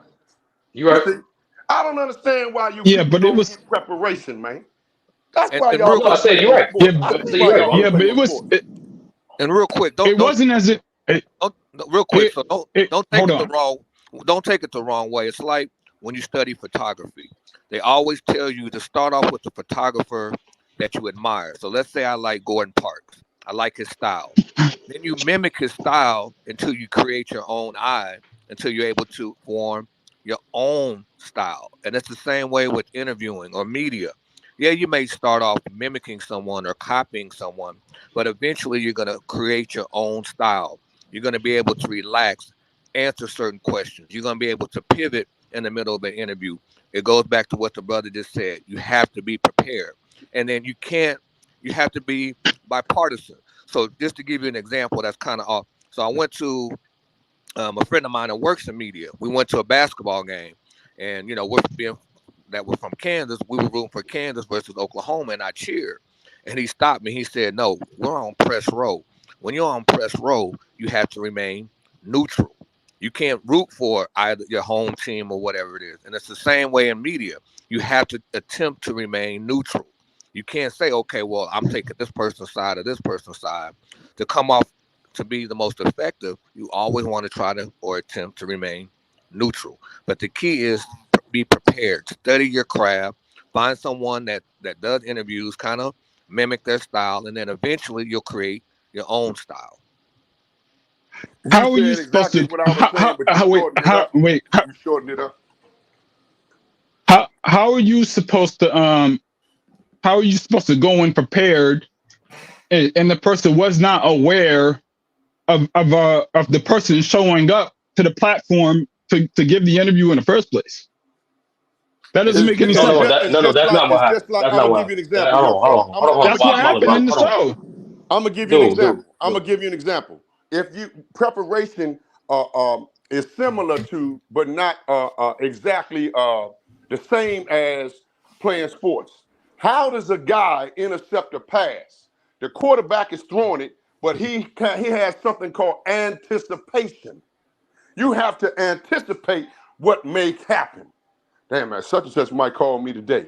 I shot him an email. He ain't hit me back, but he might come up here, unexpected. You still got to prepare for that. You got to anticipate something good might happen. And Wally, all I'm saying is, well, then basically he did an okay job for what he did. And I still say he Yeah, wasn't doesn't that prepared, make brother. doesn't all this, the fact that it was impromptu, doesn't that give Ticket more that actually makes it better? Because the fact that I know he did this on the fly and he still had his videos queued up. He made some really good transitions, like you pointed out. Was it perfect? No, we pointed out the flaws in it, but now that people are telling me this was done on the fly, well, then that might make it even more impressive on Ticket's part. That's what I'm saying. Like if he was prepared like weeks ahead, then that would make more sense. Perception of your work. If you're trying to create the perception of your work to be good, great, mediocre, or subpar, are you going to prepare? Or are you just going to, like you say, you're going to do it? No, but similar to my Dreamers Pro interview, which was on the fly. Like, see, the one thing about the Dreamers Pro interview, I had a lot of information already queued up. So my preparation. Because you're a sports guy. No, but what I'm saying is for Jason Whitlock to just appear and then the interview kind of just evolved out of thin air with little to no preparation on Ticket's part. The fact that he was able to conduct the interview the way he did with the flaws, we can sit here and harp and complain about the flaws of how he conducted it. But the fact he was able to do that kind of on the fly for an hour, not turn into the usual Ticket that we all know Ticket can be, which is he can go off the rails and that can go south real quick, and it didn't. You gotta give him his credit, man, because we all know Ticket. That's the thing. We all know how left things can go with Ticket, if they could choose to Right. beat Ticket. And Hey, it Lamont, did. I gotta say this to you, Gotta brother. give him his With all, credit. hey, respectfully, I gotta say this to you, Lamont, and I- you all right with me for real. You know what you in the business of doing a lot, and you What's do it that? all the time. Every time I've been up here, you in the business, bro, of giving out participation trophies. And let me tell, ain't nothing wrong with that, Lamont. I think you're a good guy, but where I'm from, we gonna take home them trophies, and you gonna take home nothing, and that's the Hold point on. I'm making. You That's all right. right, You Lamont, Hold and you on. keep that because that's a good Yeah. look. That's a great attribute to have as a human being, right? So you giving the guy a participation trophy. It's okay, Ticket. You had all these flaws and everything, but we're gonna give you a pass. What I'm saying, come better prepared so you Look. don't have no No, flaws. but you know That's what? it, man. Hold on. But Wally, your criticism is fair too. But like I said, but the thing is, I have to Lamont, take you a the participation trophy guy, bro. I have to take the facts and then I have to contextualize it. I said this before. The fact is, from what I just found out, this interview developed on the fly. And when you put it into context, when you look at how the interview turned out, it actually turned out pretty good for something that was happened on the fly with little to no preparation on Ticket's part. What was the numbers on I the was just interview, about to Lamont? say that, What was the man. number? Hold up. Let me ask you a question. What was the numbers on? Anybody got the numbers? I think it's around 40,000 views right now. 40,000 views. Real quick, Lamont. That's not bad at all. Hold on, real quick. Yeah. If you talking about some agree with the mediocre brother, work, meaning yeah, that 40,000 views ain't bad. Man. But Man, hey, hold up remember, though, hold it. Wally, Let me Wally, say it dropped 2 days. Wally, Now it you just dropped hating. yesterday. Wally, it dropped yesterday. Wally. It dropped yesterday. Like, gotta give him his credit. It's been less than 24 hours still. Now real quick. Hey, can you get Well, let me paid say off? How this, much you though. get paid off of 40,000, man? I don't know. What you A get lot. paid? $2? Depending on sponsors. No, depending on watch Lamont, time. be honest with me, man, because I don't know, brother. It's not my wheelhouse. What do you get paid for 40,000 views? It depends on watch time and ads. It depends. It can vary. Yeah. It's like, Hold on. Let me Hey, just say this. I've been quiet. like on my channel, my CPM is probably higher than Ticket's. Ticket CPM is probably low because he didn't yellow flag so much of his content. His RPM and CPM might be low as hell. So it just varies. But when you look at But if you had to make an educated guess based on what you know in this business, because I don't know. See, one thing about me, I don't know nothing about this because I don't do it, but I know about basketball, so I can talk on that. I don't know about what someone. So I'm asking you the question. If he got 40 million views I just right told you, now, I think it's if you hold it for a $25 second, brother, let me ask him a 1,000 question, views. soldier. If he got 40,000 views right now, is he gonna get paid? Yeah, he's I just told you, I think it's $25 per 1,000 Okay, how much? views. Somebody gave me a number. How much he gonna get paid? It's $25,000. It's $25 per 1,000 views. So you take the 40,000 views divided by 25, and that'll give you a ballpark. Shit, that nigga gotta do a whole lot of goddamn interviews down like. It's 40 times 45. He gonna be an interviewing ass. Wally got issues, man. What is wrong? That's $1,000, Wally. So far, he made minimum man, $1,000. no disrespect, but that goddamn, hey, look, that pay scale. I'm glad I ain't got that job. Oh man. But Lamont, Wally. Think about it, Wally.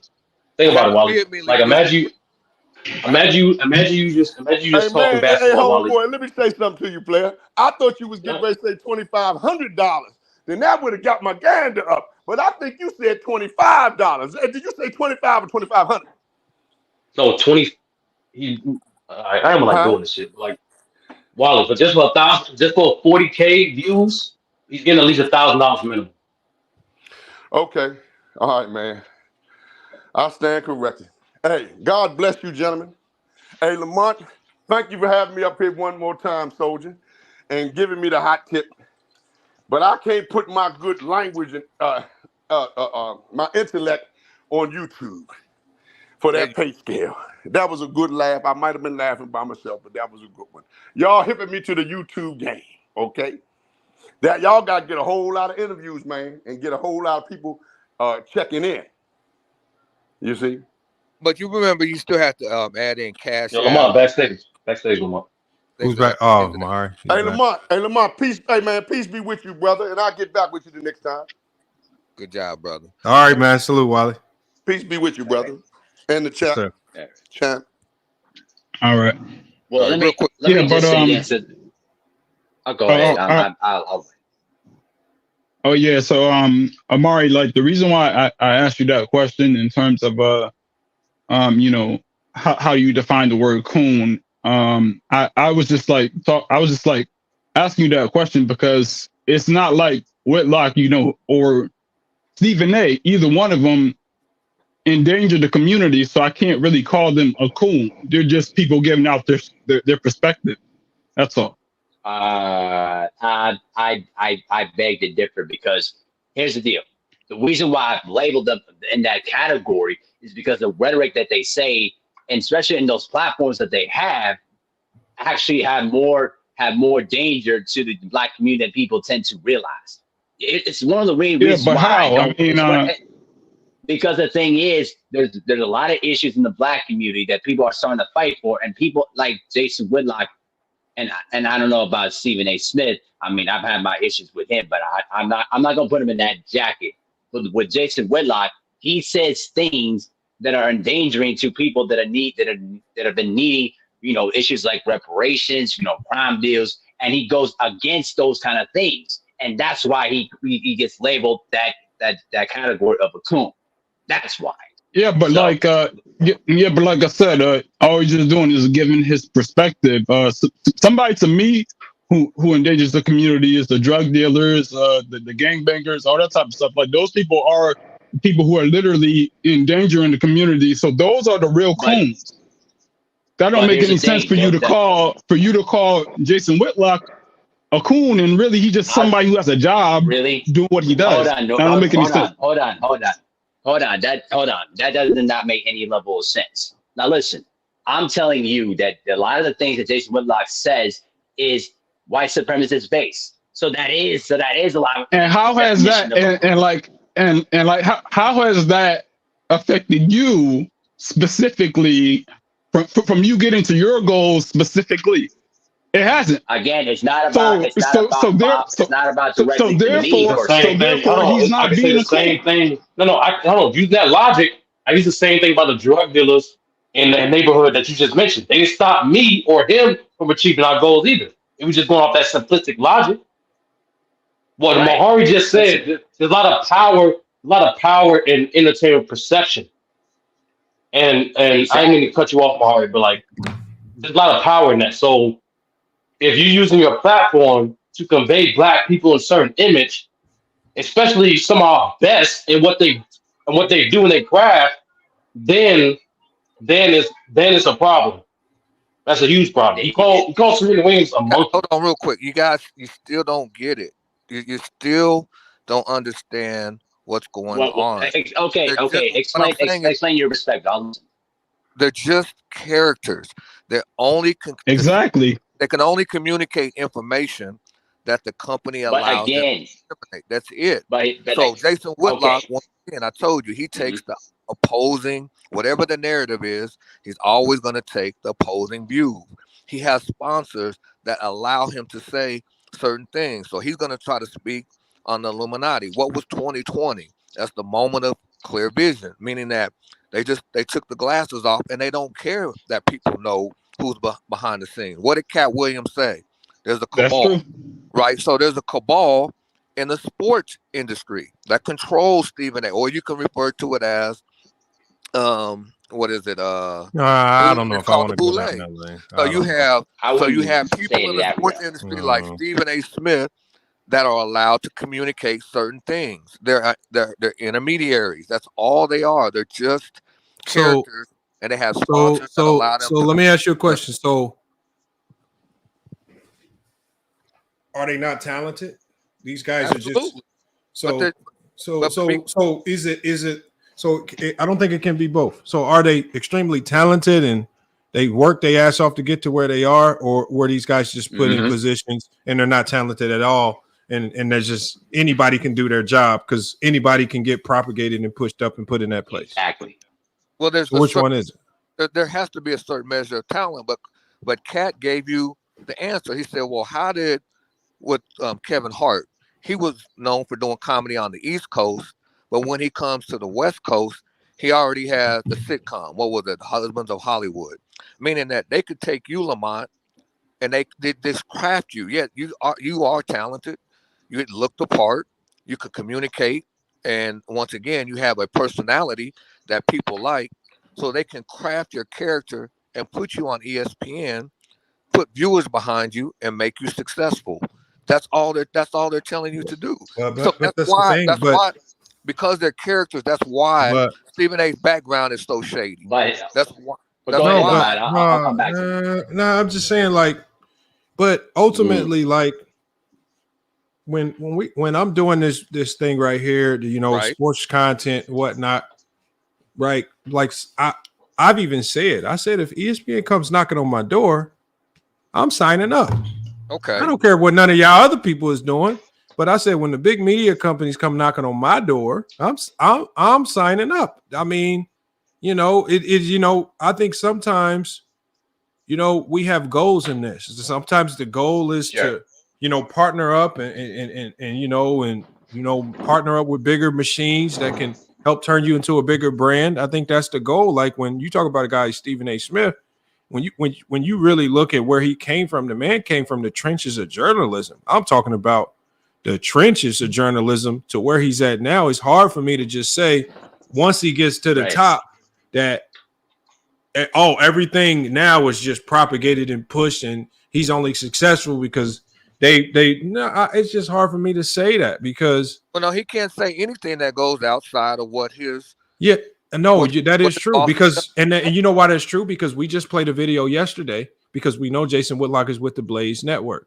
right? He has more leniency there because he just in his initial response to Stephen A. Smith, he said literally on his show something that Stephen A. Smith was a part of was gay.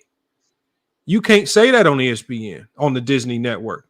Right. He literally said that so the thing is, we know that censorship on certain platforms exists. When you're dealing with Disney and ESPN, there's certain things you can and cannot say. And this is why Stephen A. Smith has said there's certain things about Jason Whitlock he'll address on ESPN First Take, but there's other things he's going to take to his podcast that he addressed on his podcast and keep it separate from ESPN. And just like he said in his response, he said, look, I told my partners at ESPN, this is the video I'm going to be doing. He said, I just made them aware, but I can control the content over here. I can say what I want over here. On ESPN, you can't. That just comes with the game. That's just like any job you work. Now, remember when any job you work is going to come with, like, certain jobs might require you wear suit and tie. Certain jobs might require you have steel-toe boots. I mean, there's certain requirements and there's certain job etiquettes that just come. Any job you accept, it comes with some type of structure, and but there's also perks to it as well. So Stephen A. Smith, obviously, there's a ton of perks that he gets being a part of ESPN. I just don't want to say that every time I see somebody in a successful position, I just feel like from the Jay-Z's to everybody, it just seems like every time we see somebody successful, we say that, they only this successful because of the boule and they getting pushed and they getting put in place. Why can't you just be talented? Well, hold on. Here's the other thing. Hold on. Let me. Why is it if what you're saying, if there's some truth to what you're saying, I don't want to go off topic. Why is there only one comedian propped up at a time?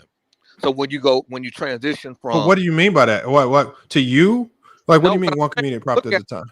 So when you went from Richard Pryor, after Richard Pryor, you had Eddie Murphy.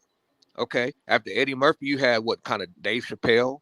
Yeah, but see, there's different genres of comedy. See, so like there's certain like there's this white dude right now going ballistic in comedy. I don't think he's very funny. So to me, in my world, talking about Matt Rife. I forgot his name. Matt Rife. Yeah, Matt Rife. Matt Rife is blowing up, but it's just not my cup of tea. But when we look at some of the other comedians, probably in our circle, the ones that are more funny to us, we might say it's somebody else that's really glowing up and coming up big. Like I was a big JB Smoove guy. I was a big Ari Spears guy. Sometimes, and we know that in a lot of these entertainment fields, entertainment is not designed for you to always be at the top. But who's you're gonna have your moments where you're gonna be at the top, and then you're gonna have your moments where obviously there's gonna be a downslide and you go down and you have to do something to get back up there. Even with Kevin Hart was at the top for a while, even though I didn't think he was very funny. And Kevin Hart right now, I haven't seen much of Kevin Hart. He got a Netflix special coming out in about 5 days. He do, but I mean, hold on, again, Lamont, let me say. So Lamont, you never thought that Kevin Hart was funny? There's a guy. I never thought he was funny at all. I thought he was funny. No, I thought Kevin Hart was funny in movies, just like similar to Tiffany Haddish.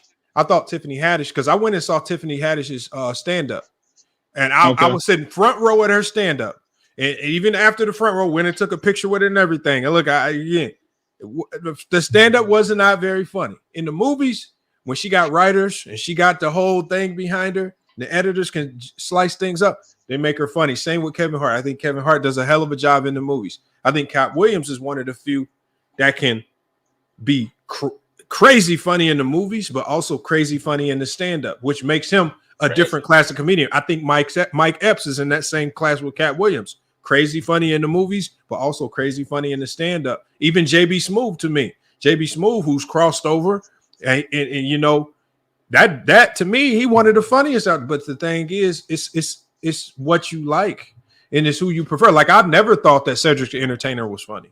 I never listened to a Cedric the Entertainer joke. But the thing is, you will have a lot of black movies though. Yeah, he's good in movies, but me neither. But you will still have a lot of black people who consider those guys funny. Like, he's not propped up. There's really a lot of black people that think Cedric and Steve Harvey are funny. I watched the Kings of Comedy. There was a lot of people laughing, a lot of black people laughing. Unless you're telling me those laughs were fake, those people were really laughing. I just don't think it's very funny. Yeah, there were. But Lamont, yeah, there were. But at the same, hold on, I've been kind of soft for a while. Yeah, in order to be on that level, it takes more than just talent. And I'll give you an example. There's a guy that Whitlock even mentioned in his content.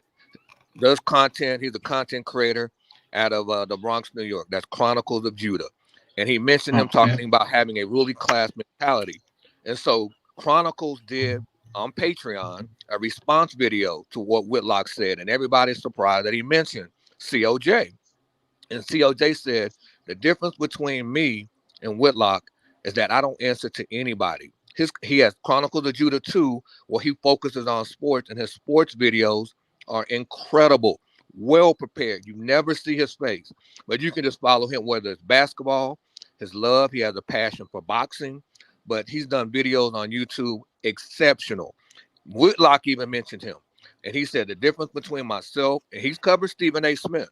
And once again, he's the one that said Stephen A. He's not a sellout. He's just a. Cut out on.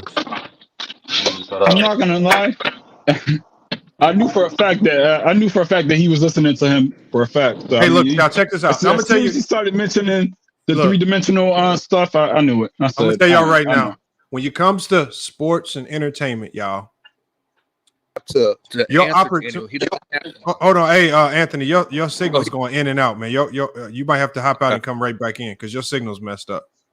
Okay, I'll go. All right. But no, this is my view on it. And I've seen, like, so just if you just stick with basketball, what I know best. The one thing that I've seen is not everybody gets an opportunity. And sometimes your opportunity to get to the NBA, to get to a D1 team, your opportunity as an entertainer, sometimes it takes a little bit of luck. Sometimes you have to be in the right place at the right time. And so the thing with Kevin Hart, I don't know what circles or what people he put himself in front of, but sometimes you can be in the right place at the right time and your opportunity can come. Because I promise you, in some of these comedy clubs that you go to, you're going to find some people that's way funnier than the Cat Williams, way funnier than the Kevin Harts. But the problem is they haven't showcased that at the right time in front of the right people, or maybe they don't have the right people pushing them on social media. I mean, sometimes it takes marketing budgets. Some people don't understand the value in spending $10,000 on Facebook marketing to push your comedy, right? Some people don't understand the value in that. So some people will never blow up because they don't understand marketing. So I'm not gonna knock people. I know that when you talk about some of these comedians like Kevin Hart, I know he's not the funniest. I know he's not the greatest stand-up comedian. The one thing I do know is that he did his thing at the right place in the right time and took advantage of the opportunity that was given to him. And every time somebody takes advantage of the opportunity, it's not my place without having the facts in front of me to say that opportunity was only given to them because somebody wanted to propagate, push them, and use them to push some type of narrative. I just can't go for that right there. Let's look at an example. I would say one of the funniest that I've seen him several times in live at comedy clubs, and that's Corey Holcomb. So how come Corey Holcomb chose a different path? He owns 5180. He may not go and make like Jason Whitlock even went at Corey Holcomb. And Corey Holcomb was like, I don't know you, Jason Whitlock. And Whitlock criticized him, saying, yeah, with his little platform, he may make $500,000 a year. Well, maybe Corey Holcomb said, the fact that I don't have to compromise myself, I own my content, I own 5150, and I'm comfortable making $500,000 a year. It all depends on what level that you want to be at. But once again, no, I totally disagree. These people were selected. They didn't. Hold on. Do you believe? I want you to ask yourself: do you honestly believe Corey? Like, so when we look at the things that make Kevin Hart great, Kevin Hart is a great actor. One. So maybe somebody saw him. Maybe somebody saw him and said, as an on-camera actor for some of these movies, he's the personality. He's the face that we've been looking for. When you look at a guy like Corey Holcomb, I said this similar to Whitlock. I said sometimes your opportunities can come and go. If you're a bit overweight, you're not gonna get asked for certain movie roles. If your face is just, if you ain't got a face that could be liked by the masses, you might not get certain roles. You know, there's certain opportunities that are given to people just based on looks. And, you know, maybe somebody in Hollywood thought, okay, we can sell Kevin Hart better than we can sell a Corey Holcomb. We can sell, like, if you look at a guy like Ari Spears, does it surprise you that this man ain't had no mainstream media acting roles? When you look at him, now Corey Holcomb, eyes, he's bags not under his good. eye. No, it's not even that he's Corey not Holcomb good. No, think like hold a on. man, and Hold on. Who's the light-skinned guy that's on the Old Spice commercials with the curly hair? What's his name? Who? The light-skinned comedian. I know you're talking about Deion Cole. Yeah, Deion Cole. But hold on, when you look at Deion Cole, the light skin, the good curly hair with the solid hairline, right? A comedian who he's definitely not funnier than a lot. He's funny, but he's not funnier than a lot of other comedians. But the thing is, somebody looked at him and said, not only is he funny, but it's the optics we can also sell. Am I gonna look at Deion Cole and say just because he's not as funny, he only got his opportunity because he sold out? Or maybe somebody said that this is something we can sell.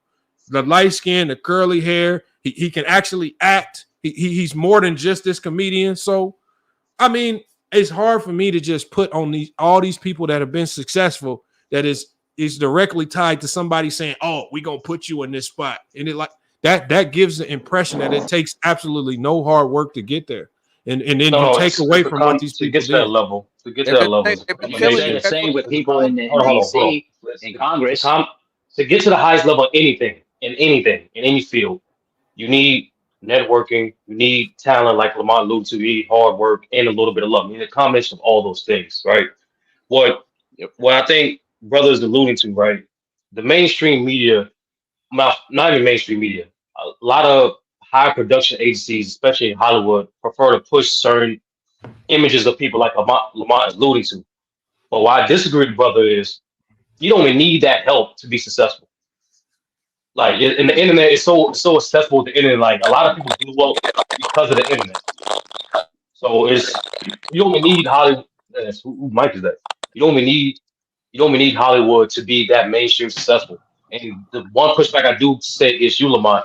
You kind of said it earlier with Jason Whitlock. If you don't have that visual appeal, that means you got to be the best at what you do best, right? Perfect example is Bernie.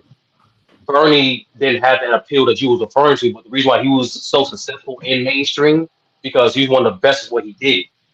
Absolutely. Oh, So that's the solution. Your appeal can come in various ways. No, you're right. So what I'm saying is, if your appeal is being handsome, that's your appeal. Your appeal can also be looking funny.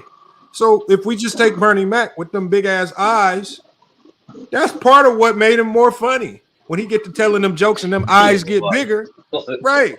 That's what. So what I'm saying is, if I'm saying if you gotta have you call Kevin Hart a great actor, man.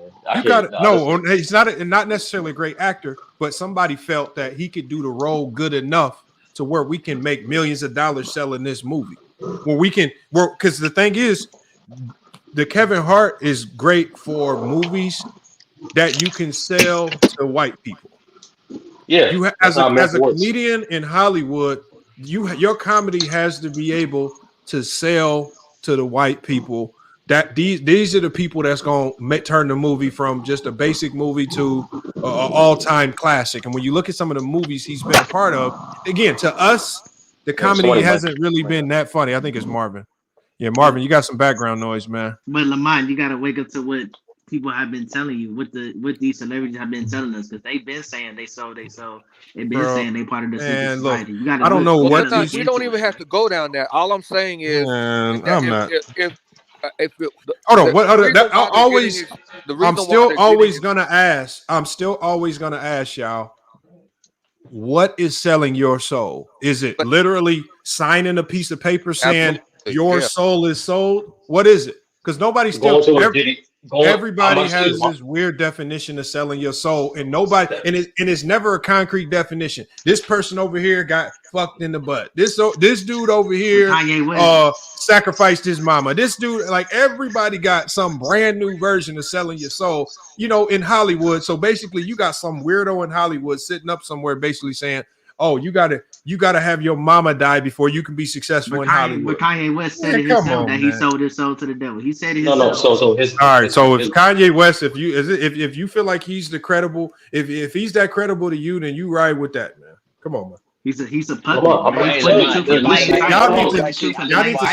if you're going to accept that from Kanye, make sure you accept everything he says. That sounds crazy. We don't have put the truth in plain sight, bro. I'm about to tell you what. I'll tell you what. Even if you're ugly, you still got a chance, though. No, I'll tell you what. Hold on. This is something that I told them I said this about a month ago on my show. If this so-called supposed selling your soul can get you 200 million, I need to be signing up. I need that 200 million. If anybody listening, no, this is a public announcement. If you in the business of so-called buying souls and all, I need that 200 million, y'all. I'll take it. I'll take the 200 million. All these people that acting like part of the club. I don't care. You might get it. Look, this is what I'm saying. Hold on. You know what, y'all? If I somehow pop up with the Lakers head coaching job and Darvin Ham gets fired, then y'all know what happened. Y'all know what time it is. Hold on, Lamont. The only way that can happen. Hold on, Lamont. The only way that can happen if you willingly go to a Diddy party. That's the only way that can happen, Lamont. All your dreams can be fulfilled if you go to a Diddy party. You are missing something critical that you probably know about, but you miss it. Listen, a lot of these actors, when you look at them from that perspective, a lot of them had to do drastically things to get to those positions. Okay, hold on. See, that's the thing. So hold on. So okay. You know that. Okay, so hold on. So let's go. Let's do it. Hold on. Let's do it. So y'all, first of all, y'all. Do y'all know? No, direct to me. Do you know any person that you can call up right now that can come onto this live and say, "This is what I had to do to get my success. I had to take it up the back end. I had to do X, Y, and Z. I had to sign this." Outside of third-party stories or stuff that we see on YouTube, that's generally garnered just to get. Because no, hold on, you're just saying names. But what happens is people say things to get ton of views, and it just seems like all the information y'all getting is coming from people on YouTube with the sole purpose of saying something with shock value just to give Lamont, views. you're not looking at No, that's not Terry Crews. That's not Terry. Hold on. Let Mahari respond. Let Mahari respond. Let Mahari respond. Time out on the floor, because here's the thing, though. Listen, I don't look at shock value and think that's the absolute gospel truth, because then that would look like a hypocrite. I look at the consistency of the story and look at the authenticity of the stories to formulate a assessment of what I think of people. See, I'm not a person that's going to look at shock value all the time and think that's the undisputed truth. That's stupid. But at the same time, when I reflect back on the Cat Williams thing, he reflect on something that pretty much most people already know about. Right. Most of these actors, for example, took roles as dressing up as women to get to where they want to go. Listen, Tyler Perry would not be in his position where he is now if he didn't dress up like last. How about this? How about this? I mean, How about this? How about this? You know the simple answer for that? Go ahead. Say you know the simple answer for these men being in dresses? Here's the very simple answer. A lot of these producers is just in the LGBT community and they homosexual. Just like when we watch, if you go watch The Color Purple, you can tell The Color Purple, this new version of it was produced by some women that love going to them LGBTQ clubs. Right. There you go. And so this is not no special club. This is hold on. Lamont. Wait, what no, about there's not no holding up. The thing is, hold on, you guys. Gay people, y'all be turning. Hold on. Y'all be using gay people like it's some secret club. I will use myself. They just gay, and they like making gay movies. Hold on, I will use myself as an example. I am they ain't special club. They just gay, and they like to do gay Let things him in the talk, movie. bro. Let him talk. Let him go ahead, my brother. I am in one of the elite 9 fraternities, and part of our initiation ritual is we cannot tell the secrets of what we did to get into the organization. Otherwise, we will be removed. That's part of it. That's what the finger over the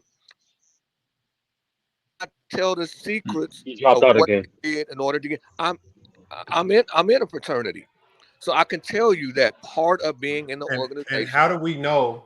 Is that what you did to stay in it? How do we know? How do we know part of being in that fraternity? How do we know part of your job ain't to come up here and mislead us and think that these secret societies is some big deal that's running the world? How do we know that then? How can we This trust is what you? I'll tell you. So if this is what I will guarantee you, I can promise you this. If you and I, similar talent, we both had an interview at ESPN, okay, and I indicate to them, hey, I am a member of Alpha Phi Alpha fraternity, and you mentioned that you're not a part of any fraternity, I will get the job over you. That's called Especially networking. That's networking. That's just networking. That's networking. That is just networking. That's networking. No, That's all it is. So you're saying that That's all it is. all the things he was Hold doing. on. That happens. My heart. I just let me say this, explained. I just explained yesterday in coaching.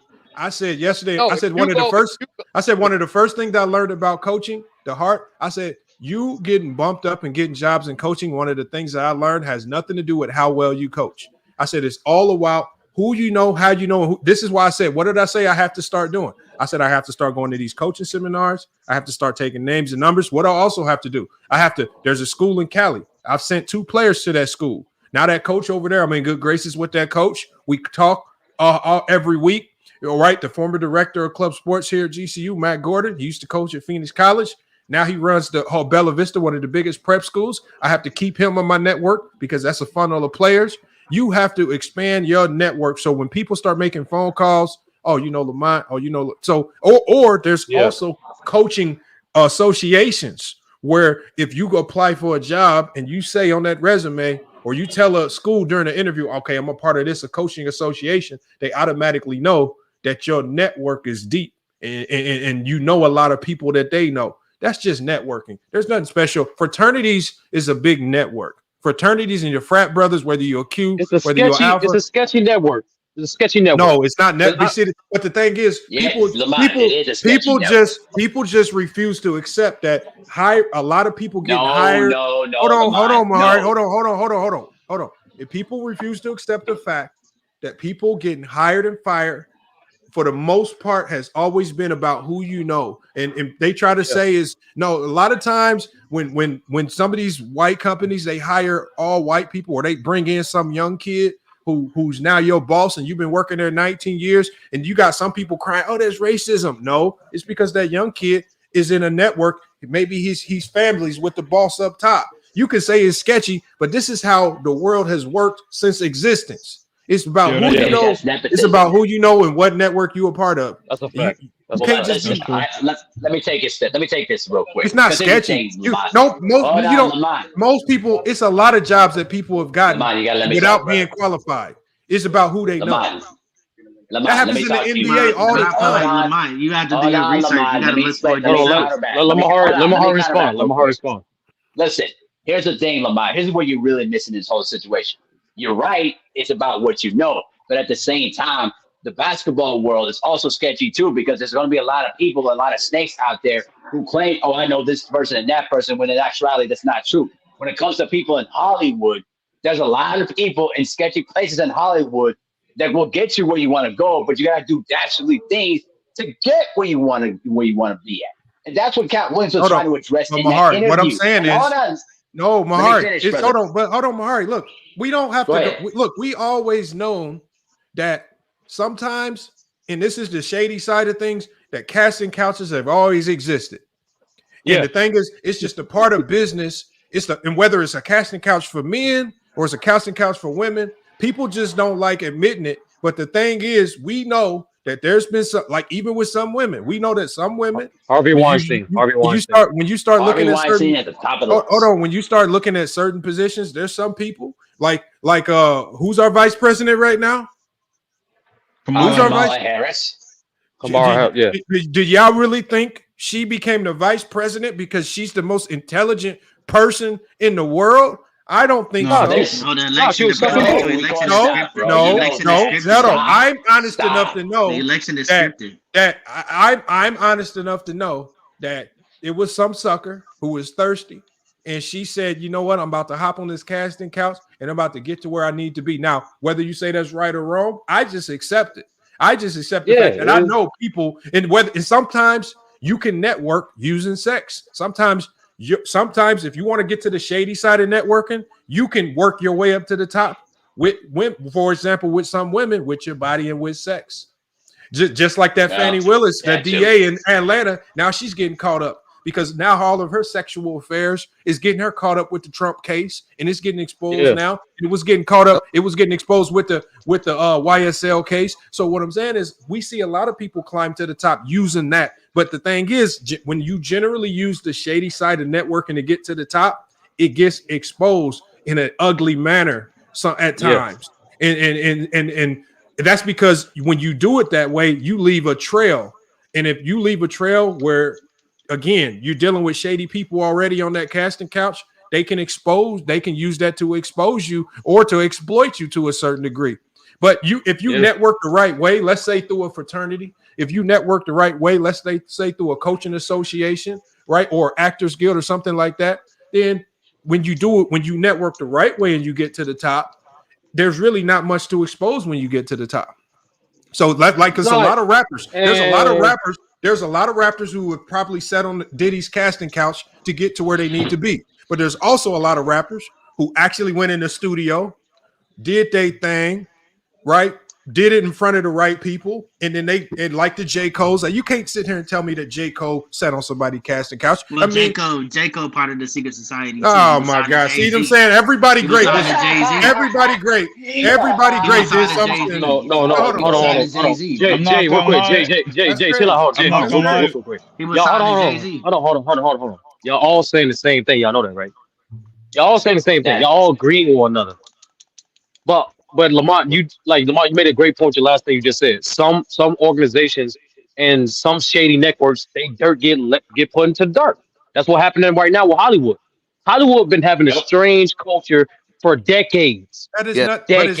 but it's not strange. You The have to casting- sell your soul in order to be hold a on, the celebrity in casting- Hollywood. No, the casting couch is not strange. It's just a reality. Lamont, it's not just the casting couch. Bro, Go what watch- else? What hey, else is? hold on, What hold else on, is? I want to finish. That's what I want to finish. I wanna You finish. have to go through Hold on, rituals. Hollywood. You have to Hollywood. say No, that. not rituals. Not rituals. Not And how rituals. do Not y'all rituals. know? And how do y'all know? And y'all still alive? Lamont. It's this simple. It's this simple. When in any group or any company that people want to be a part of, right? They want to trust you. And most groups, in order to trust you, have to get some dirt on your name, right? Right. They can open your file. Hollywood for decades has been a culture known for drug addiction, all this other crazy crap. Hold on, Lamont. Let me finish. Lamont, let me finish, bro. Let me finish. Y'all got this. Let me from finish, bro. movies, man. No, it's not a movie. No, listen, I'm not no Illuminati nigga. I'm not saying that at all. You gotta I'm shoot saying somebody, so I know you with us. no. I'm not saying that Lamont, sacrifice so shit you're either. saying all those. Oh, go ahead, man. Hold on. What I'm simply saying is, right, y'all saying the same thing in regards to this. Just like a fraternity. I find it extremely weird the fact that they don't share how you get in the club. Like that's weird as hell. If I run a fraternity, right, and I tell you the best way you get in this fraternity, if it's a college, your GPA gotta be this, you gotta bag this many holes, and you gotta play a sport of some type of kind. There I are don't mind requirements. sharing that. There are requirements to get in fraternities that don't No, get I don't. No, that's what I'm saying. That's what I'm saying, Lamont. I got plenty of Lamont. homies. I got plenty of Lamont, homies that's what that I'm pledge. That's what I'm I got saying. plenty of homies Lamont, that got I agree with pledged you. and things Hold like on, that. Lamont. That's what I'm saying. I know Lamont, homies too. watch- Like that's. Hey, that Lamont, was- watch the Black Godfather on No, Netflix. I'm not And watching once that again, nonsense, bro. Who was Clarence Avon? I'm not. Hold on. One of the names they mentioned was Al Heyman. Al Heyman is the head of the BP. How did the society let Come on, Why are you Netflix guys publish talking about this this? video? Hold on. No, This Avon. society Watch that The y'all Black say got so Godfather. much His power, how daughter- come they haven't removed this video off Netflix then? Listen, there is no society, bro. There's only a network. Is married to one of the owners of Netflix. Like, come on, you got to be able to. You have to be able to see the. That's connection. networking. That's networking.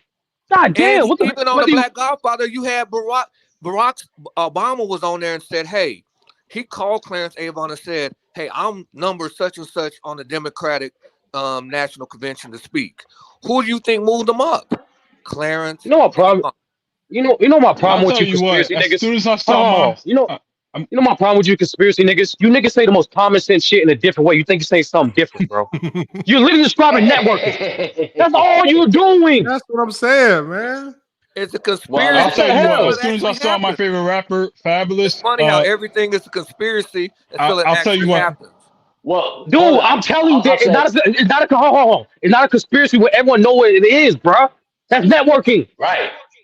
That's what I was You're just describing net. You're hold literally on. like. The Now fuck? look, I'm not going to sit here and say that there's no, like in some cases there are I know that there are secret societies. I do know that for a fact. I know that there are secret societies. I know they probably do things behind closed doors.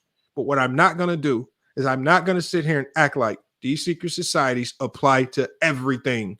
And like when I see a comedian glow up, I'm not going to always just say, oh, he's part of a secret society. Or when I see a basketball player who, like Austin Reeves, maybe not really that talented, but he gets a shot to play for the Lakers.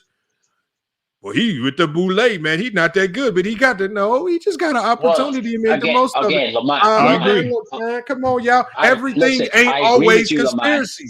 Not everything. Hold on, Some Lamont. I stuff agree with is. you. But I promise y'all this: the things Right. that are truly conspiracies that happen in the shadowy depths of the world, I promise you, you guys are not privy to it. You think you're privy to it, but I promise you, the things that they want to be kept silent, you guys don't know nothing about it.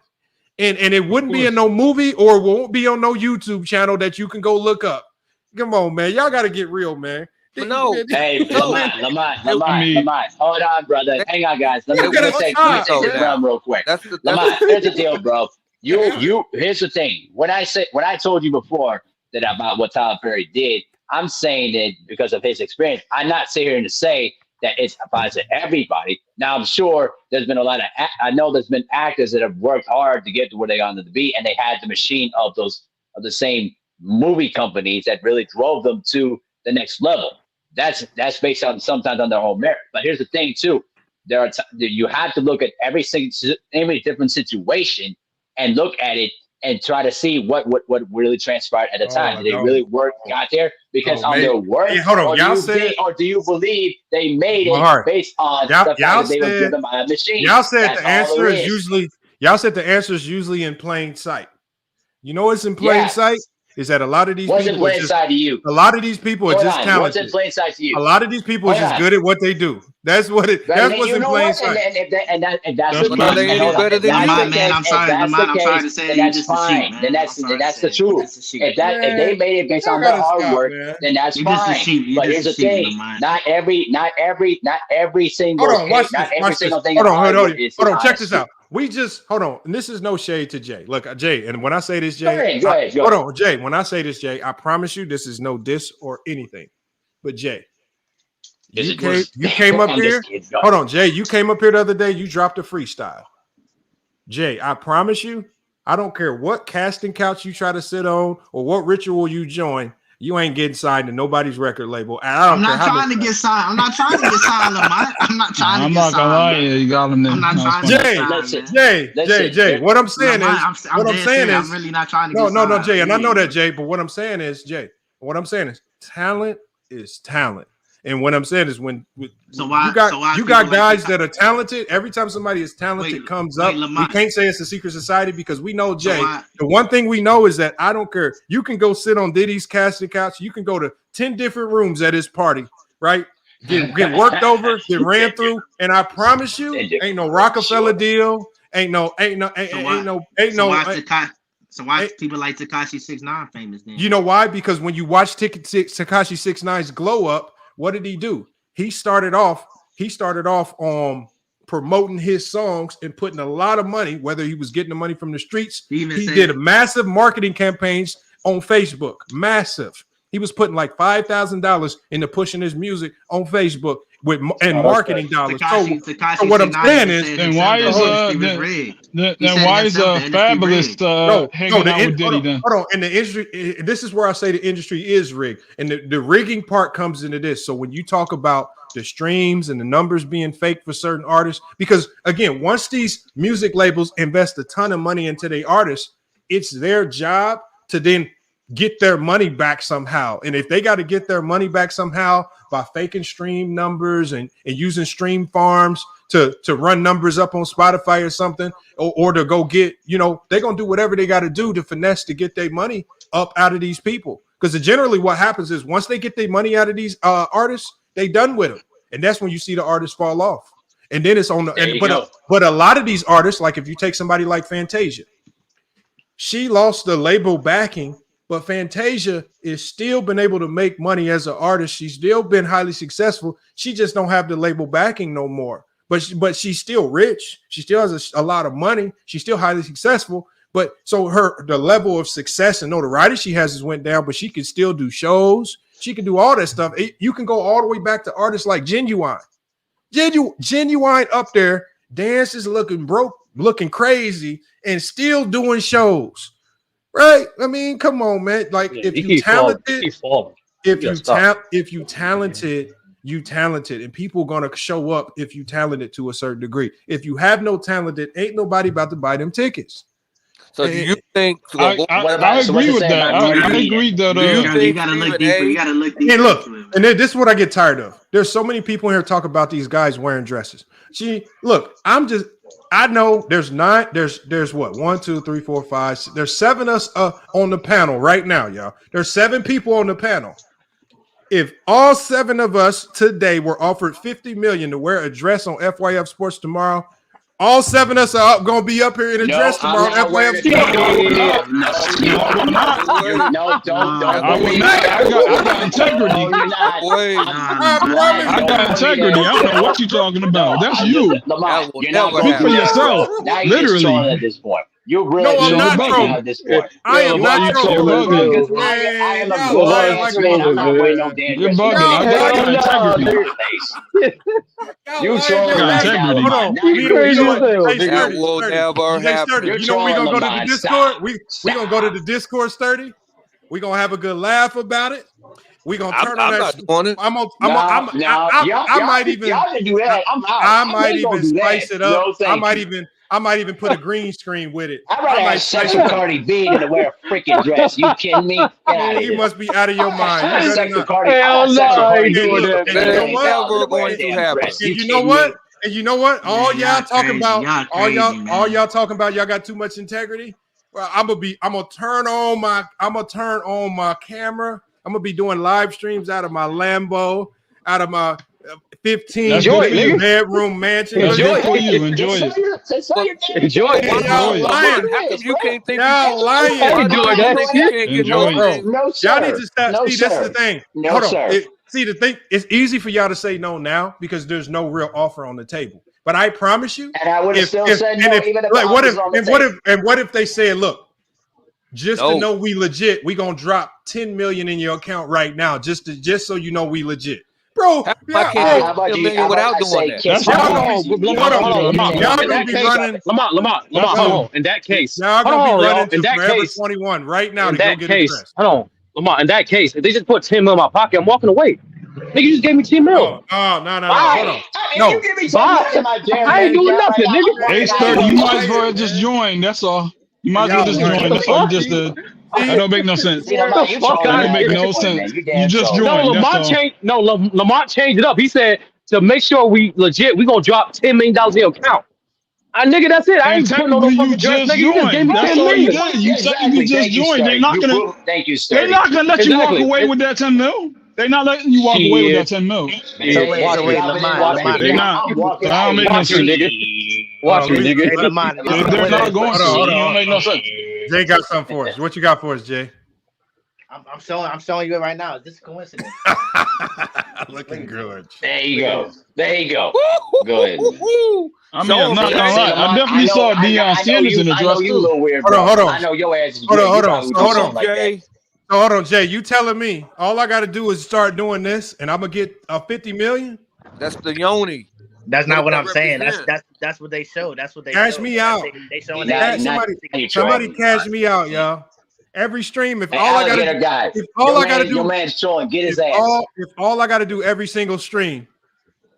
Lamont, Lamont, that's not what I'm saying. The issue is, Lamont, is that I don't think Stephen A. Smith or Jason Whitlock is more talented than me. Sign me up. Is this all I gotta do? Sign me up. Hey, Mr. Alligator, standing next to Lamont, get his ass. Hey, alligator guy. You know the alligator guy that always fucking sing on stuff. Man, get his ass. If all we gotta do is this, I'm gonna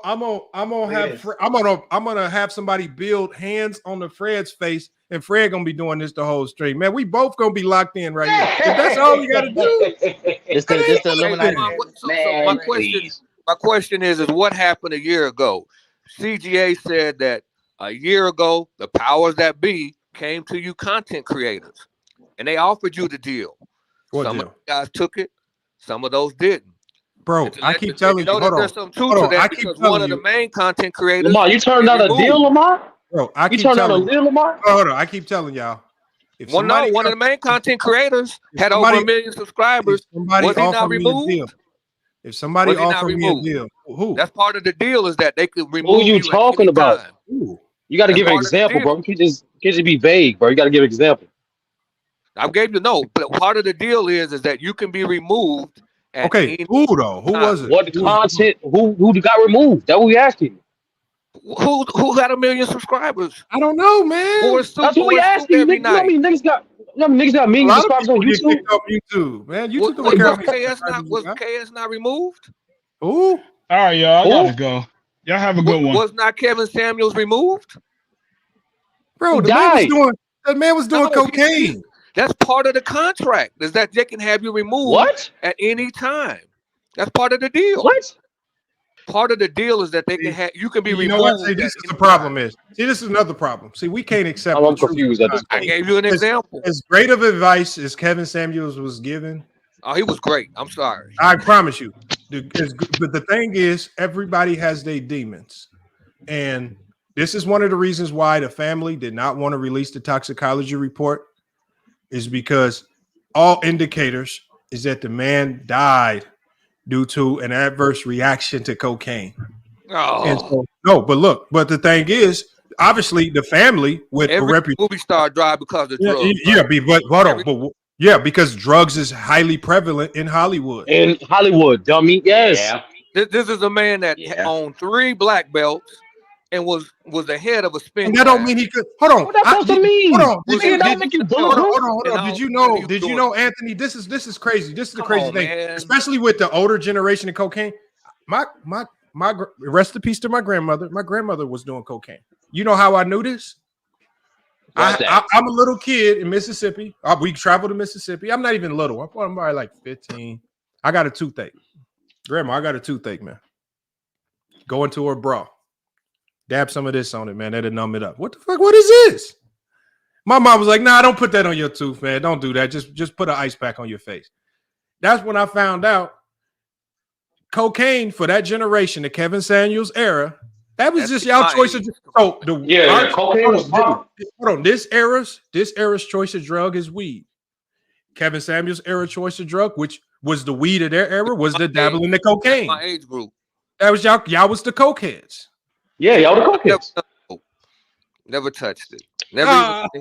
Yeah, I bet it's not popular to say it now, but back then, it was normal to be snorting cocaine. Just like at one point in time, doing coke on the West Coast was like weed use on the East Coast.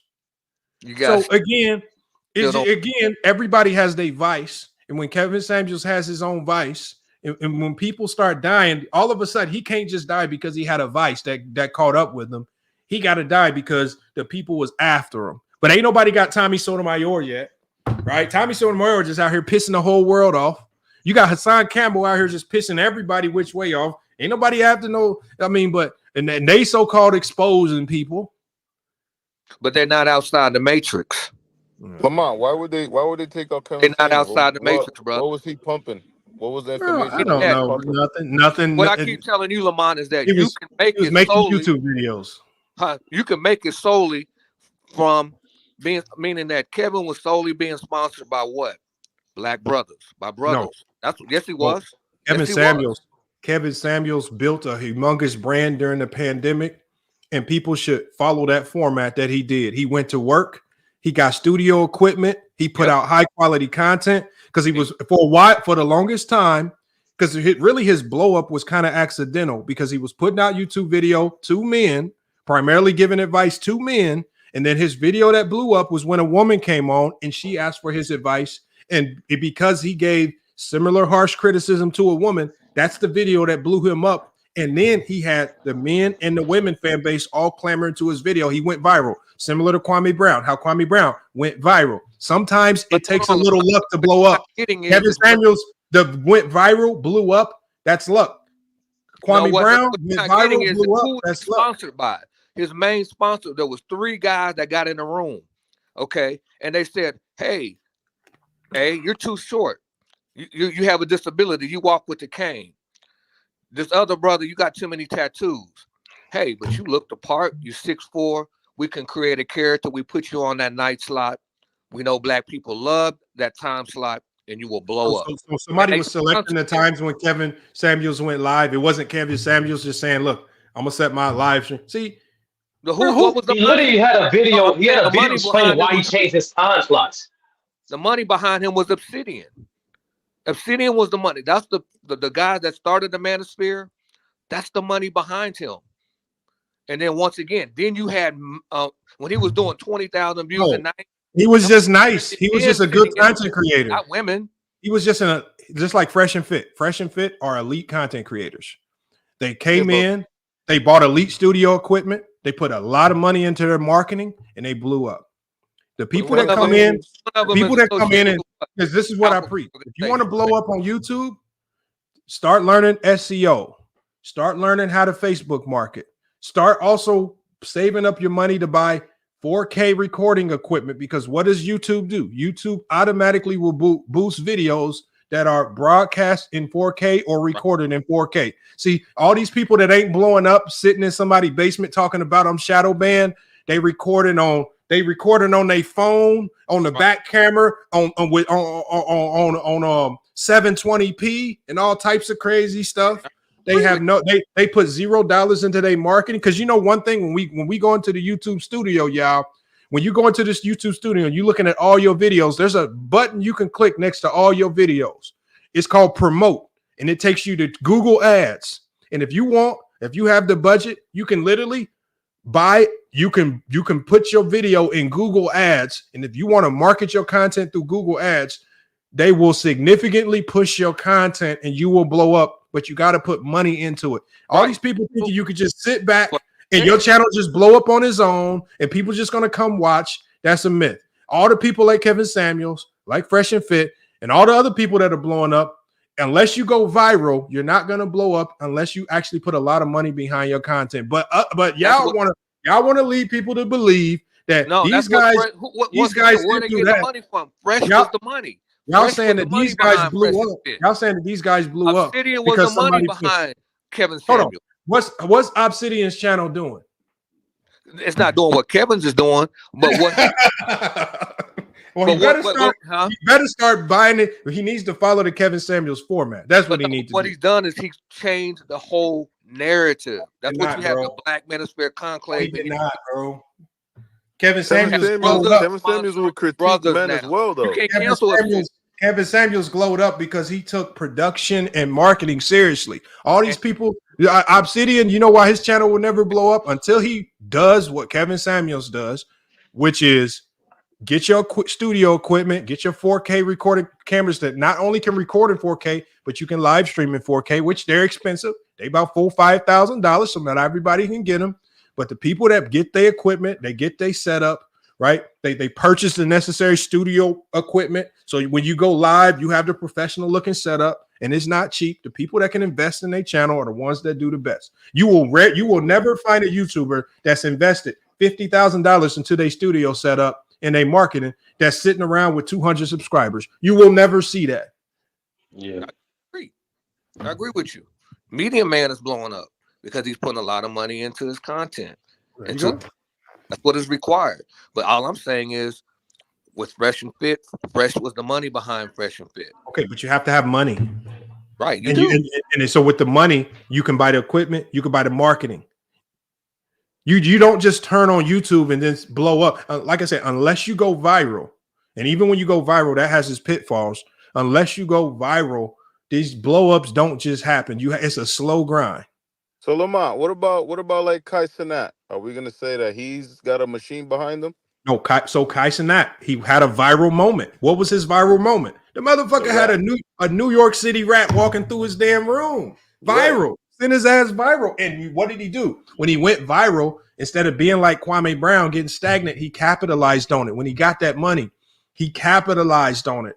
He became a bigger streamer. He started collabing. He built off of it. Some people don't know how to build off their success. Yeah, you got to work in. But so I would be crazy to sit here and say, Kai Cenat sold his soul to get the YouTube fame. No, that motherfucker grinded his ass off, just like Pretty Boy Fredo, just like Flight Reacts, just like all these other guys. When they get their moments, they take advantage of it. Because we've seen plenty of people like Kwame Brown get the moment, then he don't capitalize on it.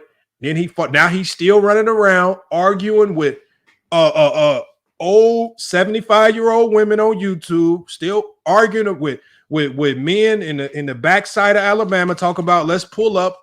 I listened in the other day and I said, this man is still doing these same low-level beefs. I said, this is why he ain't blown up. No, let me ask you this question. Why, if Stephen A. Smith is controlled by the corporate structure, how come he can't just, with his following, he can't just start his own YouTube channel? He did.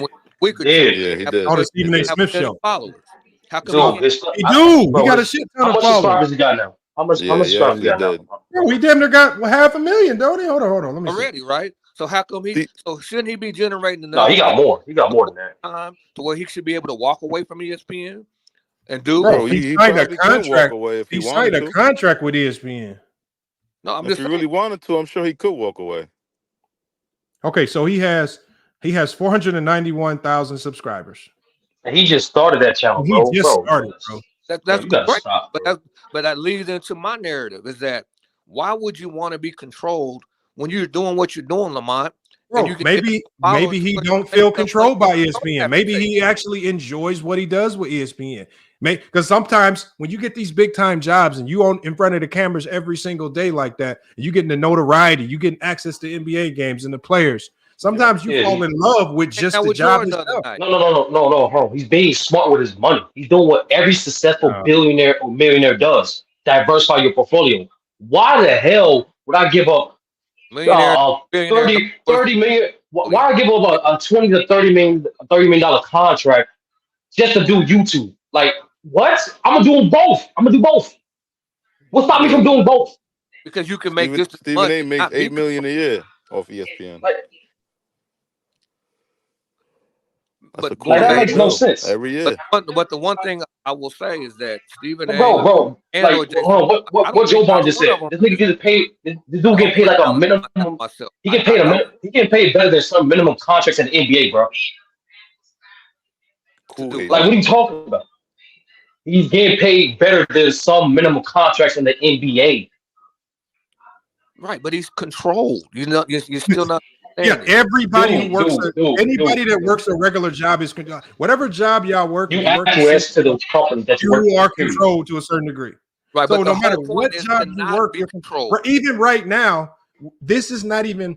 I'm even controlled on YouTube to a certain degree because there's still certain things I can't say. There's still certain things I can't sit up here and go butt naked on the live right now. You know what's gonna happen tomorrow? My whole channel's gonna be gone. Right, but why would you do that? Let's but what I'm saying. So the thing is, even I understand everything is censored and controlled to a certain degree. But you know what I say? I said I'm just going to capitulate to your rules because you guys are signing and writing the checks. Right. But on ESPN, that's a totally different narrative that they're attempting to push. Which is look, like I said. And when he got into it, y'all be acting like if ESPN knocked on y'all door tomorrow and said, "Look, we want you to be an on-air personality. You're making $5 million a year." And you know what you're going to do is you're going to sit up on ESPN and you're going to read from that teleprompter. You're not going to give a damn what it say. You're going to give your own personal take within the confines of whatever they say you can say, and you're going to go home with your $5 million. A lot of these people are just doing a job. Yep. And I even gave that exception to Malika Andrews because even when Malika Andrews was saying controversial stuff, what did I say? I said, why is nobody putting the eye on ESPN? She making, what is she? She's not really making that much money. So when we talk about that, she just reading off a teleprompter. Everybody want to get mad at Malika Andrews for doing her job, but ain't nobody said nothing about ESPN. So why everybody just want to get mad at the faces? Y'all be getting mad at the wrong people. Y'all be blaming these people. They just doing a job. And you know what Malika Andrews is going to do? Malika Andrews will leave ESPN in a heartbeat if another network comes offering the right amount of money. Disney. Come on, man. We got to stop it, man. No, what the difference is if ESPN hired me, I would build a large enough following to walk away. That's the whole point. No, why would you do that? Why? And some people do that though. Because some people do that. I want to be outside. The whole goal is to be outside the matrix. I want to be able to say what it is I want to say and do what it is I want to do. I don't want to be controlled by ESPN and their liberal. No, you can still do that. You can still do that. You can still do what you want and say what you want. You just got to live with the consequences. That's life. Right. Yeah. What's her name? Didn't she attempt to do that? And they got her off the air. Who you referring to? Then they get her on up. And Michael Smith, he was so stupid that he followed. No, hold on. Let's be honest about that show. And where's he at? Hold on. Can we be honest about Jamel Hill and Michael Smith show, y'all? Can we just start being honest? The show was kind of goddamn boring. Can we be honest? The show wasn't that good.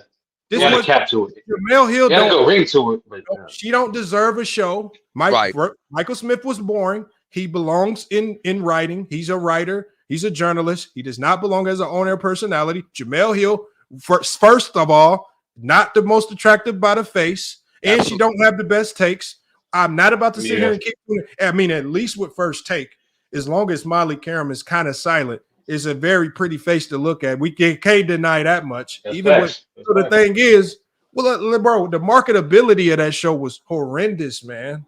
Come on, man. Let's be honest about it, man. Wasn't there an event that happened with Jamel Hill? I don't know, man. All I know is that Jamel Hill was always going to be on thin ice with her face. With a face like that, she was always going to be on thin ice.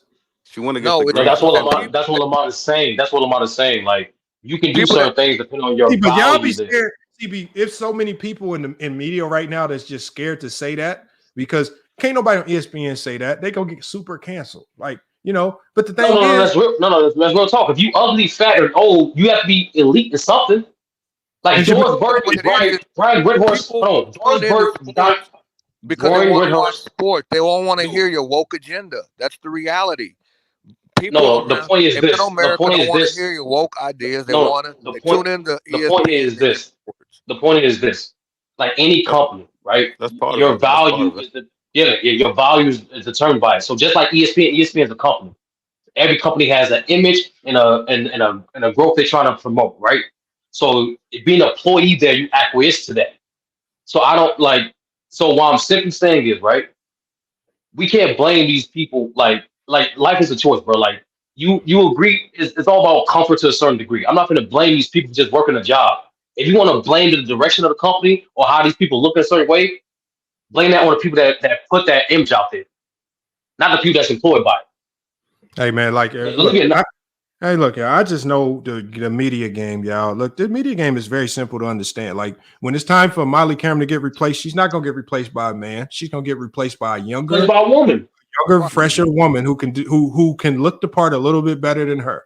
And just people got to understand their roles, man. That's it. And Stephen A. Smith knows the farther his hairline goes back, the more thin ice he's gonna be on, and they're gonna be looking for the next young voice that they can propagate up and keep and put as the face, man, who can be verbose as well. So that's just how it works, man. That's like it's just the game. I think the thing is that people you have to understand that YouTube now is where people go to get their information. To be honest with you, I no longer even watch First Take. I can't deal with ESPN and their liberal agenda. I don't watch FS1. I can't get with Skip and whatever he's doing over there with what's the guy that played for the 49ers, played for Seattle, Sherman, or Sean. So I don't even watch that. But can we be honest about that too, y'all? Can we be honest, y'all? You know why we all don't watch ESPN as much? Because cable has lost its popularity. You know what? With all the streaming services that you got access to watch almost any movie with, having traditional cable is done. Why? You know why I made the decision? I haven't had traditional cable in 10 years? Because with all the streaming services and all that, and then I can now just go straight to ESPN or NBA.com and I could just buy the package and just go straight to the website and watch the games. Right. I don't have to. And so the thing is, I'm not watching ESPN because my TV used to stay on ESPN Sports Center 24/7 because that was my only way to watch sports. And I hated paying those crazy cable bills. Once all these streaming services opened up and they said Sling TV, $19 a month, I'm with Sling TV. And when the game comes on, I'm watching the game. But we don't watch traditional cable no more because it's just phased out. Nobody watches it like that no more. But man, I had sports. I would sit there like an idiot and I would watch the same episode of Sports Center 10 times over. Just let that thing run, man. Come on. Yep. Right. But the quality was better. Hold on, Lamont. The quality was better though. Lamont, I keep telling you you're good. Why can't we create? You and I could create our own little First Take, and we would have complete control over it. It would be very successful. Meaning that people are coming to YouTube for the information. No, it's like this. No, it's not that simple. So, for example, I'll give you an example. So Gilbert Arenas, right? He really just started pushing Gil's Arena and then No Chill Gil. Because this is not knocking Gil, because Gil still at the end of the day is talented at what he does. But when you mix talent with a lot of money and the ability to create an infrastructure for you to grow, because Gil he built his studio in his house. He did, right? He connected and networked with the right people that said, okay, we're going to be your production team.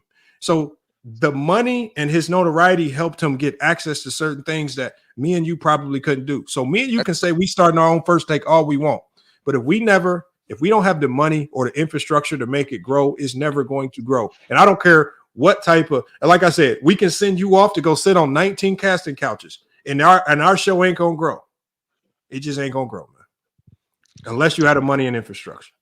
Unless you have what platform but are I you have going to run enough it faith, on? and I have You're enough going to have faith to in my run it on ability that my YouTube. show would grow. I don't think No, I you don't think got to run it on I multiple don't think that platforms. Stephen A. Right. or Whitlock or any of these talking heads, they're just all they are is fans with laptops. They're not any different than us, and that's why people are creating their own content, creating their own channels because they can see through nothing against Colin Cowherd, but he's making few years ago how Sam Darnold and Josh Rosen were the next greatest thing. I tapped out after that because all it is opinion based. They're not saying anything. No, what Colin Cowherd did is Colin Cowherd started off as a radio personality. He did, built up a massive fan base as a radio personality. And just like a lot of the radio personalities from like ESPN Chicago, once they got bigger than just their small demographic and they became national radio shows. And then they said, you know what? Let's see if we can turn these into on-air shows. So those same fans that went from because with radio dying out, they said we got to transition all these fans from radio to TV. What better way to turn our most biggest radio names into on-air personalities? So Colin Cowherd is getting the big bucks because he garnered a massive radio following that transferred that the ESPN, because they had the infrastructure to do so, they were able to successfully transfer over to the TV side. Right. That's all they did. It's not, he put in hella work.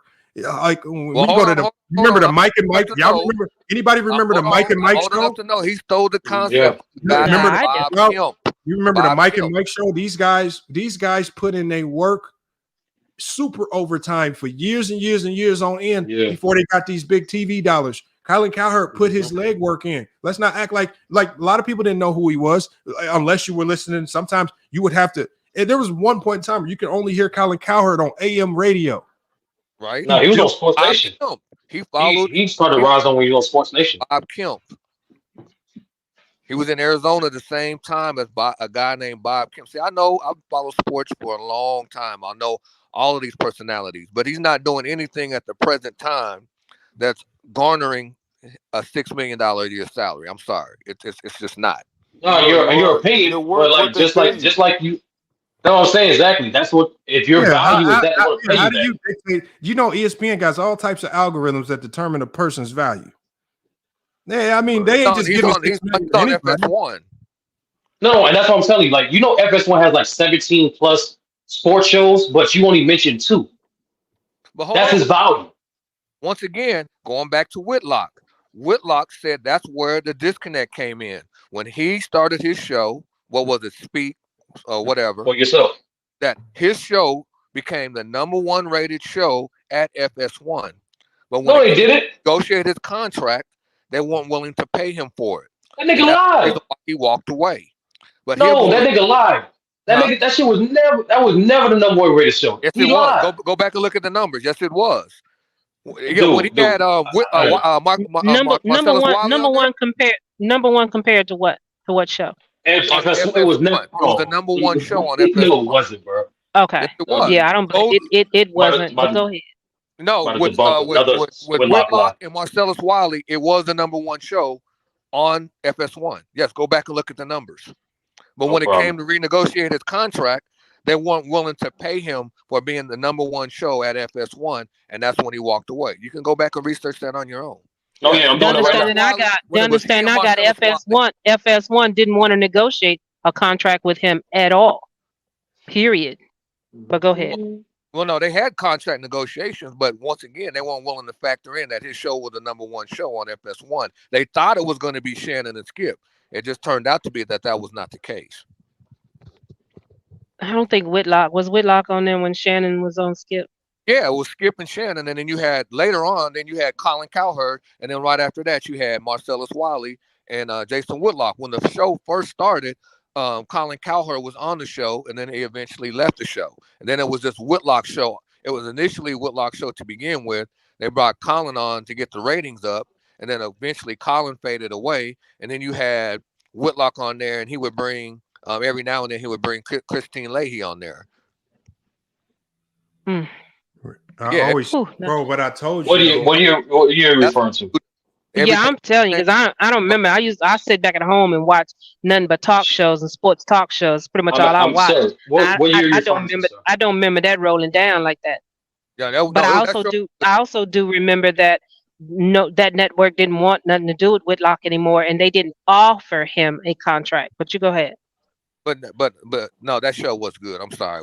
The show with Marcellus Wiley, though, they complemented each other really well. The show was well written. It was a really good show. Yeah. And Marcellus didn't even like working with him if you listen to what he said about him. But anyway, you go ahead. You don't have to work with. No, what year are you referring to, sir? At the end of the day, like I said, it's all about the what? The bottom line. Am I muted? No longer is about the bottom line. No, we hear you. Way.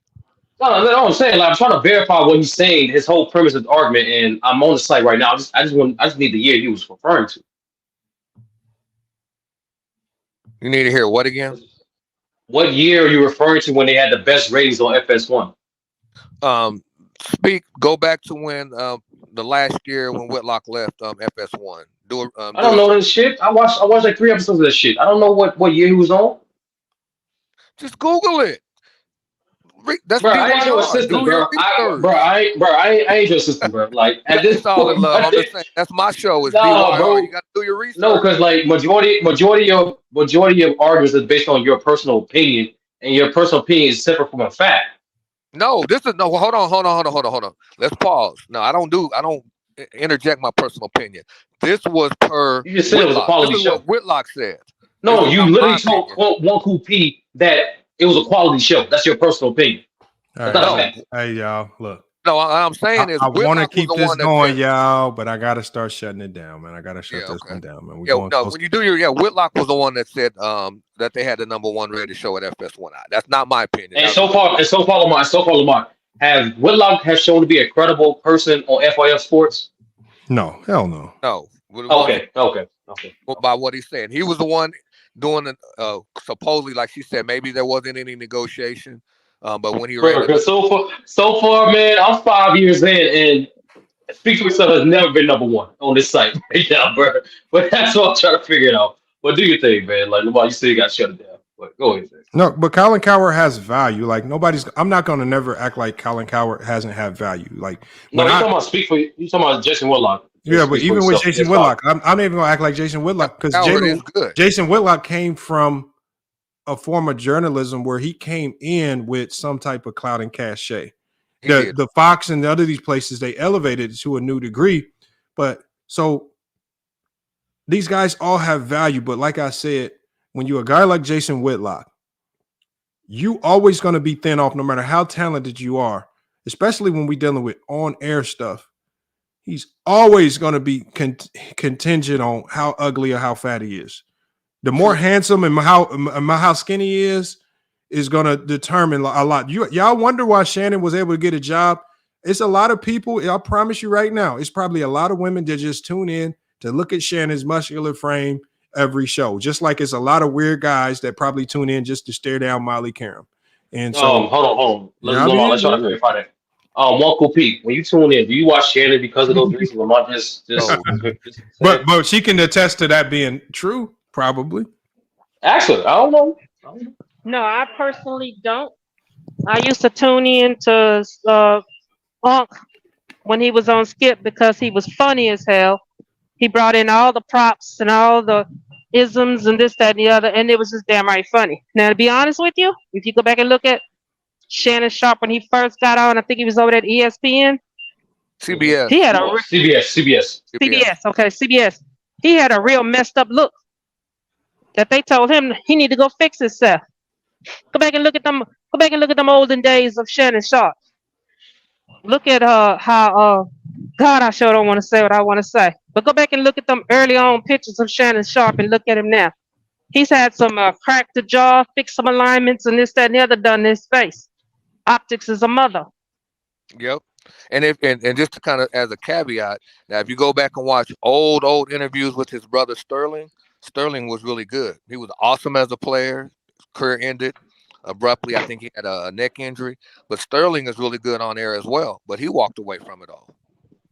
But hey Lamar, before we get off, right?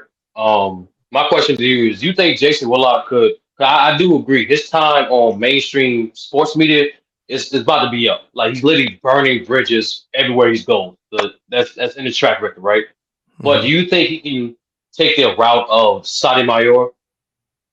Like just have a fan base where and go on platforms where he can advertise, where he can speak the way he wants to. Yeah, because radio. the one thing I think the one thing you can't take from Jason Whitlock is no matter what network drops him, he's always gonna he's big enough to where he's always gonna be a billionaire just based on the notoriety he's back. Like if he got kicked off the Blaze and he just went on YouTube completely solo dolo, he's gonna do well on YouTube numbers wise just because the clout and cachet. He can go to radio. He can just go straight over to Spotify and do a Spotify show where no face. Because he has the money and the infrastructure to propagate and push that show, he's going to do well over there. So his true skill set is he can write. He is a true journalist, but he can write. Who we talking about? Whitlock? To be able to find a he's not a complete Whitlock gonna always land on his feet because he's going to push the Trumplican MAGA nuts agenda. And that's why, unfortunately, real talk. That's why more and more black men are following him. Trump has a 20% approval rating right now with black men. It went from 13% in 2016. 2024 is right now at 20%. And that's because they're attacking the black men's fear mongering of gay. No, it's because y'all are falling for it. No longer control. 54% of black men are single and childless. It's because we're no longer being controlled by the woman in our household. So now there we go, right there. MAGA nut. We're independent thinkers. Yeah, that's the reality. And it got y'all scared that the world is the Democrat is trying to turn the world into PG boo boo boo poo. LPG, what all? Yeah, absolutely. Yeah, the alphabet crew. Yeah, I will say this. Yeah, go ahead. It represents true man. I will say this one, Kopi, and it's an unfortunate thing about our political system. Both sides are shady, and they both have agendas that instead of just working together, solving the main issues, they want to just, like Lamar alluded to, just network and have things a certain way. Both sides are guilty of that. Absolutely. That's and if you know what, if you black men kept your butts at home more and take care of your own babies, maybe you wouldn't be feeling that way. Yeah, 85. I think it's 85. Black men I didn't have a child yet. That child's life. Hope for me. Still hope for me. That's kind of old. Yeah, 85% of black males that have children are in their child's life. So yeah, that's an old. Okay, in their lives or at home with them raising them. Which way? What are you saying? Hey, it's as long as they have access. That's the key. And the last time my woman control who she laid down with. So stop sleeping with Pookie and Ray Rays and start choosing men that are willing to be in their children's life. That crap go both ways. That's my point. Well, that's my point. And men are procreating, so stop sleeping with the same man. Maybe that's it. Hey, I got 3. I'm in all of my lives. All of them on college. Yeah, well, we're not out here spreading about what our black men is this, that, and the other. So I'm gonna go vote for this nut job that's trying to take away all of our entitlements, as they call it. Look around, and everything we get that's help for anybody is gonna be gone. But there's not one metric. There's not one metric where the black woman outperforms the black man. Not one. Really? Not one. Not one metric. Not one metric. I'm disagreeing with you on that one. I won't say that. Yeah, that's facts. That's not my opinion. That's a fact. That's supported by. You said a lot of opinions. You said a lot of facts. That was opinions, but I just want to let you know. Well, yeah, that's an opinion, dude. just like what I said is just a pure opinion of what I've just noticed, and from hearing what I hear on YouTube, a lot of guys are fear mongering about the alphabet crew turning. Can't force you to do nothing you don't want to do. You want to be gay? No. Then don't. But let people be people. What that got to do with anything? Great stream And why we gotta spew all this hate about what women are doing at home and raising their kids? I don't Coming get from a single mother that raised. I mean, the gender wars. I mean, what? Okay, whatever. Sound like what you were spewing earlier. No, my mind goes to the solution. The solution is okay. That don't sound like a solution if you out there denigrating women that's just trying to take care of their own kids. I don't denigrate anyone. I'm just saying. Sound like a. Hey, the solution is this. The solution is this. Just everyone just be better. I mean, I got out there and bust my ass to take care of my two, and I know quite a few other women that was out there doing it. I mean, I got out there in a truck, running them down the road, trying to do what I had to do to provide for mine, because I didn't have that other help. Well, yeah, then maybe you should have picked a brother like myself, and I would have been there all along. No, oh hell no! What is this? No, what is this? You sound like a MAGA nut. No, hold on. No, the solution is. That's not going to translate to your win. The solution is exactly. The solution is doing exactly what I did. Get out there and take care of my own. Because next thing I know, if I had you in my life, I probably had to conform to whatever you told me I had to live like. I would probably be one of them women that had no self-thought. Our young men You are reading sound at like a one of them. level. You sound like one of them men that need a woman in their life or got a woman in their life that don't have a single bread of a thought of her own, and that's not a man for me. Sorry. Well, hey, like I said, all my children. We got Low in here. I didn't see Low pop up at the last minute, man. Yeah, man. Where you coming from, Low, man? Our children are reading. Our young men. Yeah, you talking up the most crazy stuff. Low coming up out of the woodwork sometime. Fresh to death, though. Yeah, I know, man. I'm about to hop on stream myself, though. I had to just tap in and see what y'all talking about, man. Your boy Whitlock out here just chatting up, man. Chatting up a storm. What the hell was he, bro? I thought it was just me. I like. Did he really go up there? I feel like he kind of embarrassed himself a little bit. Yeah, Whitlock was just chatting. I was like, oh man, I don't know what he's even talking about right now. I don't know what this has anything to do with any form of relevancy at all. It was just chat. And do you know how bad you got to be from Stephen A. to get? He kind of got outsmarted by Ticket, which was also crazy. How do you look crazy in a conversation with Ticket? Damn, I ain't say that. Do y'all really care how many points Stephen A. Smith scored in the game or how many shots he made in a row? Thank you. Nobody care about stuff that happened in high school and college for Stephen A. Smith? Thank you. Y'all really care? Like, shit don't matter. Nobody cares. No one doesn't care. No one doesn't go to Stephen A. Smith because in college he made 17 threes in a row. No one. That's not the premise of Stephen A. Smith. Mm-hmm. That's not who Stephen A. Now, if Kendrick Perkins said that, his value to the conversation is his play. Vince Carter, Matt Barnes, Steven Jackson, Gilbert Arenas, like their value is their experience. Some are also entertaining, but that is their value, their experience. JJ Redick, Stephen A. Smith does not fall under that umbrella. So if he was hyperbolic about how many shots he made in a row, who cares? Thank you. Who cares? Let's say video pops up and it was 13 instead of 17 or who cares? That's what I'm saying. Who cares? Exactly what I said. It's just like, man, that's why I said he's reaching. I said this is a super reach. And I said the premise is, where did Stephen A. come from? That's why he's bringing all of this up. And he just took information from his book and presented it. No, so where did Stephen A. come from? Yeah, but Stephen A.'s backstory is like very well documented. Thank you. It's also documented on Winston-Salem State University's own website. Like if Winston-Salem State agrees to it, who am I to disagree with it? That's their school. That's their university. They've accepted everything that he said, from the scholarship to the 17 threes. His teammates is all fine with it. Who are we? No. Not only that, it was documented even his upbringing, like he was following Iverson. That's how he got his start, because he's the beat writer in Philadelphia. He followed Allen Iverson. He got picked up on ESPN, a large part because of the relationship that he had with Skip Bayless.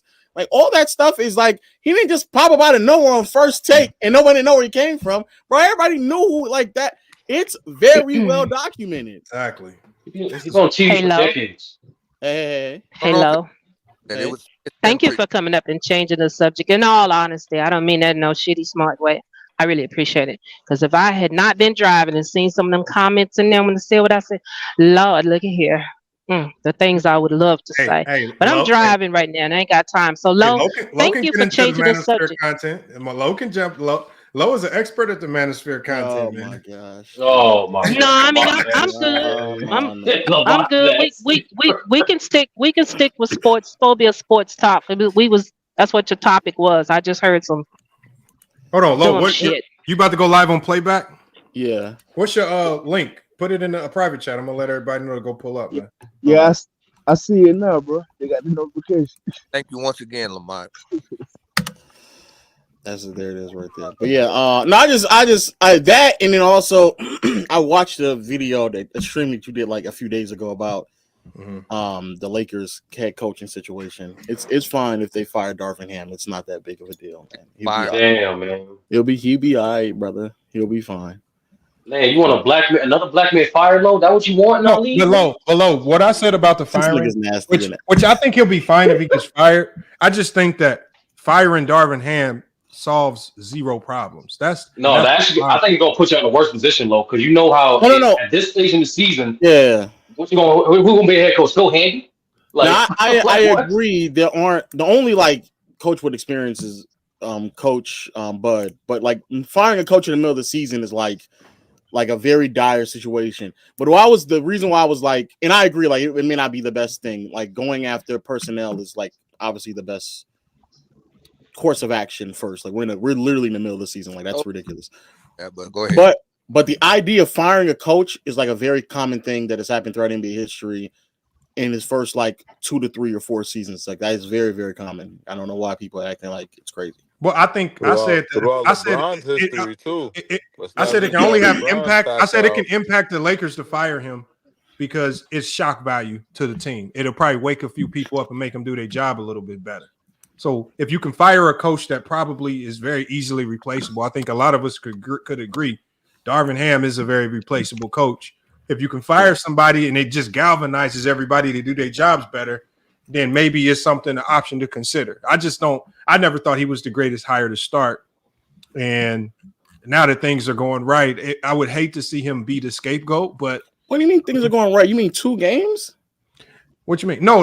I'm not talking about now. I'm saying things for the most part haven't went the way the Lakers have expected with Darvin Ham. And so if they fire him, I wouldn't be surprised. But I just think this Laker team, when I look at the talent, when I see how well they play, when they actually play hard, I think if you can galvanize them and because if you can do something to that dude just to wake these guys up, maybe you can get something out of them. But yeah, no, I get it. Wait, somebody said for a LeBron team minority, but what is because does LeBron even respect him? Him be calling plays. LeBron's like, this guy's a retard. Nah, we're running this, AD. Well, isn't that what there's several players who've done that through NBA history? Nah, of course, but LeBron's one of the ones that run the team. So if LeBron's losing faith in them, the team's gonna follow. Well, you made it seem like it was a redundant thing throughout LeBron's career. No, it isn't a redundant thing. If LeBron's it's fairly common. No, because they didn't fire Exposure and he wasn't rocking with him, so that's not true. Because of Pat Riley, though. Yeah. That was a specific situation. He wanted him out, though. And they didn't fire him. It's very common. Riley wasn't having it. It's very common that star players want head coaches fired, especially when they're not playing basketball or coaching the basketball the way they want to. That's a common thing. Not that's as often as with LeBron. What is it? No, that's not true either. But you can believe give that. Give me another example. Hakeem Olajuwon. All right, break it down. Wilt Chamberlain. Magic Johnson. Magic Johnson. Hold on, don't blame that on Will. Don't blame that on Will though. That was like Will's fault. Oh, my bad. Oh, you could just go to the Phoenix Suns last year. Yeah, facts. Yeah. Yeah. You can follow Kevin Durant's career over the past like 2 or 3 years. You go to KD. Kevin Durant wanted Steve Nash fired. He wanted Steve Nash fired. He didn't believe in Steve Kerr's system, even though it was a system that he wanted to go to. Yeah, that's a common thing. Wait. So you're telling me KD wanted Kerr fired? Yes. Yes. No. He wanted. You know what's funny? Yes, he did want Brian Scott fired, but he didn't want them to hire Billy Donovan. So, yeah, KD has a track history. Yes.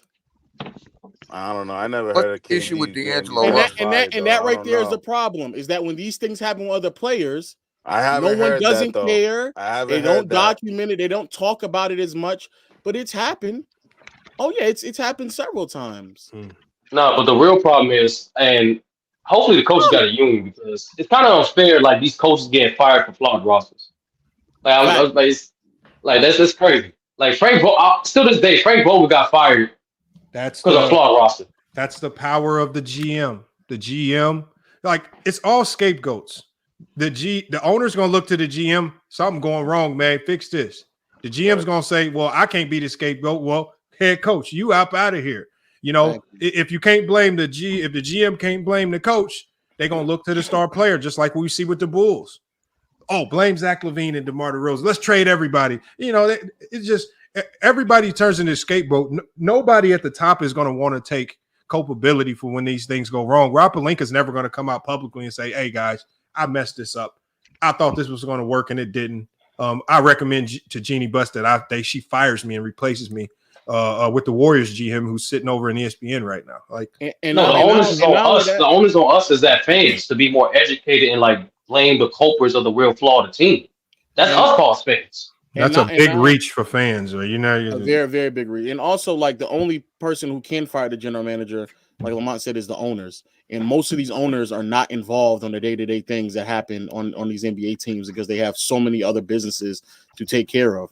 So they leave it up to, well, not the Lakers, but just in a general sense, they leave it up to the general managers to make the decision. And like Lamont said, GMs are not going to say, "I messed up and I think I should be fired." Like that, they're not going to do that. But Patrick, how many head coaches did Patrick Ewing have in his time with the Knicks?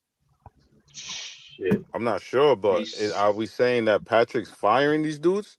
Like he's saying two of them he did, yes.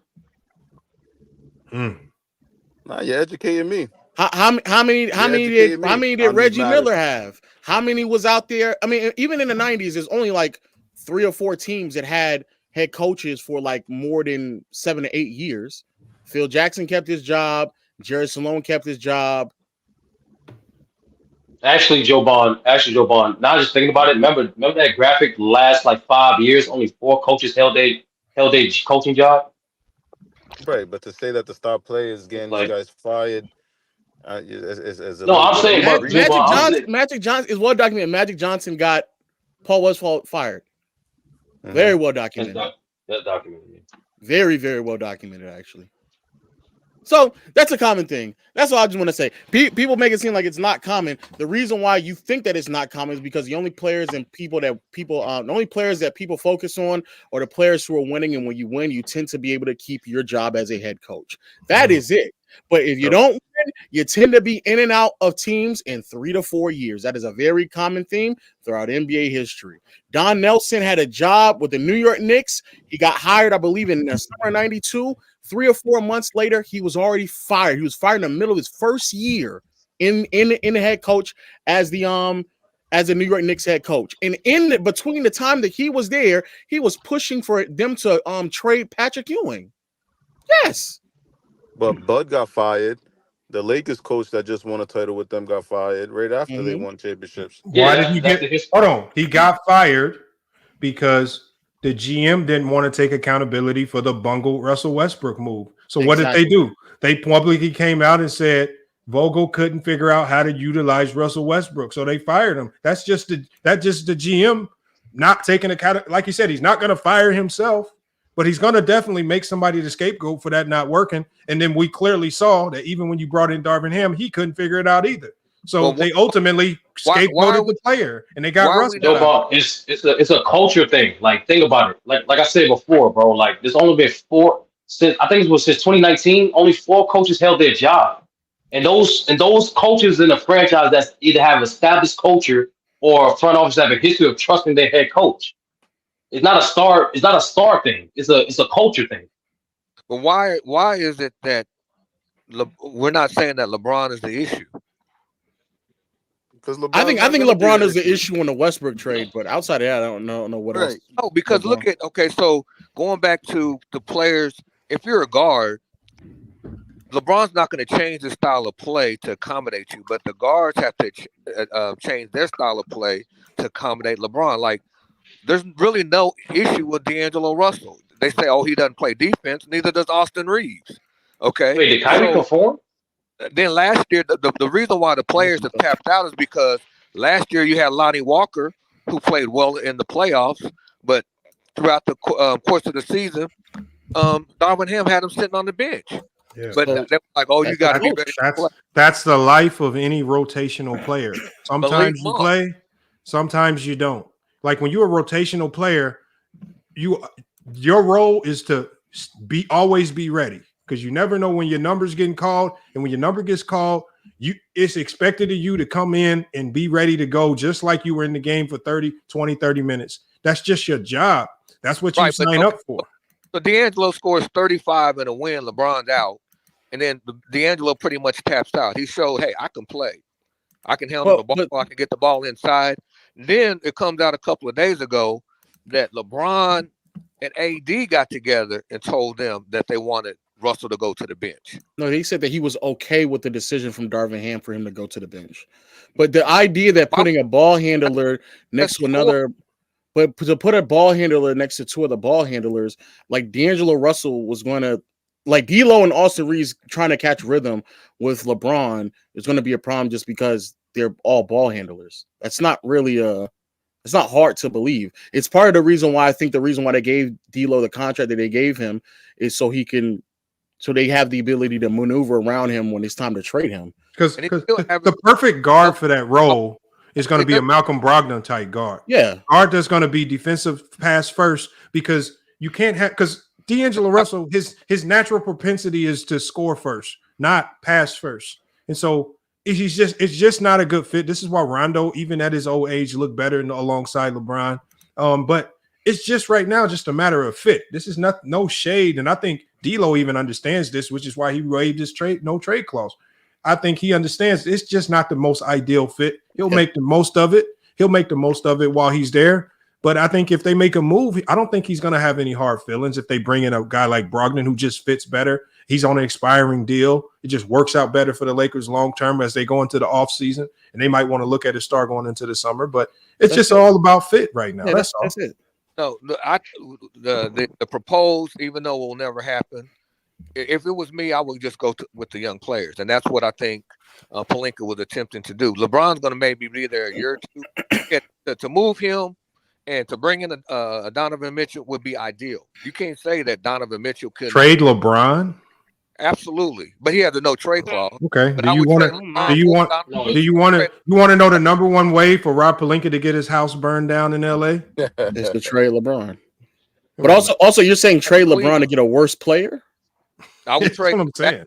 And bring he's saying a younger player. But it's still a worse player. Donovan Mitchell, even where LeBron is playing at right now, I have a hard time believing that Donovan Mitchell will ever be able to reach that level. Right, but it'll still be another 10 years of Donovan. A year or 2 ago. What are you talking about? A 10-year, will you rather have 10 years of Donovan or just to have the cap flexibility? Because Donovan Mitchell, you can just acquire him through free agency. I want the next 10 years with Donovan Mitchell, D'Lo. You can acquire him through free agency. Don't pull a Knicks. Don't pull a Knicks. I take Donovan Mitchell over AD right now. Yes, I would. It sounds and that right there is silliness. And that's silliness. You're not trading AD. Over a 40-year-old player. Man. Come on now, really? Yeah. That's silliness. I unmuted so that I can say this. I can't blame totally on LeBron that Westbrook trade, because LeBron had what's the guy named DeRozan? He had DeRozan already set and ready to go. Westbrook turned him down and said he wasn't interested in coming. Okay, so he recruited DeMar DeRozan, who was set and ready on a plane, thinking everything was a done deal. And Pelinka and Jeannie wanted to give DeMar 2 years versus 3, and that's when the deal started falling apart. Then Russell called and said, "Hey, I changed my mind. Can I come?" Yeah, DeMar, I don't think DeMar would Even with that, is it not ego? Did not LeBron think, hey, I can do better with Russell than KD can do with Kyrie? Look, Look, at the end of the day, look, it's okay. Like, I can do better with Russell. Yeah, but it didn't work. Look, and most trades in NBA don't lead to a championship. It's okay that a trade doesn't work. Everybody acts like if a trade around LeBron doesn't work, it's the end of the world. 95% of trades, probably more than that, don't lead to a championship. Like most trades don't work. Come on, man. Like, it's okay. Lamar, let's ask the real question, Lamar. For the Lakers fans that's on the panel, how much faith do y'all really have in y'all front office? Like, let's foreseeable future. I don't the second half of 2020. Me hardly any. And Pelinka? I don't think it's that bad, but no, I like Pelinka. No, but look, you can't deny, like, they missed on common sense hirings. Like common sense decisions that they botched it. The Lakers have chose to play the long game. You can tell by the moves that they're making that they are not going to duplicate another mistake like they did with Russell Westbrook. And I think that they believe in the two superstar caliber players that they have, and I think they have a formula, just like Brian Windhorst said, they have a formula that they committed to, which is really building this team out to be a great defensive team and allowing Brian and AD to carry them offensively. They're going to make a few marginal adjustments so they're more efficient offensively. But I think to fix their offense, it doesn't require another star to fix it. You look at their offense, and when you look at the things that need to get tweaked, a tweak here, a shooter here, you don't need to go out chasing, because the only thing that's going to happen is if you go get a star like Zach LaVine, is you're going to have a $40 million guy standing in the corner. Absolutely. That's what's going to happen. And so everybody keeps saying, "Oh, Zach LaVine is just going to fit perfectly. He's going to have the ball. He can go attack." No, he's going to be standing in the corner. He's going to be standing in the corner, watching Brian and AD operate off that high pick and roll, and he'll get the ball as they see fit. And unless you can absolutely guarantee that LeBron is coming off ball and you're getting it, it's just not happening. It makes no sense. There's no Donovan coming. There's no Zach LaVine coming. There's other teams that can offer way better packages. You talk about the Kings, you talk about the Warriors, you talk about the Mavericks, you talk about the Miami Heat. It's just much better teams where he's a much better fit. He can be in more of a natural role, which I think his natural role in this league is at a 2, where he has the opportunity to go score where the offense actually gives him an opportunity to score. It just makes no sense to try to stick him in a Laker team. You're going to deplete all your depth. It's going to take 3 to 4 players to make the deal done. So what's going to also happen is if you get a star like Mitchell or Zach LaVine, now all of your success is completely tied into those 3 guys. Can't nobody get injured. Any one of those 3 guys get injured, you done, because you have no depth. You have nothing to support it. So I think they believe in their youth. They've committed to Rui and Reeves. They're going to hold on to those guys if they're smart. And I don't think any one of those guys move. I like him. What about Reddish? The thing is, your minimum contract guys are not going nowhere. There's no value in trading your minimum contract guys unless you're trading them to create a roster spot, or unless you're waiving them or something like that. So it makes no sense. Like the Phoenix Suns right now, everybody keeps talking about these trades. They have 9 minimum contract guys on their roster. They are not going to be involved in the trade unless they're trading Yusuf Nurkic. They're not going to be heavily invested in making any trades. Minimum contract guys really don't get traded because that's your value. Right now, as bad as Cam Reddish has been playing, I like him. He's still giving the Lakers like 5 times value for a minimum contract guy. The fact that you can start a minimum contract, and then when you talk about the other minimum contract guys on this roster, those guys are essentially untouchable because guys like Christian Wood, guys like Reddish, they're giving you way more value than what they're actually worth. So you got to hold on to them. And so Young Africa says cap, but again, when you understand the business of basketball, when you understand the reality that the Lakers got 2 stars in Bron and AD, that they run a offense that's dominated by those 2 only. There's no sense in bringing in a third guy who can't play defense, because every third option. Look at all the championship teams LeBron has played on. Tell me one third option that couldn't defend or couldn't mold their game into being an elite defender. Love had to turn into a defender. I even never defender. Yes, he could. Example, though. That's a very good example. Yeah, Love had to defend. I don't know. He had to, but he wasn't good at it. Yes, he was. Yes,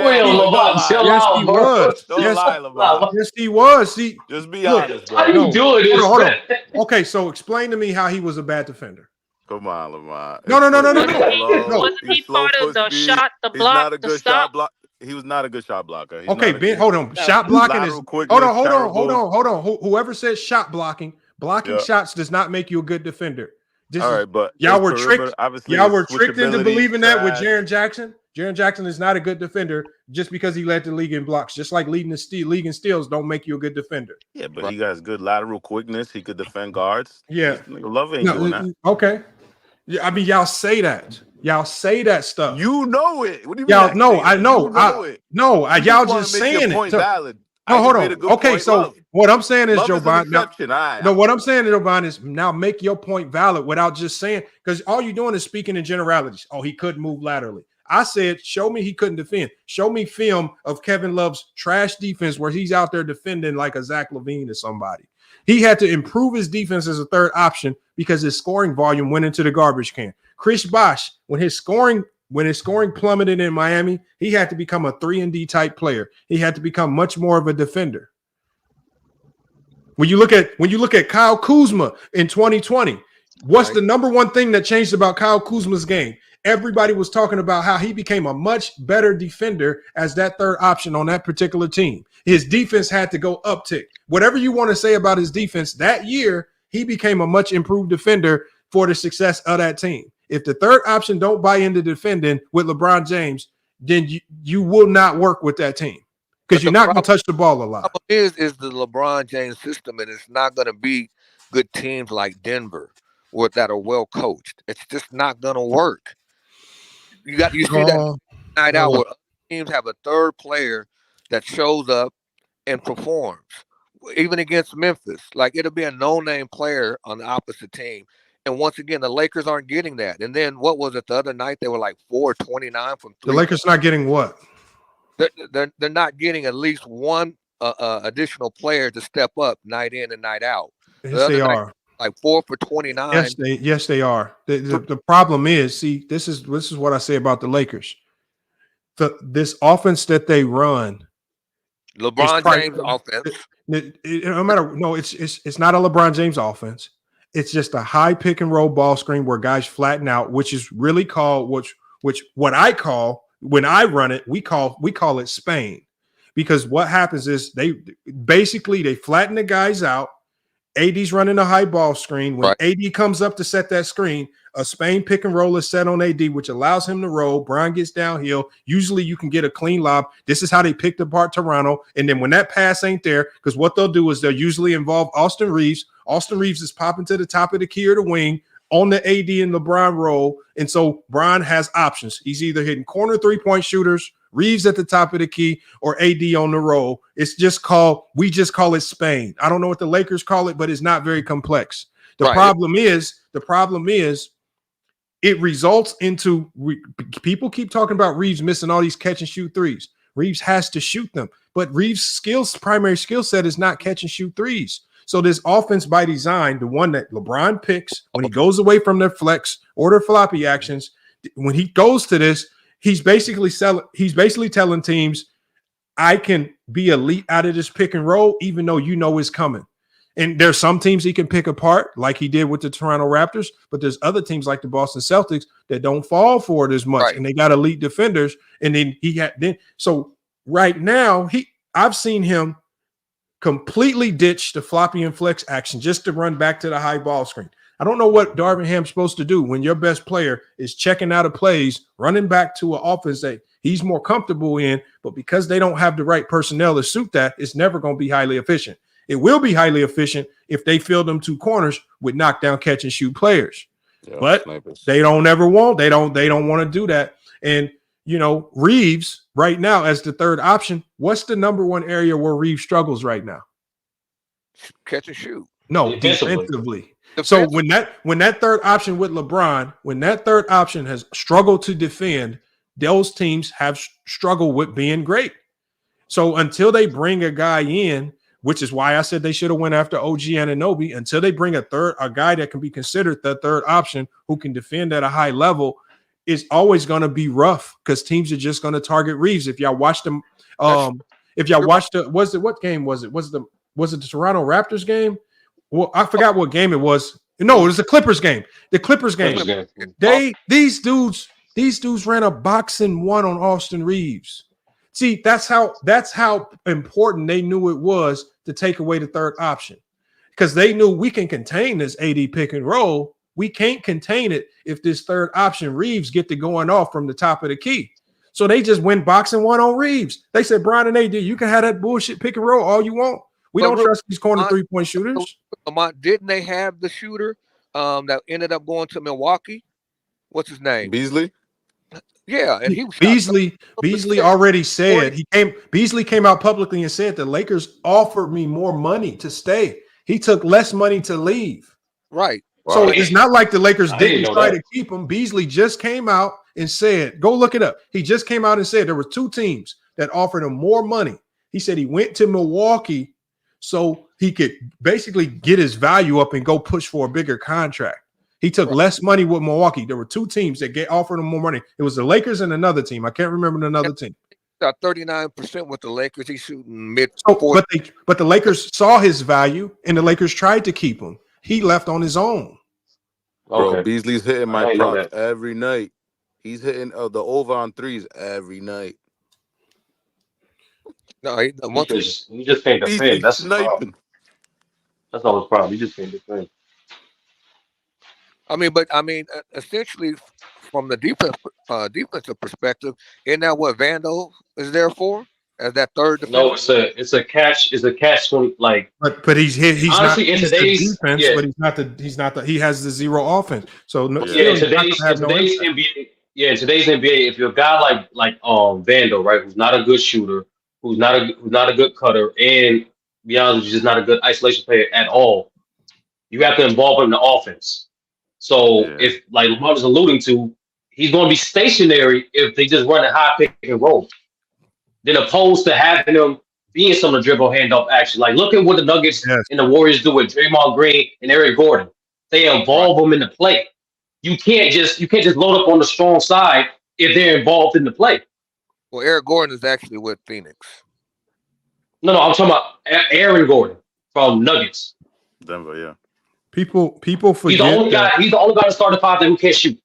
But you're talking about Aaron Gordon. Okay, Aaron Gordon with the Aaron Gordon. Yeah, Aaron Gordon. Yeah, okay. That's what I'm saying. But people forget. People once in a while too. Nobody respects how difficult it is to catch and shoot in the NBA.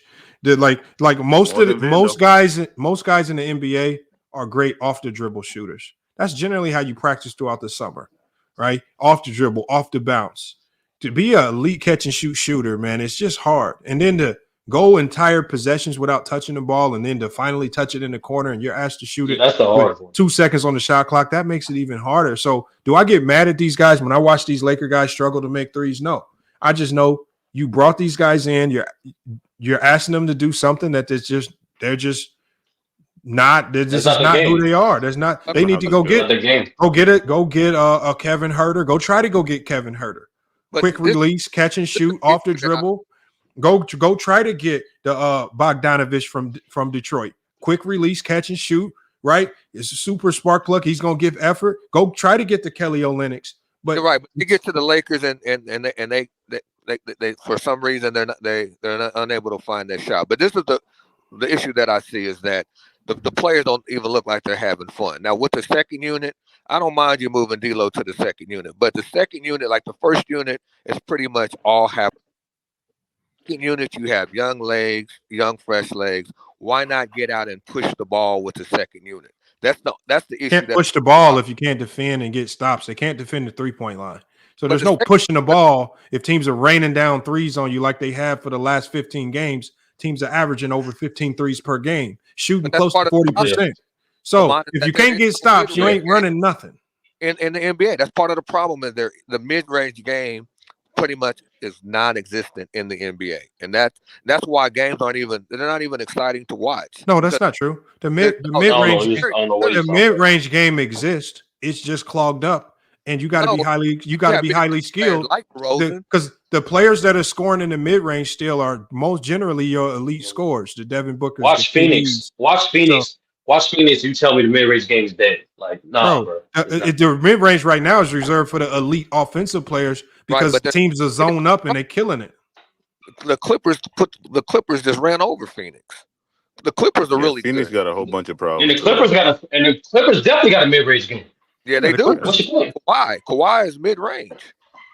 So is KD. But the problem is, like, the bad matchup with the Suns, they role players suck. They can't defend. They ain't consistent.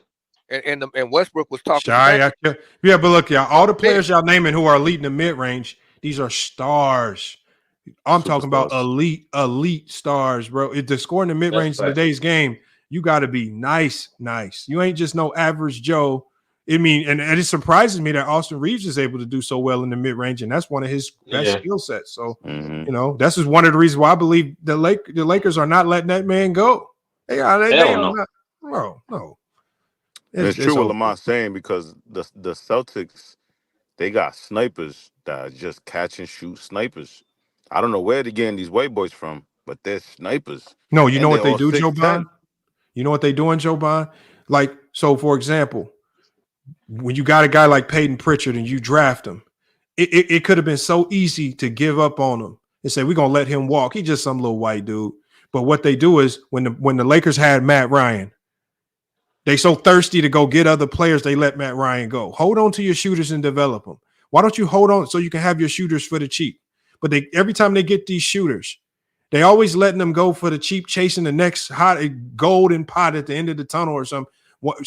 You got Phil Handy, start your developing. You got the best developmental coach in the league, but you ain't letting them develop nothing. That's right. Put that man to work. Keep your shooters. When you got Reeves, develop them. You got Rui, develop them. We saw him be able to shoot 40% from the three in the playoffs last year. Continue to develop that. But you can't keep trying to trade your way to success and just hoping these guys can just pop up in LA and we just doing the same thing we did elsewhere. It just don't work like that. You got to develop these guys. And you have them for the low. Like Peyton Pritchard, they were able to re-sign him on the low. He actually wanted to trade. They said, hell no, we not trading your ass. You about to take this contract. And we need your shooting. We'll fix your defense. Don't worry about all that. So if you a shooter, man, the Lakers just stupid. You have Matt Ryan, man. And you let this man walk. For the Celtics also. That was a good pickup. Which one? Drew Holiday?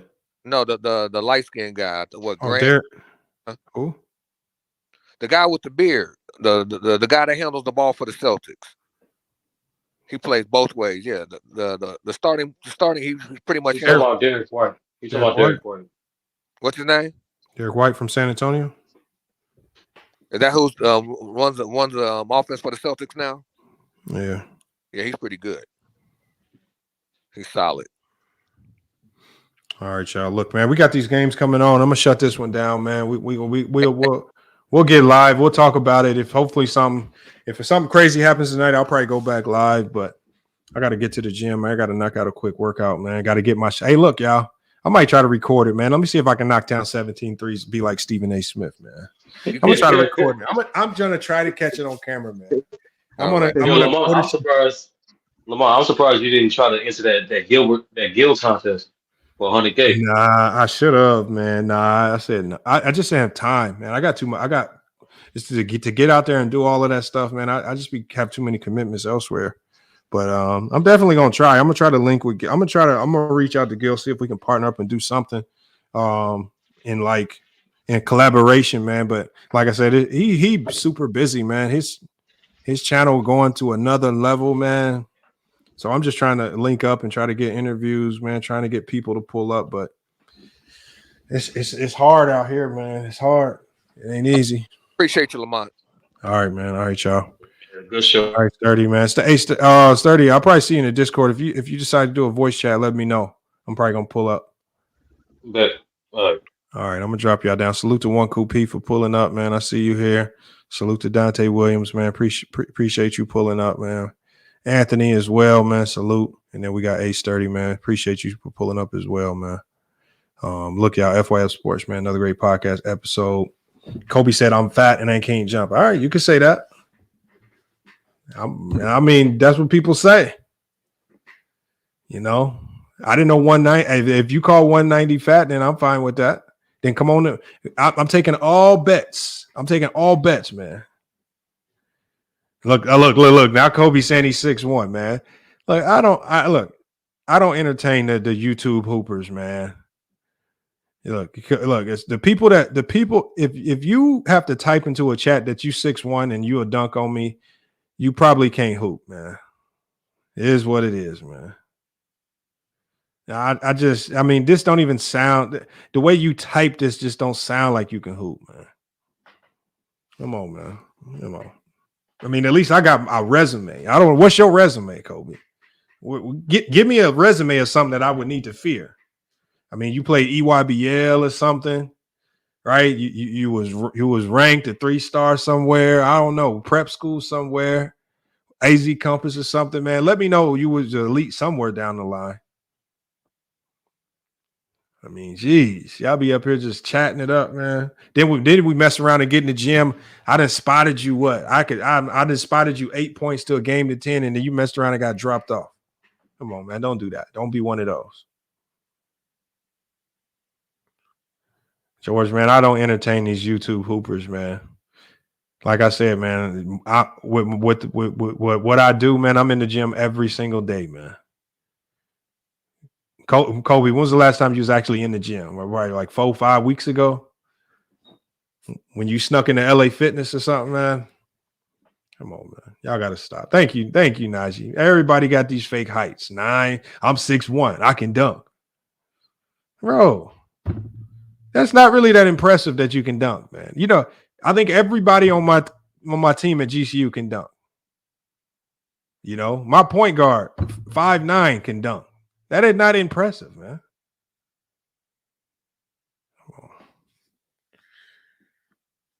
Come on, y'all got to stop, man. Thank you, Grove, man. People just be talking, man. Kobe, man. How about you do this, Kobe? You know what, Kobe? I'll be a believer in your game, man. Just hit the Cash App and support, man. Hit the Cash App and support the channel. You know what? I if you got a mixtape out there, I'll play your mixtape on the channel, man. So you can put the fear of God in all of us.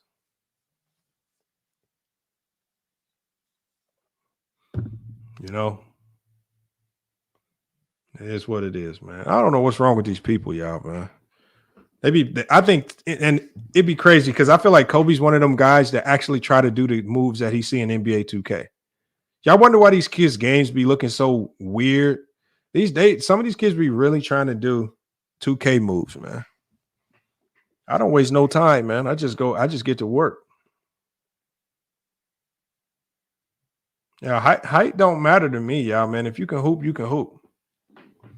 Your height don't mean nothing, man. You get dropped off. Like I said, I told y'all yesterday, I didn't had a lot of good players give me buckets, but I didn't gave a lot of good players buckets right back. Look, I mean, y'all see the MVPs right behind me.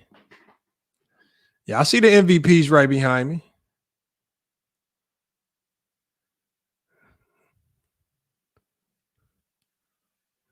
Come on, man. Back to back.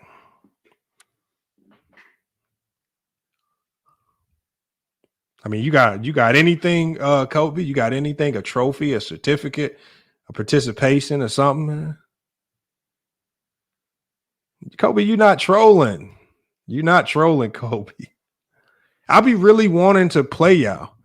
I be really wanting to hoop. I actually set up a 1v1. I set a 1v1 up with Go Mike. He didn't show up. I just set up like 2 or 3 1v1s, man. I get no show, man.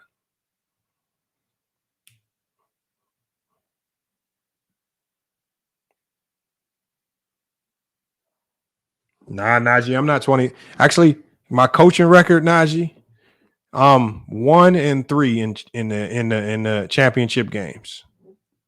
No, hold on. It depends. If you're talking about national championships, yeah, I'm 1-3. I've coached teams that have won like championships, like smaller ones, but national championships, I'm 1-3. All right. Well, Raythal, Jordan, if you feel that way, man, just watch the whole video, man. Watch the whole video. All right, you're entitled to your opinion. Salute to Ticket. Salute to Jason Whitlock. Somebody said Jason Whitlock is live. If he is, I'll check it out. All right, y'all. Look, FYF Sports, man. Another great podcast episode, man. Appreciate you guys for being here. Hell of a show today, man. We covered a lot of things, man. Salute to Ticket for a hell of an interview, man. I know a lot of people gonna have their gripes about it, but it is what it is, man. For the timing of it, man, I thought he did a decent job with it, man. So you got to give credit where credit is due. But look, y'all, FYF Sports, another great podcast episode. We'll be back with more sports and news. Until then, it's FYF Sports. And we out.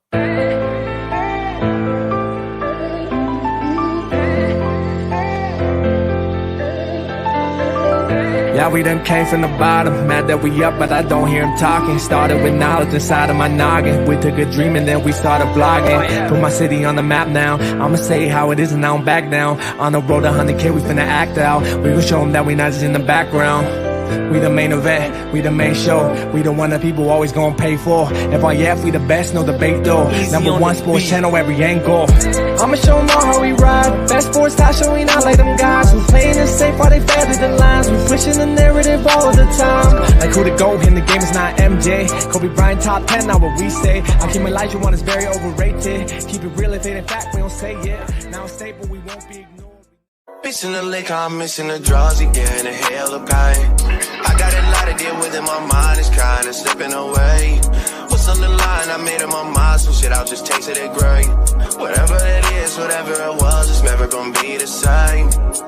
How do I explain what's been going on with me? You say that I changed, but you didn't know the old me. I think that I saved you, tell me who gon' save me. I'm way too fucked up in this club, I'm ashamed, baby. You say that I changed, but you ain't really know me. When I'm around my dogs, girl, they just can't control me. Trying to spend my time right, using every second of it. Trying to spend my time right, using every second of it. Before it's too late, girl, before it's too late. Can I speak my mind right, girl, before it's too late. I've been moving backwards, rolling up the back.